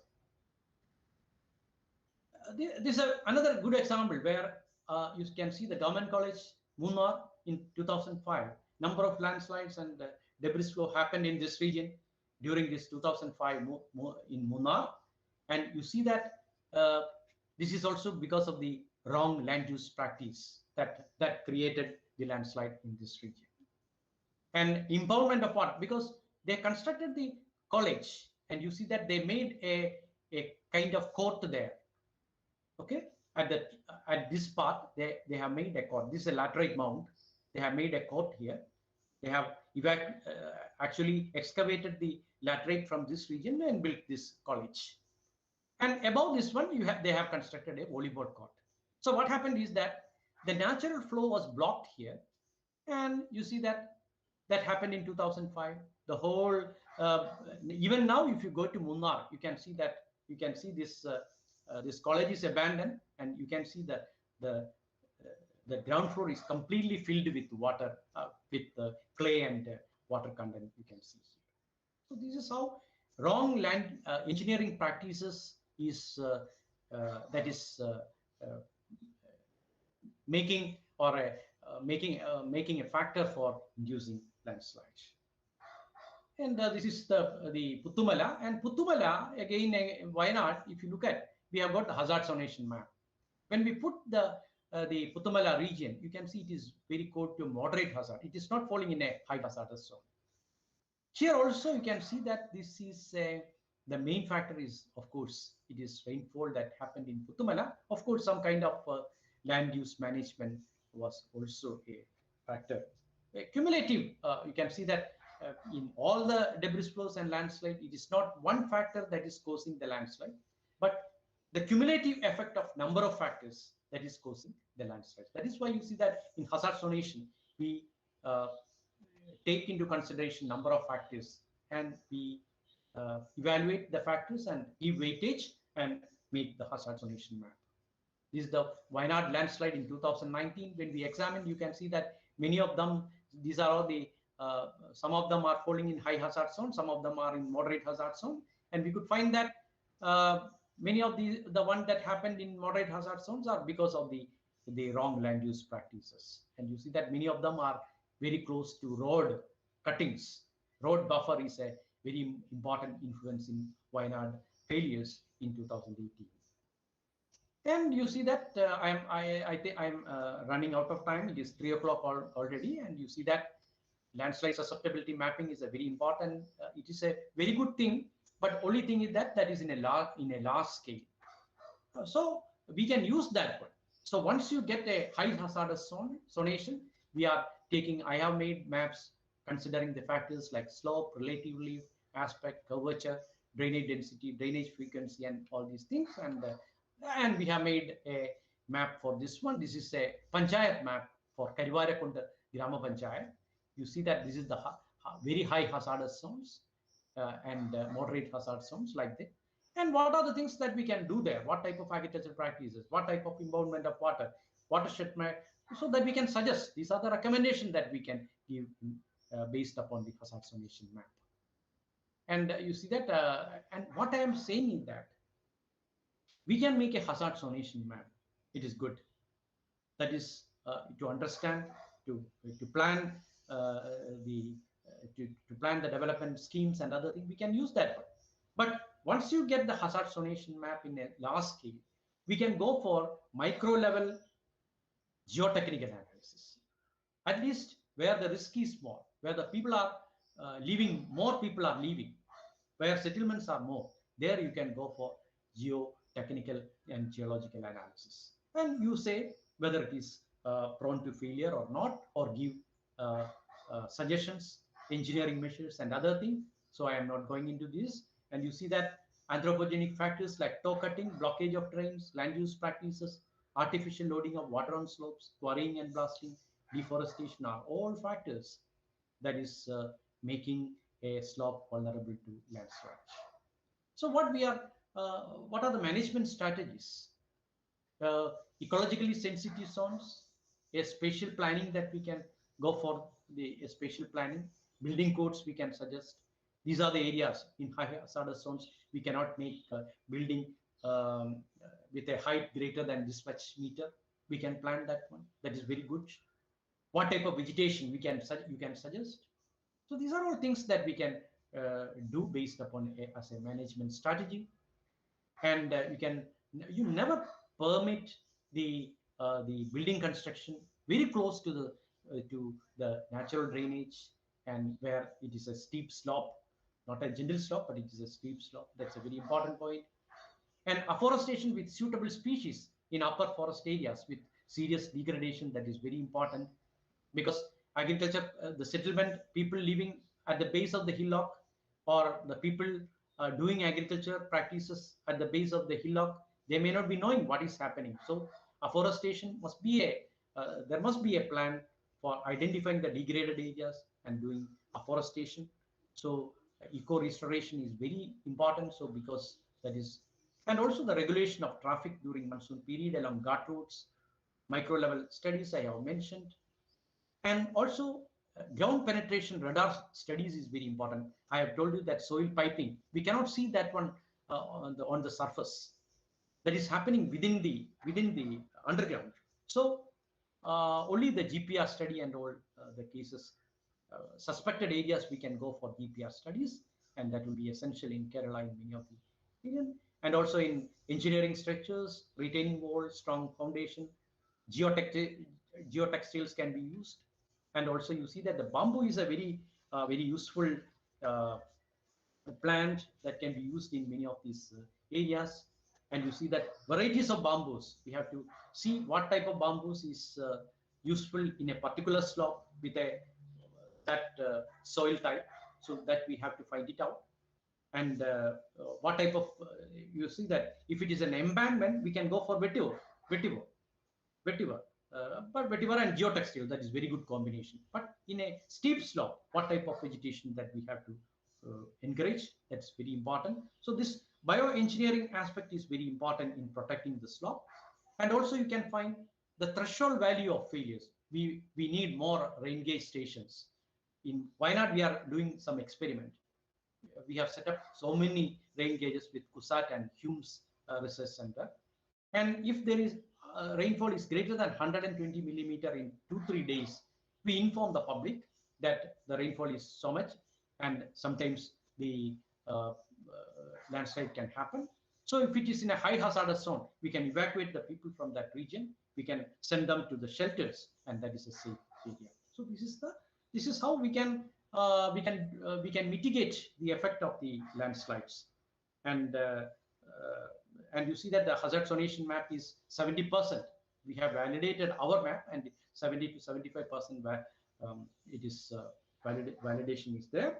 And you see that so that can be used, and micro level studies also very important.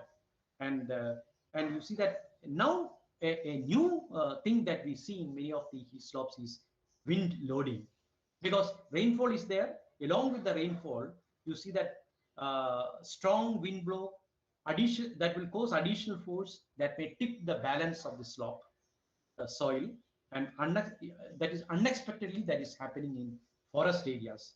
If wind and intense rainfall act in unison, you can see that this kind of slope failure can happen. So these are the things that we have to see locally. So we have to go to the sites, see what are the specific conditions, and also what are the possible mitigation measures that we can give there. And that is the most important thing in managing the landslides and disasters in Kerala, Western Ghats region. I think we can go for discussion. It is now 5 minutes past 3. Okay.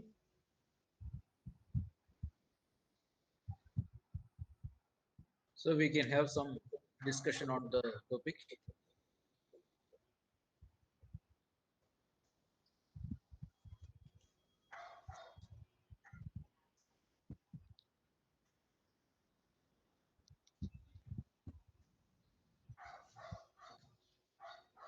Good afternoon, sir. Yeah. Hello. Sir, Yes. in your presentation, you have shown the LSV values for your research work. Yes. Can we adopt these values to other parts of the Kerala actually, or is it site-specific values? Or No. It is a general one. It can be used anywhere in Kerala. okay, Anywhere. okay, thank you. Thank you. Hello, sir. Yes, please. Sir, we are in between two doubles, drought and landslide. How we can strike a balance between these two? I couldn't get what. Can you make it more clear? Sir, I told. Uh, Actually, we are in between two doubles, Yeah. drought in summer and the threat of landslide in monsoon season. Yes. Then Yes. how we can strike a balance between these two? Yes. I am also preaching for water harvesting and other thing in areas. So that is very important. So that's a mitigation strategy for the drought, is it not? That is true. So we soil conservation people are in trouble actually. Yeah, well, no. What we can suggest is we have to inspect our sites, slope sites, and we have to study. We find the geotechnical characteristics of the soil there, the geological characteristics of the soil, whether we can make for example, a check dam or a rainwater harvesting pit there. So that we have to find it out. If it is scientific, then I think there is no problem. But in many cases, it is not scientific.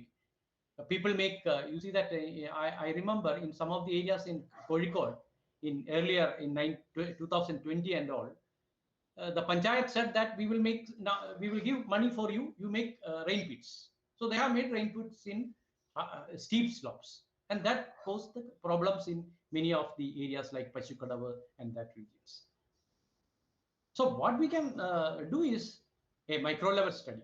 Only after that we can go for or recommend a water harvesting structure.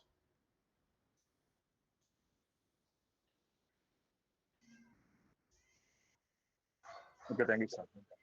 Thank you. Sir, one more question. Yes. Sir, you said Puthumala is not falling in the category of debris flow. Yeah. But how can we differentiate between these two? Yeah. In a debris flow, you can see that bigger boulders. Mostly you can see the bigger boulders. You see that the overburden materials means that is the topsoil, then the lateritic material, then the highly weathered rock. This is the overburden. So the whole material will be coming down. But in Puthumala, we were able to see some of the boulders, but you see that mostly it is silt, clay, and sandy material that flow down. And that's why I am saying that it is a slump-like, that is only a terminology that we are using. It's a slump-like mass wasting process. Because you can see a curvature, a concave surface along which the movement has taken place. That's why I said that it is a slump-like. It is if you call that one as a debris flow, there is no harm in it, but you see that it is similar to, very close to that of a slump.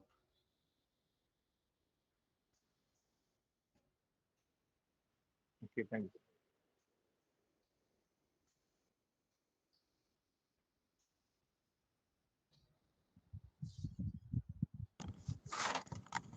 Sir ഒരു ചോദ്യം, ഈ coring എന്തെങ്കിലും ഇതിന് ഒരു ഫാക്ടറാണോ സാറേ പല ഭാഗത്ത്? നമ്മള് ഇത് മിക്കവാറും ഈ പൊതുജനങ്ങളുമായിട്ട് നമ്മൾ സംവാദത്തിൽ ഏർപ്പെടുമ്പോൾ ഉണ്ടാകുന്ന ഏറ്റവും വലിയൊരു പ്രശ്നം ക്വാറിയിങ് ആണ് ചോദിക്കുന്നത്. ഏറ്റവും വലിയ പ്രശ്നം ക്വാറിയിങ് പ്രോബ്ലം ആയിട്ടുണ്ട്. ഇപ്പം നമ്മൾ എൻസസിന്റെ റിപ്പോർട്ടിൽ തന്നെ ക്വാറിയിങ് ഇൻഡ്യൂസ്ഡ് ലാൻഡ് സ്ലൈഡ്സ് നമ്മൾ റിപ്പോർട്ട് ചെയ്തിട്ടുണ്ട്. എക്സാമ്പിള് നമ്മുടെ വയനാടാണ്, ബാണാസുര മല, അവിടെ 2 ലാൻഡ് സ്ലൈഡ്സ് ക്വാറി കൊണ്ടുണ്ടായിട്ടുണ്ട്. പക്ഷേ ക്വാറി മാത്രമാണ് ലാൻഡ് സ്ലൈഡ് ഉണ്ടാക്കുന്നതെന്ന് നമുക്ക് പറയാൻ പറ്റില്ല. We cannot say that. Quarry is also a factor. All the landslides are not due to quarries, but quarry can also be a factor. ഒരു 10 ഫാക്ടർ ഉണ്ടായാലും അതിനകത്ത് ഒരു ഫാക്ടർ ക്വാറി ആവാം, അത്രയും. അപ്പം പലപ്പോഴും എന്താ പറ്റുന്ന വെച്ചാൽ ഇപ്പൊ ഈ നോനൽ ബ്ലാസ്റ്റിംഗ് ആണ് നമ്മൾ ഈ ക്വാറിയിങ്ങിന് കേരളത്തിൽ പറഞ്ഞിട്ടുള്ളൂ. കാരണം 2016 ശേഷം പുതിയ കേരള മിനറൽ റൂൾസ് വന്നു. അപ്പൊ നോനൽ ബ്ലാസ്റ്റിംഗ് കഴിഞ്ഞാൽ 50 മീറ്റർ ചുറ്റളവിൽ മാത്രമേ അതിന്റെ വൈബ്രേഷൻസ് ഉണ്ടാവത്തുള്ളൂ. അപ്പൊ അതുകൊണ്ട് എന്താണ് പറയുന്നത്. പക്ഷേ ചിലപ്പോൾ നമുക്കറിയാം ഇതല്ലാതെ അവർ പല തരത്തിലുള്ള ബ്ലാസ്റ്റിംഗ് ഉപയോഗിക്കുന്നുണ്ട്. അങ്ങനെ ഉള്ള ബ്ലാസ്റ്റിംഗ് ഒരു മഴയത്ത് സോക്ഡ് കണ്ടീഷനിൽ, സൂപ്പർ സാച്ചുറേറ്റഡ് ആയിട്ടുള്ള ഒരു കണ്ടീഷനിൽ ഈ ബ്ലാസ്റ്റിംഗ് നടക്കുകയാണെങ്കിൽ ഒരുപക്ഷെ ലാൻഡ് സ്ലൈഡ് നടക്കാം. അതുകൊണ്ടാണ് നമ്മൾ ഇപ്പോഴെന്ത് ചെയ്തിരുന്നു, എല്ലാ ഡിസ്ട്രിക്ട് കളക്ടേഴ്സിനും മഴ കണ്ടിന്യൂസ് ആയിട്ട് പെയ്യുന്ന സമയത്ത് ഡിസ്ട്രിക്ട് കളക്ടേഴ്സിന്റെ അടുക്കൽ KSDMA പറഞ്ഞിട്ടുണ്ട്, നിങ്ങൾ ക്വാറികളൊക്കെ നിർത്തിവെക്കണം എന്ന് നമ്മൾ പറയാറുണ്ട്. ഇതൊക്കെ നമ്മൾ ചെയ്യുന്ന ഒരു പ്രൊസീഡിങ്സ് ആണ് സാധാരണ. അപ്പൊ നമ്മൾ കൊടുക്കും ഡിസ്ട്രിക്ട് കളക്ടേഴ്സിന് ക്വാറി സ്റ്റോപ്പ് ചെയ്യണം.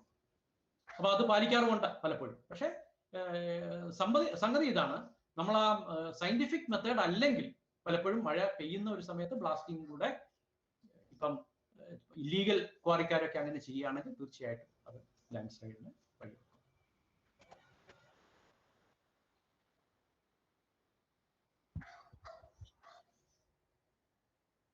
നമ്മുടെ സെഷന് നമ്മുടെ അലോട്ടഡ് ടൈം കഴിയുന്നു. അടുത്ത റിസോഴ്സ് പേഴ്സൺ നമുക്ക് വേണ്ടി വെയിറ്റ് ചെയ്യുന്നുണ്ട്. അതുകൊണ്ട് നമുക്ക് അടുത്ത സെഷനിലേക്ക് പോകാം. Thanks a lot to Soyumar sir for the nice presentation and informative. Okay, thank you, sir. Thank you all. Thank you very much. Thank you very much. One more thing, one more request to the participants that നമ്മുടെ chat ബോക്സിൽ ഞാൻ ഒരു link post ചെയ്തിട്ടുണ്ട്. നിങ്ങൾക്ക് certificates issue ചെയ്യാനും ഒക്കെ അത് തന്നെയാണ് നമ്മൾ ഉദ്ദേശിക്കുന്നത്. അതുകൊണ്ട് നമ്മുടെ ട്രെയിനിങ് പ്രോഗ്രാം കഴിയുന്നതിന് മുന്നേയായിട്ട് എല്ലാവരും ആ ഫീഡ്ബാക്ക് ഫോം ഒന്ന് അയക്കാൻ ശ്രദ്ധിക്കണം. So now we will pass on to the next session, that is on rubber check dams, and we have Dr. S.K. Jana for presenting the topic. And I will just I'll introduce Dr. S.K. Jana. He is principal scientist at ICAR, Indian Institute of Water Management, Bhubaneswar platform on water. He has put in several years of service at IAWM Bhubaneswar, and before that he was associated with the ICAR Research Complex for Northeastern Hill Region, Barapani, Meghalaya. He is a soil and water conservation engineer and is specialized in hydrology and groundwater resources. He has authored more than 20 research publications in national and international journals. He is a winner of the most prestigious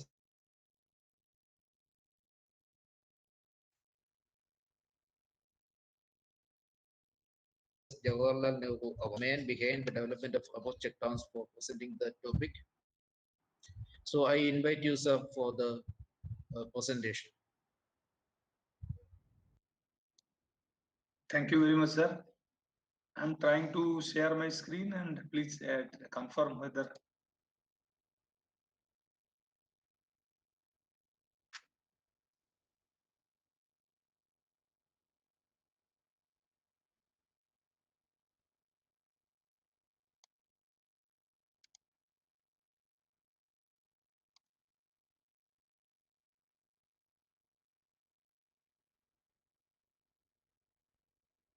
Whether full screen has come? The screen has come, but please change it to the presentation mode, sir. I have made it a presentation mode only. Okay, it will come.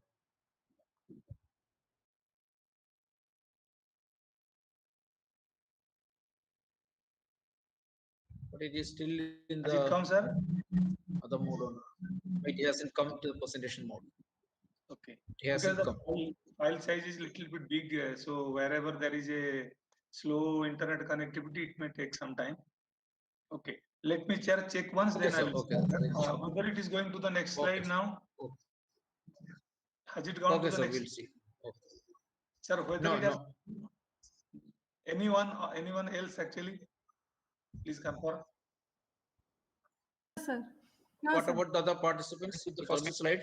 Sir, please reshare. Please reshare. It will be two windows. Presentation one window, and also the other one is one window. So you please disconnect and reshare. Then it will come. No. Whether it has come, the second slide has come or not come? No, not came. It is in the other window. You have to select the presentation window. Otherwise, you can share the complete desktop. Okay.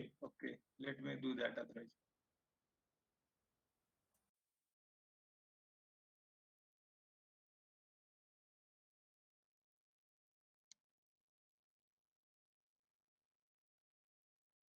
Entire screen I am doing this time.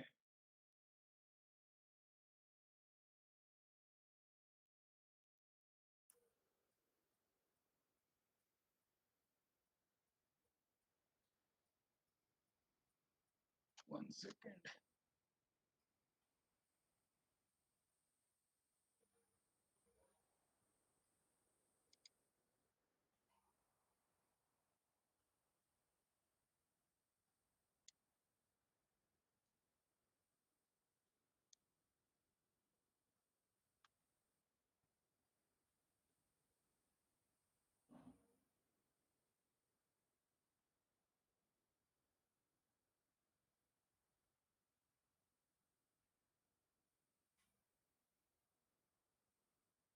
Is it coming now? Yes, sir.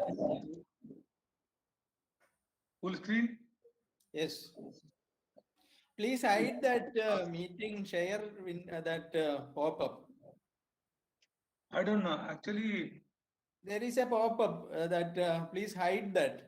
That share pop-up is there. One okay. small thing. Hide. Okay. Okay, that one. Okay. Okay, thank you, sir. Now it has come? Yes, it's come. Yeah, now it is okay, sir. Now it is okay. So good afternoon, everyone. I like to thank Dr. Kurian, ADR of Kerala Erosion University, all the esteemed professors, faculties of Kerala Erosion University who are witnessing this lecture. Also, I would like to invite all the officers of Government of Kerala working in Department of Soil Conservation and other government departments who are working on these soil and water conservation aspects. Actually, my job has been given a very small window. I could have, by listening to all your questions, I could have covered all those things, but always the time is a constraint. So I will be restricting my discussion to rubber check dams. So my request is you can in between raise your questions, because for some of our colleagues or friends who are listening to my lecture, it may be they might have already listened to me, or maybe some it is very new to them. So they may ask, and then I had visited to your places, Kerala, several times on different project work for last 26, 27 years. I might have gone almost 15, 20 times and stayed there for a week or so. And I had gone to different places also. So the places where I have recently, just before that pandemic, visited Thrissur as well as Kasargod. Some of the locations where we have already put or we are trying to develop also, that photographs also I will be showing you. So I will take a very little time for the introducing the topic, and then we will go to the rubber check dams, which is very much useful for your Kerala condition. So just this is a very common slide. Actually, many of us like to start with this slide. That in 1951 we had 5,177 meter cube of water available per capita, and it reduced as the population increased. So it reduced to 2,209 in 1991, and then 2001 it was 1,820. But as all of us know, if the in any country, if the water availability will be more less than 1,700 meter cube per capita per year, then we are moving towards water stress condition. So that already happened in 2011, and then if we project it, then we see that by 2051 it will be something around 1,140. But the danger mark is, if in case it is less than 1,000 meter cube per capita per year, then we will be moving to water scarcity country, and then so many things will happen to us. Less in production, then health condition also will deteriorate. Several things will happen. But my point is, this is a projection. But if all of us will work together with the new technologies available, or with scientific ways of conserving water, then the lower limb which is going down will, it may be move parallel to the x-axis. That means we may not that per capita water availability may not reduce. So with this small introduction, I would like to say that it is the job of all of us to store water wherever and in whatever way possible, and whatever capacity we are having. Whether we are we belong to a family, then we can save water at home. But if you are the people who are listening to us, that all of us are working in government systems and in Department of Soil Conservation or in teaching profession, so we all should try that whatever we are getting opportunity, maybe it is in situ conservation of water in the field by having different bonds or all other technologies, which I will not discuss. But then we should also store water with all the water bodies or the rivers, drains, channels, whatever is available, so that the water availability increases, and then that can be used for agriculture. Then there will be enhancement of production. Then it will also help in enhancing the groundwater recharge also. So this is what actually one of the participants were raising, that at the same time we have too less water and too much of water. and that has always been frightening for those whose livelihood depends upon the randomness of rainfall. That means in the same year, for the same location, we may have a flood-like situation like the right-hand side, and after that flood water recedes in a week time or 4 days or 5 days time, the same we may get drought-like situations. I think you people might be very familiar with the photographs of the right-hand side. So what happens actually, like suppose if I take the example of Kerala, it is not the amount of rainfall that is limiting production, rather it is the extreme variability, high intensities of rainfall and limited events in a growing season. That means we may have a total rainfall getting around 2,500, 3,000, but it will be limited to very few events. That means sometimes we will have a lot of water and sometimes we do not have water. And then we have very limited mechanism for storing or conserving the surplus rainwater to use during deficit period, which comprise the major cause of low yield and heightened distress in all aspects of life, whether it is domestic water availability or the water availability for agriculture. So I think this is a place belongs to Thrissur district. I had been to this place maybe December 2019. March 2020 was the pandemic start. So last week of February, I had been to Kasargod, and just 2 months earlier, I had been to Thrissur. I think I had been invited by Kerala Erosion University.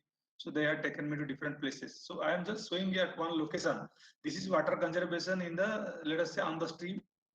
Here you see people are using sandbags for storing water, and the right side of this structure are the saline water and left side is a fresh water. So we are doing like this. So suppose I will be speaking about check dam. So initially I want to show that how it looks and where it can be placed. So this is a location, even if it is an existing structure, we can go for rubber dam in this particular location. So let me show you another place where I had been taken to. So here you will find there are so many mechanical gates in this particular structure. So fresh water is being stored in the upstream side, and in the downstream side there is it is connected to sea. So during rainy season we have enough water, and once the rainy season is over, then if you are not closing the gates, then the saline water will ingress into the land mass. So here we are using mechanical gates. It has all the advantage, disadvantage which is known to you. But then if it can be replaced by a rubber dam also.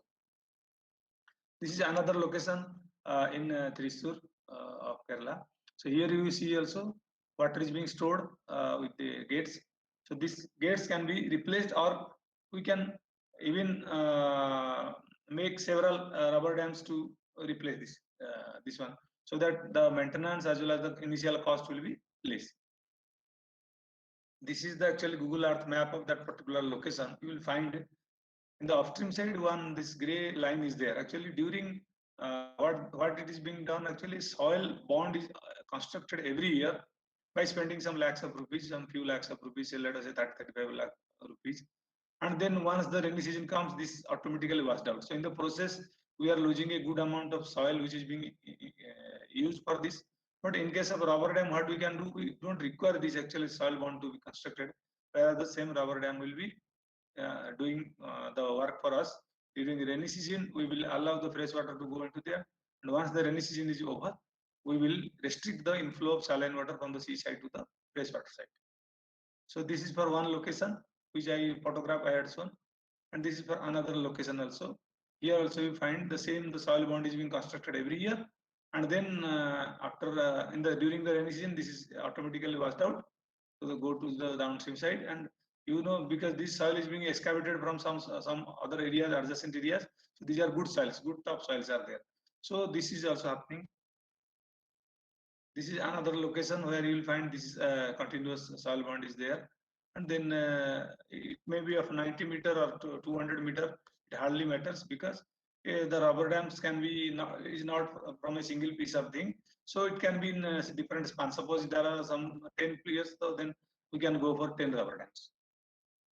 So I just wanted to show some of the locations in Kerala where I have visited, and it is feasible to go for rubber dams actually. So look at this structure. This is a bridge, and then the water is flowing below the bridge. If we wish, if this is an existing structure, we have two ways to store water actually. We may go for a mechanical gate operated structure here. Then it may require crores of rupees, but then we can convert this to rubber dam with the existing structure, so that with so maybe 1/3 of the cost of the going for a mechanical gate, we may go for convert it to rubber dam and can store 1.5 meter to 2 meter of water during off season. This is an existing bridge. For this portion can be used.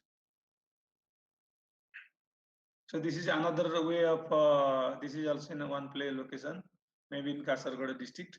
So we are using wooden plank to store water, but the same thing can be replaced with a rubber dam, which is easy to operate. And then once it is installed, maybe it will last for 10-15 years. So coming to, these are the actually masonry check dams we put across the streams in any location. And then in this particular, there is no mechanicality. This is a fixed head. Let us say 1.5 meter head is already there. So during rainy season, water is getting only this much cross section above this one, where the rainwater will pass through. But because of climate change, we are facing so much of high intensity rainfall. So what will happen during flood time or flash flood time? This cross section is not sufficient to pass the water safely to the downstream side. So it will try to breach the side bonds and also or otherwise try to damage the structure. But in case instead of this one we have a rubber dam, then we can completely deflate it so that during flood season all the water will go to the downstream side, and whenever the rainy season is over or there is a dry spell, we can increase the rubber dam to this much height. So that much freedom we are having. Then what happens when it is a permanent type of obstruction across this stream? So whatever sediment which is coming through the flood water, that will getting deposited in the upstream side, because it is not getting, because there is no gate here. So those sediments, when they are getting deposited in the upstream side, they are reducing the capacity of storage. So that will happen. And if you are going for rigid structures in suppose in Kerala conditions also, what will happen? During the rainy season, it is getting less cross section, but off season this is a fixed one. But we cannot increase more than this amount or reduce this amount. So what we are trying to do is, this is actually the same structure has been replaced with a rubber dam. So the left corner shows it is a deflated rubber dam, and the downstream side shows it is a inflated rubber dam. So in deflated condition, you see the whole cross section of the stream, which was before the construction of the rubber dam, is available. So any amount of water which is coming at the time of flood or flash flood, or maybe due to landslide, lot of soil or mud or stones are rolling in that stream. So all of them will flush out to the downstream side. It will not block the upstream side, and it will not reduce the storage. Whereas when there is no rain, we know that we have to inflate the structure. So we inflate the structure and then we can store water. So coming to another, this is a rubber dam which has been installed at in Tamil Nadu, Uti. You will find this is a partial inflated. Suppose I want that during this period, instead of 1.5 meter or 2 meter, I just want a 50 centimeter or 60 centimeter. So I can reduce it to this level, half inflated. So 60 centimeter of water will be always stored in the upstream side. Rest amount of water will go to the downstream side. Suppose the rainy season is over, then this 0.6 can be increased to 1.5 or 2 meter. So these are the different stages where we can keep as according to my wish. Maybe completely deflated like I saw in the previous slide, or half inflated or fully inflated. Suppose the stream is a big one, very big, 40 meter, 60 meter, 80 meter, 100 meter.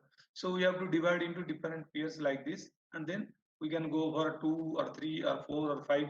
Like I showed you one location in Kerala, that nine rubber dams, small rubber dams, one after another may be required for a 200, suppose 200 meter wide stream or canal.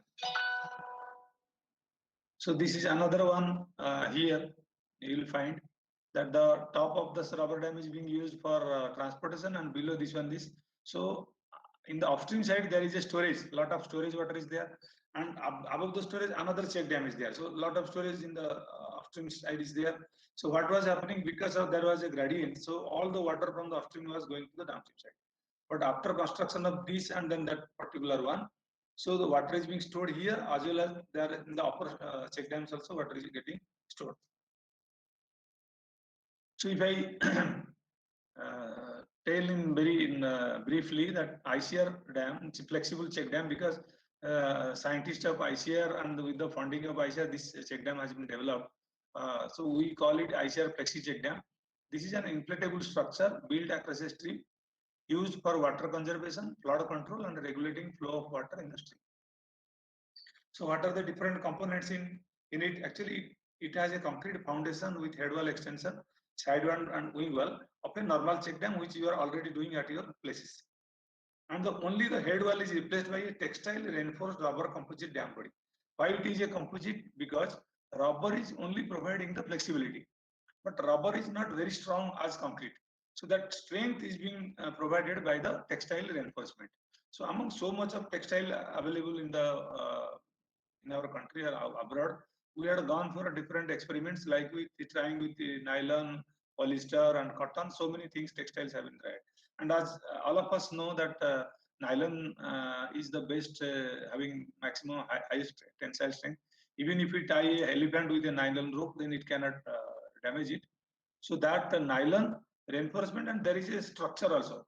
What should be structure and texture of that particular material? That has been a lot of experiment has been done, and then one of the two layers of actually nylon textile is being reinforced inside the rubber so that it is very strong and it can take a load up to 350 kg per centimeter square also.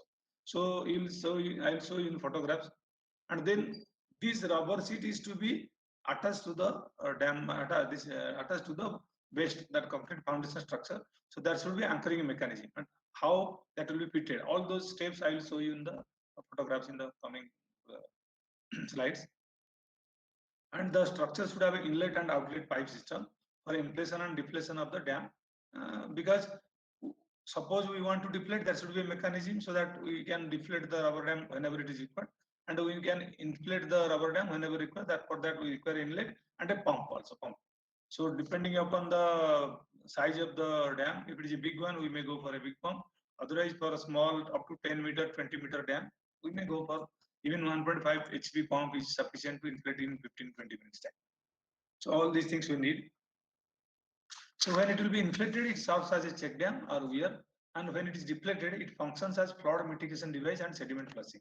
Actually, prior to me, we are listening that landslide is happening. Actually, you must be knowing in June 2013, there was a cloudburst and landslide. A big landslide happened in Uttarakhand. So there almost 2,500 check dams got choked or got damaged. But the rubber dam, what happened? Because it was in depleted conditions, whatever stones, debris or soils came from the upstream side, all of them were washed out to the downstream side. So the structure was safe. And then after that event is over, we could inflate the rubber dam so that it again started storing the water. But with all the fixed head concrete or masonry check dams, all of them got damaged. Because it has an adjustable head, if we wish, we can keep it 0, 0.5, 0.75, 1, 1.5, 2, whatever we like, we can keep it adjustable head. And this variable head regulates the depth of flow in the irrigation diversion channel. Suppose this particular rubber check dam is used in a irrigation channel. So if there is a diversion channel in the upstream side, so depending upon the inflation of that particular rubber, then water will flow through that diversion channel and it will irrigate to the side areas. So all those things I'll show through photograph. So in this particular slide, these are the steps of construction actually. So you'll find the head wall. Actually, there are some anchoring bolts put in the concrete, and this pipe, GI pipe, is the inlet and outlet pipe system. So then once this is constructed, we get the top, middle, like this, that the anchoring bolts are there and the complete concrete structure is there. So we put the rubber in it in the third slide, that is in the right corner. So you'll find right top that the rubber is being fitted. So once the rubber is fitted, then it is being tightened with bolts and washers, and you will find this condition, that is the right middle.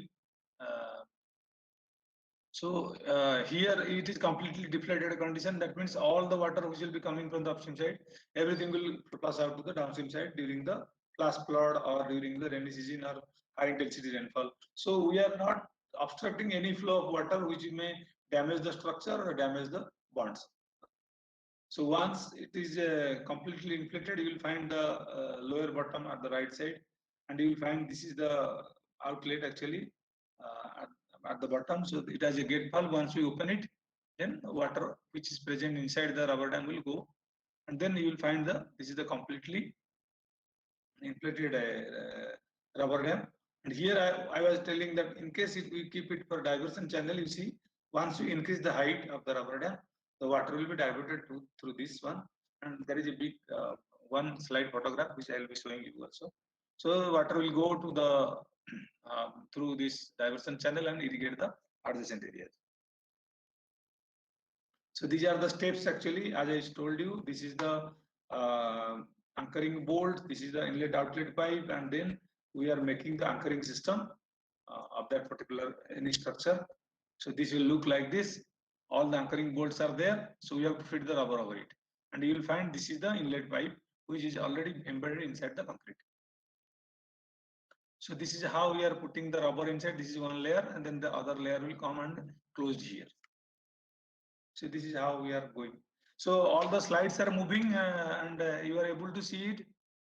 Kindly confirm. It's okay, sir. Okay. Thank you very much. Thank you. So after putting this layer, we will get like this. So this is a completely deflated condition. Then it will be like this. With this is a very small structure, so less than 10 meter wide. So we have used a very small pump which can be carried over the head of a person. It is only 30 kiloweight, 1.5 HP pump. So it is able to inflate it in a 15-20 minutes time. And for deflation also it will take similar time, but that time we don't require a pump. Simply we have to open the ball valve or gate valve which has been kept in at the outlet. So this pipe is the outlet. So it is already in concrete inside, embedded inside the concrete.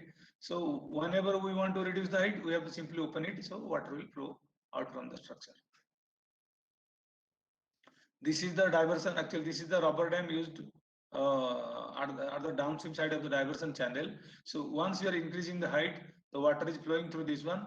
More and more height will be putting, more and more water will flow through the gravity, and this will irrigate to the right hand side of this particular structure. But suppose during rainy season, lot of water is being stagnated in the surrounding areas, so we have to completely deflate the structure. So what it will do, it will work out as if a drainage is like all the water which is present in the upstream side that will come through this one, and then it will pass to the downstream side. That means the water stagnation in the surrounding fields can be controlled by this operation of this rubber dam also. So what are the different other applications? Actually, this technology has a potential to benefit farmers in rain-fed agro ecosystem, where the rainfall is at least 750 millimeter or higher. For Kerala condition, actually, every place is having more than that. So you can have rubber dams at any district of Kerala.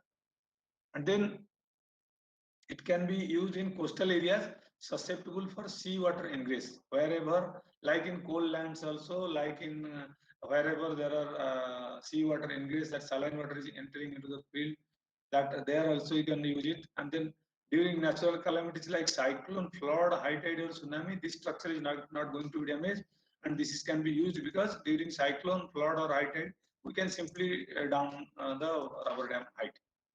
So this can also be used in coastal creeks, estuaries, streams and channels to restrict the inflow of seawater into the landmass, which can be used. I have already shown you some of the photographs where it is already happening in most of the creeks and estuaries and streams in Kerala, coastal Kerala.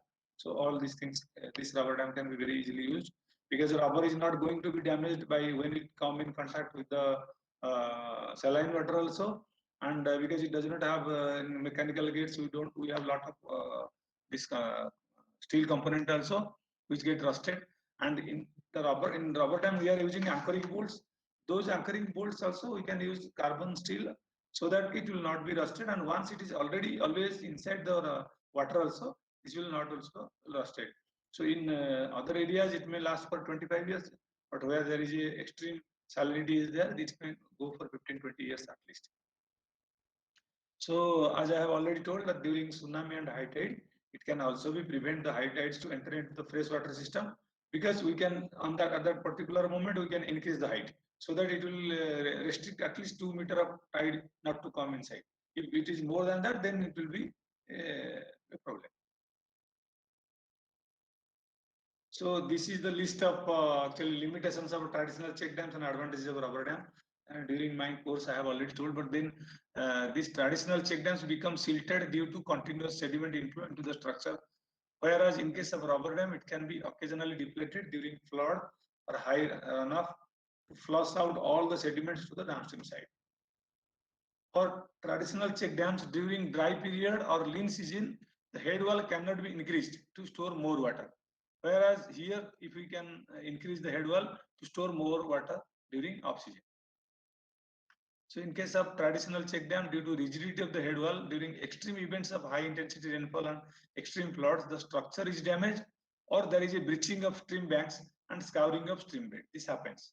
But here, due to flexibility of the head wall during extreme events of high intensity rainfall and extreme flood situations, the stream structure can be easily deflated. So there is no damage to the structure and there is no breaching of stream bank or levees or no scouring of erosion of stream bank. So this is the advantage of rubber dam. Similarly, there are places where minor earthquakes happens. Like we have put some rubber dams in Meghalaya. In Meghalaya, you will find a 3.5, 4. These are very common. Every month you may get a small earthquake, small tremor in those areas. It happens in Uttarakhand also. So in that zone, actually, what happens?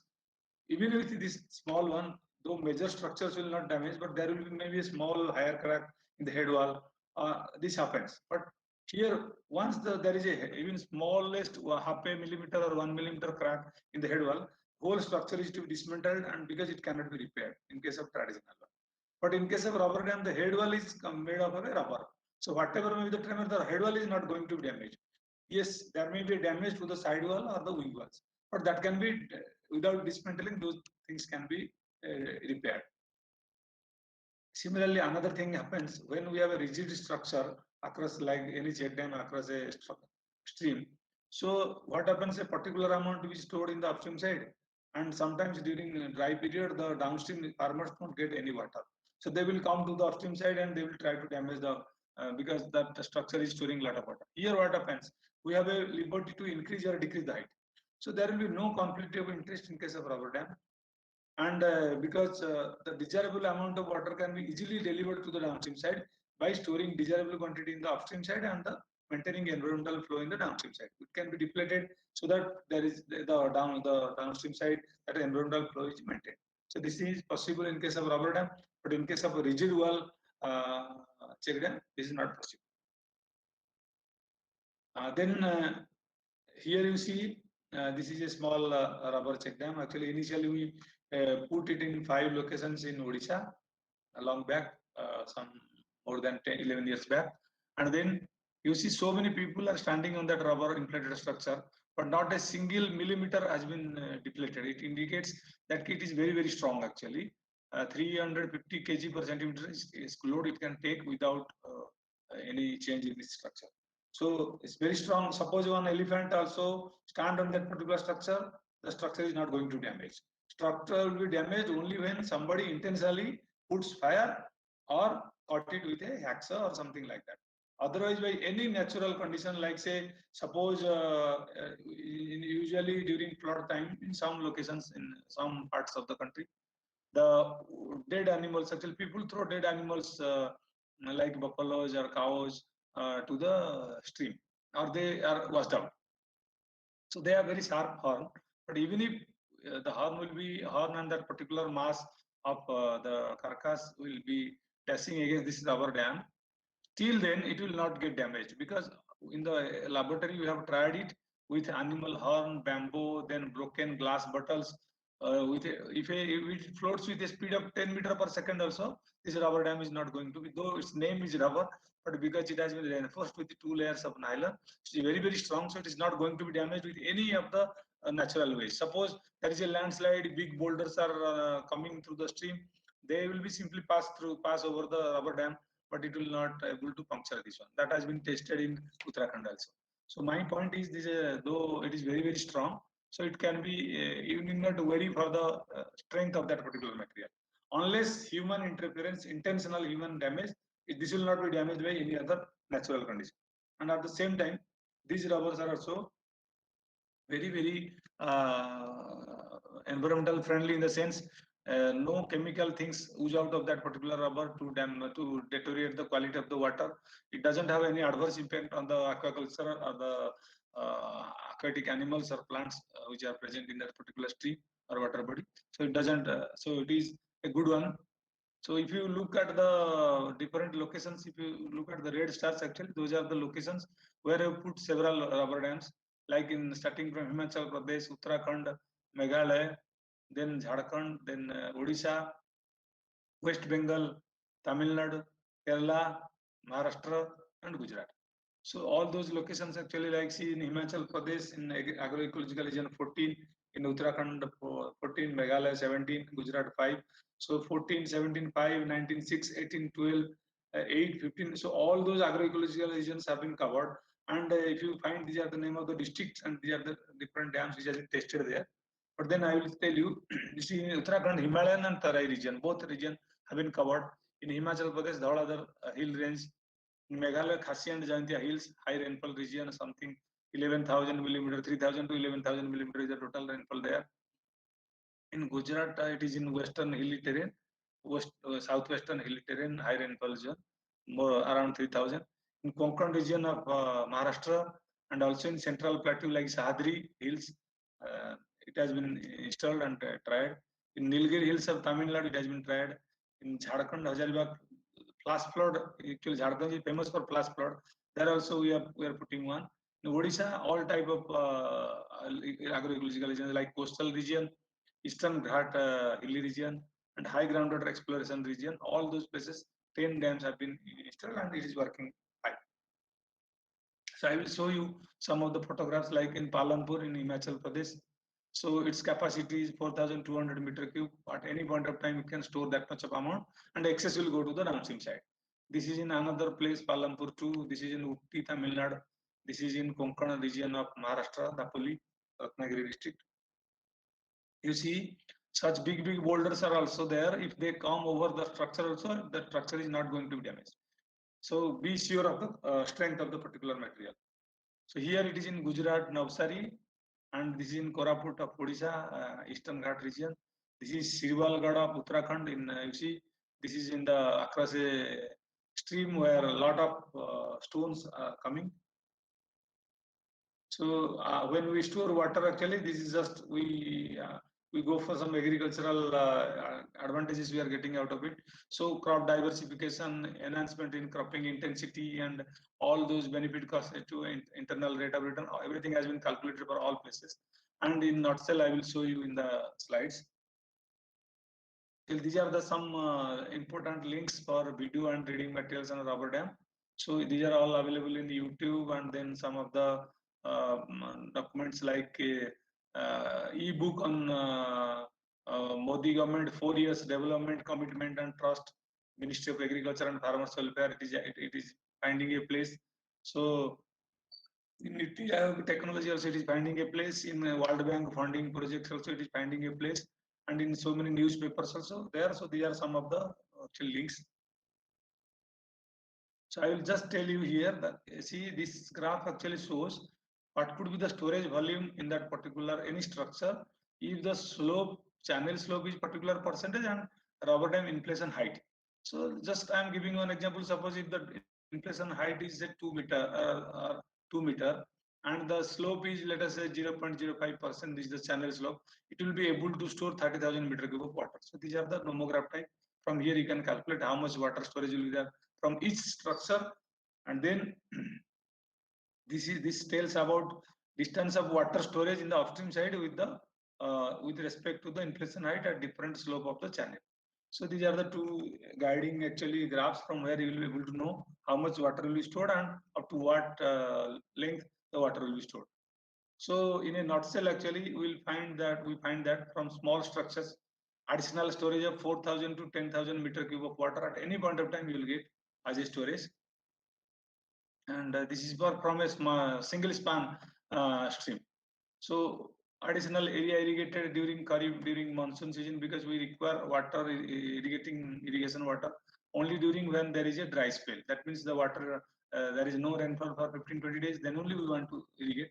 So during rainy season, it will be able to, one structure will able to irrigate some 13 to 17 hectare of area. During Rabi and summer, after post monsoon season, it may be irrigating 2 to 5 hectare of area.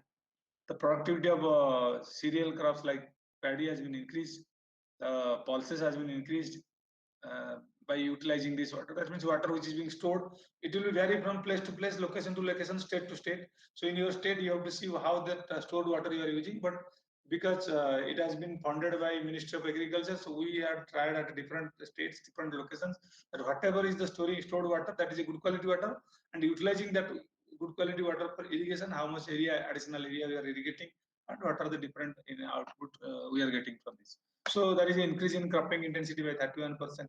Cultivated land utilization index was increasing from 0.40 to 0.60. Then net return has increased about 44,000 rupees per hectare. Benefit cost ratio was around 2.3 for each structure. And this internal rate of return 14.3. That means within whatever amount of money you will be spending, if you are utilizing that water for irrigating kharif crops as well as rabi crops, then in 3 years period you will get back the money which you are spending for that. So for this particular technology development, we have been recognized at national level.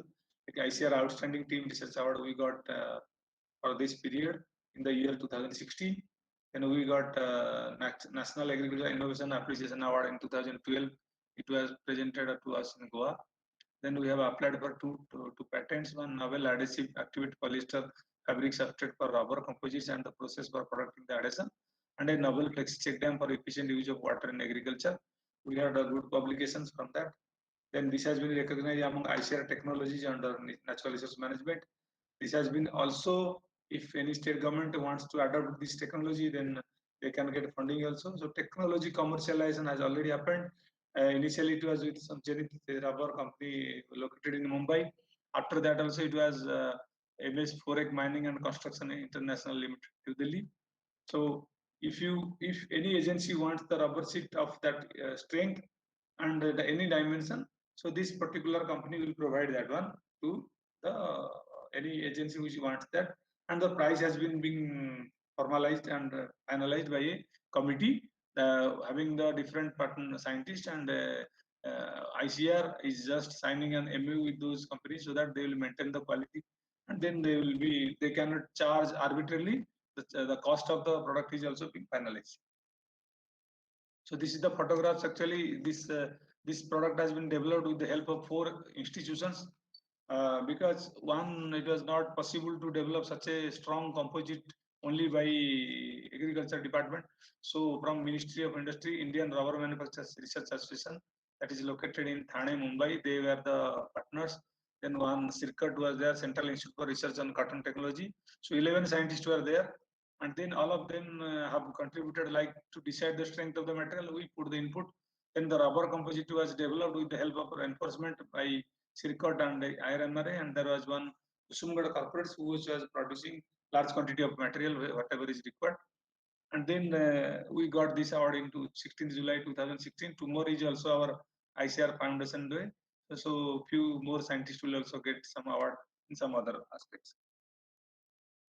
So coming to the work we started in Kerala, actually in collaboration with Kasaragod Development Agency, you might be finding this photograph in the inset. Dr. Sajid Babu, he was the collector of Kasaragod. I think maybe yesterday or day before yesterday, he has been transferred from Kasaragod to some other place. So I had been to that place in 2020 February. 2-3 times I had gone.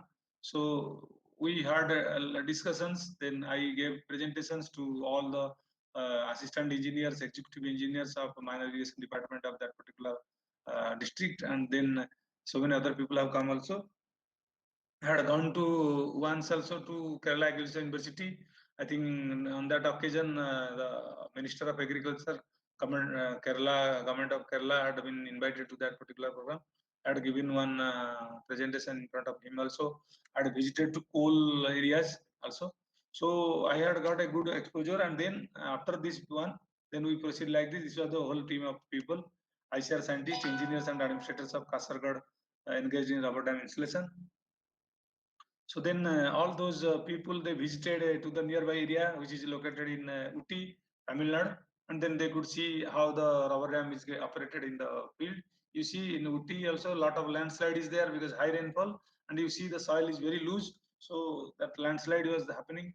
So that we had gone for one structure, and whenever there is a sediment deposited, we are simply flushing it out to the dams inside. And then once they visited, then they go for Kasaragod development package, go for proposals for Plexi check dam, rubber dam. So they prepare detailed project report for 8 different locations, and then these are some of the actually local newspaper cuttings published from Kasaragod and Kerala. So this you will be able to understand what it is in the Kerala language. So there are some videos also prepared. This is another also paper cutting. Then I think in Karnataka also, this is a magazine actually, cover page of a magazine. So they also covered that this is also very suitable for those areas. That is very adjacent to Kerala border actually. Then coming to one or two sites actually, see, this is a existing structure, let us say in Thrissur district, and where we are every year we are going for putting soil bags. And then in soil bags also that you cannot completely control the leakage. This is being done every year, and every year this is a headache. And you cannot increase the height, you cannot decrease the height. You have to go for a fixed height with the help of this thing. But now I'll show you how the same thing structure can be converted to a rubber dam. You see, this is this can be converted like this. This is in the state of Maharashtra. So you see, this is in two spans. So if you want suppose bigger height, then you can go for bigger height. If you want smaller height, you can go for smaller height. So accordingly, the whatever saline water is available in the upstream side, they cannot come to this side. And during rainy season, because sufficient fresh water is available, you can simply deplete it. So the whole cross section is available for the easy passage of the water from the this side to the other side. Whereas once the rainy season is over, you can go for this. This is in Kasaragod district. Actually, there is a place Himachal. So it is just they have completed some few days back. Because of this pandemic, actually things got very delayed. Otherwise, you would have completed those 8 locations. Maybe some, maybe by last year actually it have been completed. This year also we could not able to complete all because I am unable to visit this since February 2020. I am not able to visit Kasaragod also. You see, these are 2 spans. So one span they have done with their own people. That means the people of Kasaragod, the engineers of Kasaragod along with the local people. You see, we have tried to convey all the techniques to them, and then they have come up with this. So if you wish, it can be very easily adopted in Kerala. So now I need not to visit actually that Uti. You can see it in Kasaragod also. It will have, you see, this is the 2 spans. One span is covered. Then once it is over, they will come for this side. This is a photograph which I had received a few days back. So maybe by this time they might have completed the other part also. So this is in the same location. So I think this is a new topic. I am just allowing 10. Now it is 4 o'clock. My lecture was up to 4:10. So I invite your questions or queries regarding this. And then I will be, in case time permits, then I can show you a video. But I think most of the things I have covered. And then you see, suppose a new construction is to be made, then this is to be made like this. But suppose there is an existing structure and you want to go for it. Look at the photograph in the left top. You see, you have to make groups like this in the existing structures, and then put the anchoring bolts inside it, like below the bridge or where there is already a structure is there, old structure is there. Without dismantling it, we want to go convert the head wall with a rubber dam. So this is possibility. This is to be by using some chisel or drilling machine, concrete drilling machine, which is available. We can go for grooving this. Maybe actually finally it is a 6-inch bolt actually. So 4-inch bolt is being inserted inside the concrete and 2-inch is remain projected to the outside. So we have to go for maybe a 4-inch by 4-inch deep or 5-inch by 5-inch groove as per this layout. and then we may go for the anchoring bolt.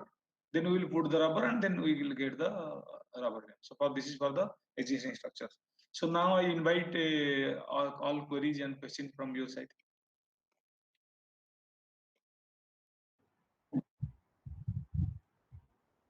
Now the topic is open for discussion. I am sure many of you will be having queries on the topic.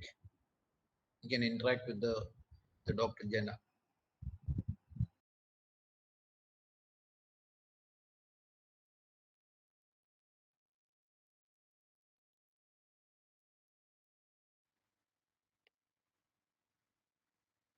Good evening, Jana sir. Good evening. Sir, what is the cost of this material and the availability? Okay, it is available as I already told you. Actually, it is not actually available in market, because once it is available in market, no one is going to assure you about the quality. So what we are doing, the type of product which ICR has developed, or with a group of scientists have developed. So we have commercialization. We have made it commercialized. The commercialization MOU signed with a particular rubber company. That is a very big rubber company, now presently located at Sonipat, very near to Delhi. So any amount of rubber sheets you want, they will be able to provide you. Whatever dimensions you will be telling them, they will be providing you, and we will always have a control on quality as well as the cost on that particular product. I mean, they cannot increase the cost or decrease the cost as per their wish. So that is one thing. Second, in cost per square meter of rubber is presently costing around 3,833, something like that. Let us say 3,900. Then if it is purchased by government of Kerala or any subsidiary departments, they will be asking GST for 5%. But if it is for purchased by a private, suppose contractor or something, then they may ask for 18% GST. And then that particularly for transportation, you have to pay. If you are buying, suppose 10 seats, then it may cost you say 30,000 rupees, let us say. But if you are purchasing one, it may cost you 10,000 rupees. So more and more number of seats you bring, then transportation will be less. This is the thing. Then suppose for a 5 meter, suppose this is the width 5 meter. So you require a say 10 meter by 6 meter rubber sheet. But suppose it is 10 meter. So you require 14 or 15 meter by 6 meter for getting a 1.5 meter height. Suppose you want 2 meter height, so you have to go for 15 by 7. So more bigger and bigger will be the structure. Suppose a 100 meter structure with suppose 10 spans of 10 meter each or 9 meter each. So that will be cheaper than going for a small structure of 5 meter or 8 meter structure. So 5 meter or 8 meter structure rubber along with this cost will be at par with the concrete one, which will be lasting for at least 25 years. But rubber will definitely go for 15 years. Then beyond that, if you have to change a rubber, then the cost of the rubber is very less. Maybe for a 5 meter one, it will be say 2.5 lakh rupees or 3 lakh rupees. Only rubber part I am telling. For a 10 meter, it will be 3.5 lakh rupees, because bigger and bigger span, less will be the price. So this is the price square meter around 4,000 something, 3,833 plus GST. So let us say 4,000 or 4,200 rupees per square feet, and depending upon the cross section of the area, that cost will be there. And depending on the number of spans. If 4 spans are there, you have to purchase 4 seats. So the width of the stream plus additional 2 meter in each side or 2.5 meter in each side. That is the rubber you require. Am I clear, or I should explain a little more? Yes, clear. Okay. Sir, one more question, sir. Yes. Some skill is involved in fixing this material. Yeah, actually, will you give training? Yeah, that will provide. Actually, I am telling you, I had visited Kasaragod twice only. Okay. Now they are actually, if pandemic would not have been there, by March 2020 end, or maybe sorry, June 2020, would have completed all the structures. So once suppose we go and tell you how to fix it, you will be able to fix it afterwards. Only one time training is required. And always you see, we have why I am showing showed it. We had put it in all parts of the country. So do you think all parts of the country, the local labor, local masons have been used? We have only tell them how to do it. And once you do at one location, your confidence will be very high and you can replicate at many places. And another thing is, there is not absolutely no leakage from the rubber dam. If there is a leakage of even 1 drop per minute, then the structure is a failed one. 1 drop per minute also. Why? Because unless it is completely watertight, then the water will suppose drip down. Maybe in 5 days time, the whole rubber dam will again shrink. So the rubber dam, suppose today it is 1.5 meter, after 1 year also it will be 1.5 meter. If you are not depleting it, once you are depleting it, then again you have to refill it with water. So the rubber dam should be completely waterproof. There should not be any leakage. Like initially when they are trying that in Thimapuram or something, some that place I forgot. Thimachalam, I think. So that location initially there was leakage from the corner. So they told me, then I told some options I told them, they tried and they succeed. Now, my point is, it's not a big deal. Once suppose you will be seeing we are doing at one location for you, or already people of Kasaragod has already tried it, so you can learn it. It's not a big deal. And we will be definitely able to extend our help for installation at one location, so that you can learn it. Okay. That is not a big problem.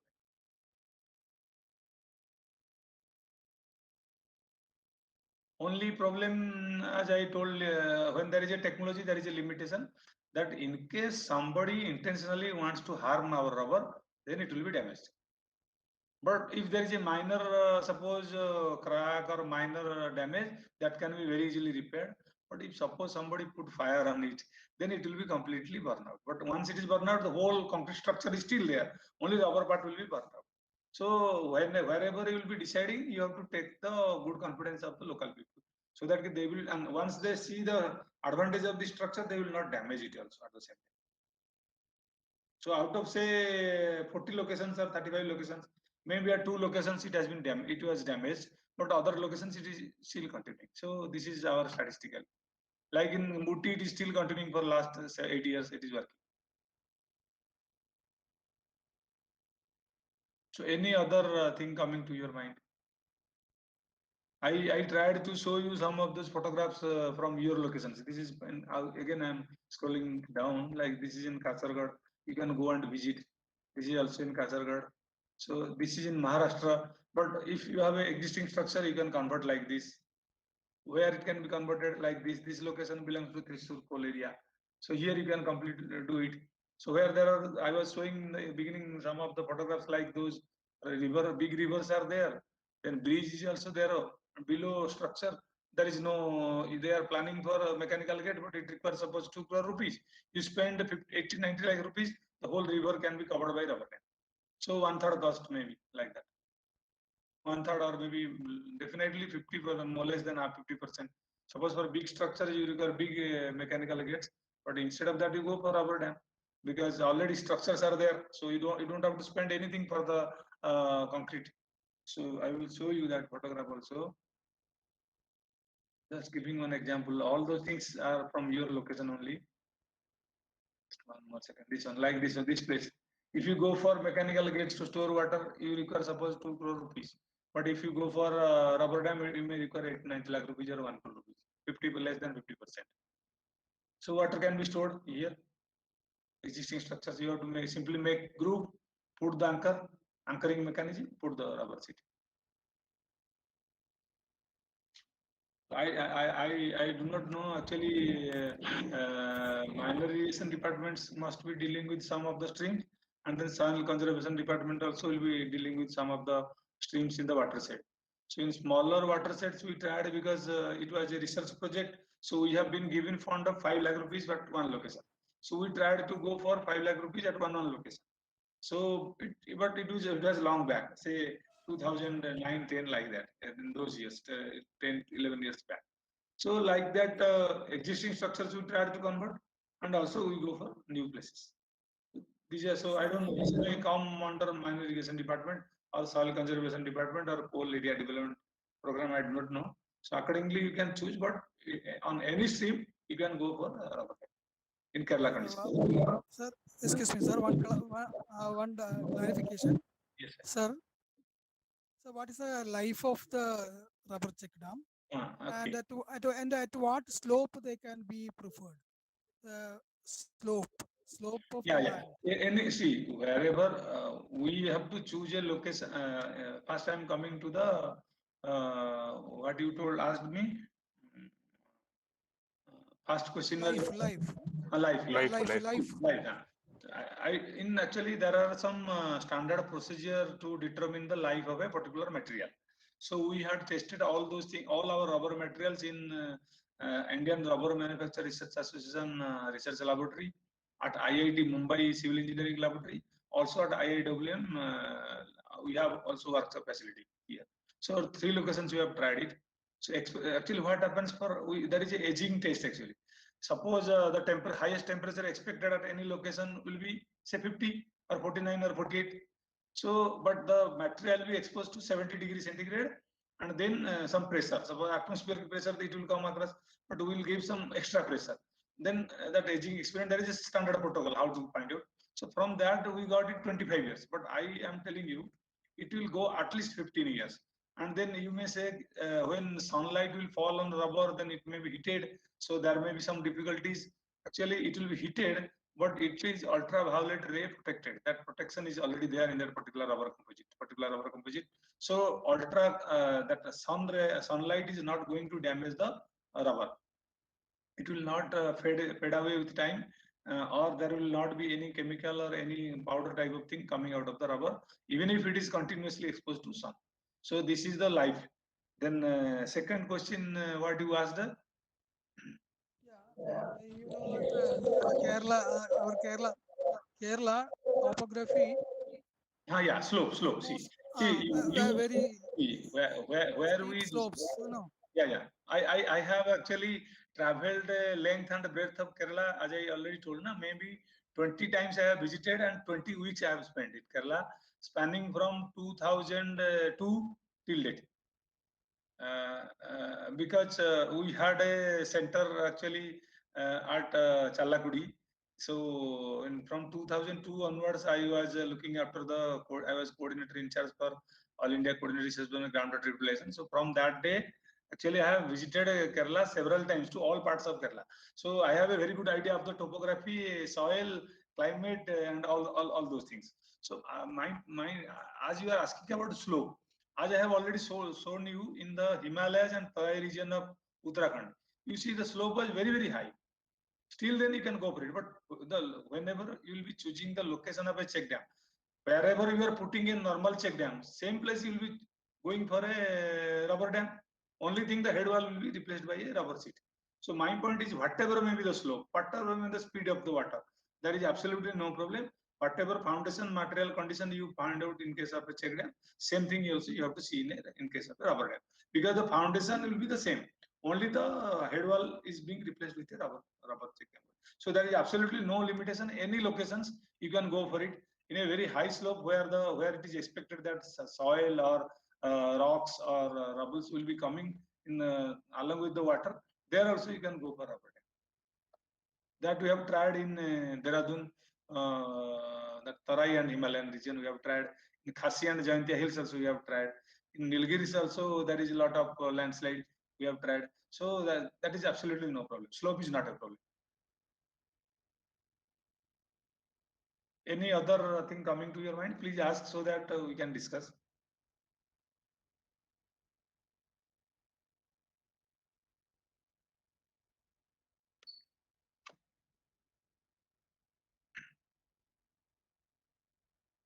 Now, should I unshare my screen? Any more questions? This is the best opportunity you can discuss. No, sir. Actually, nowadays this WhatsApp is available. So anything they want, I am just showing you. I have just one mobile number only. So please note down this. This is my Gmail and this is my mobile number. So anytime, actually, you see, even if I am at a far away place from the Kasaragod, that means just like virtual meeting we are conducting now. Even if I am away from them, but still then they could able to go for all those structures independently. Initially I have shared with them all the drawings and those things, but then they are able to do it. So yes, if you ask them that If I would have visited once or twice, then things would have been faster and more easier for them. But still, then they could able to do it. So my point is, it's not a very big thing nowadays. We can have video chats, video then sharing of things. So anyone, if it is interested, please come forward. This is my email ID, that skjenna.icr@gmail.com, or this mobile is 9437221616. So you can contact me this way. And before closing, sir, I would like to thank Dr. Korean sir, our esteemed ADR engineering, and then I think I saw Asa madam was also there. If she is still continuing, my respect to you, madam. And because one occasion I had been to that place to give a lecture also, you give me another opportunity to interact with the officers of soil conservation department. So my heartfelt thanks to all the honorable vice chancellor and all the director researches, assistant ADRs, and all the professors, deans, directors, and all the participants who are listening to this new technology. Thank you very much, sir. So I take this opportunity to thank Dr. Jenna for presenting the interesting topic. That also for the department also they can very well think of having this type of above check dams in our watersheds also. That would be a good substitute. We can discuss in the department level and can come up with the proposals. Okay, I take this opportunity to thank Dr. Jenna. Thank you very much, sir, for the interesting presentation and for being with us. Thank you, sir. Thank you very much, sir. And now we are come to the closure of this session. Here some of the participants, one or two. Now the time has been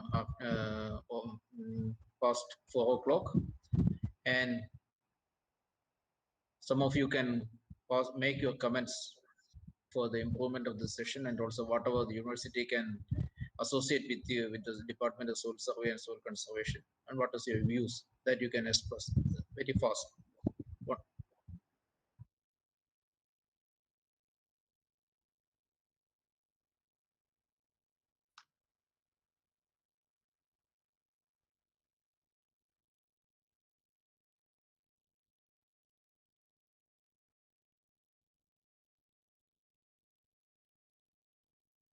എല്ലാവരും പോകാനുള്ള തിരക്കിലായിരിക്കും അറിയാം. ആരെങ്കിലും ഒരാളെങ്കിലും സംസാരിക്കുന്നത് നന്നായിരിക്കും തോന്നുന്നു.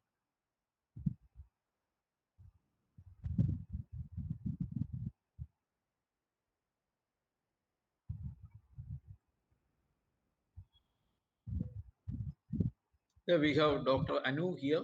Anu, want to tell something?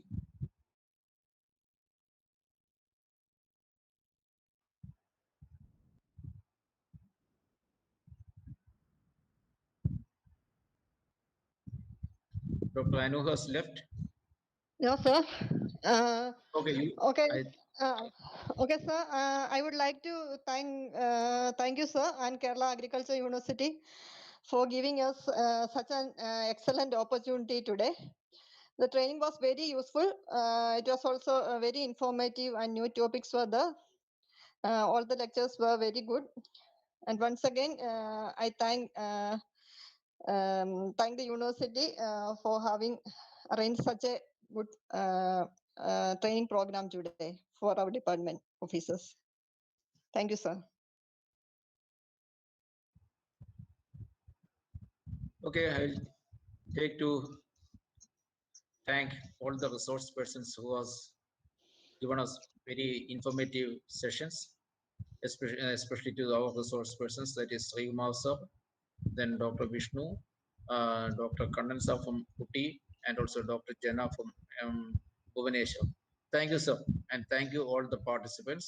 And those who are not sent the feedback forms, kindly send it. It will be open for another 10 minutes. You can send it back.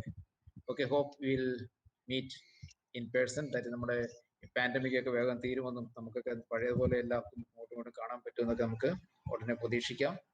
Okay, thank you all. Thank you for the patient hearing from morning onwards.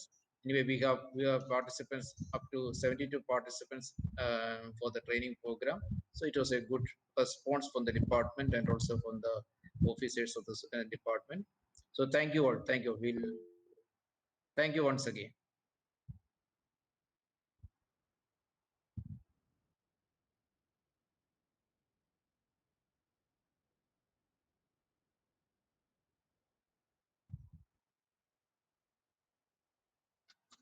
Thank you, sir. Sir, can I leave now? Okay, sir. You may leave, sir. Thank you. Thank you very much. Yes, sir. Okay, sir. Thank you very much.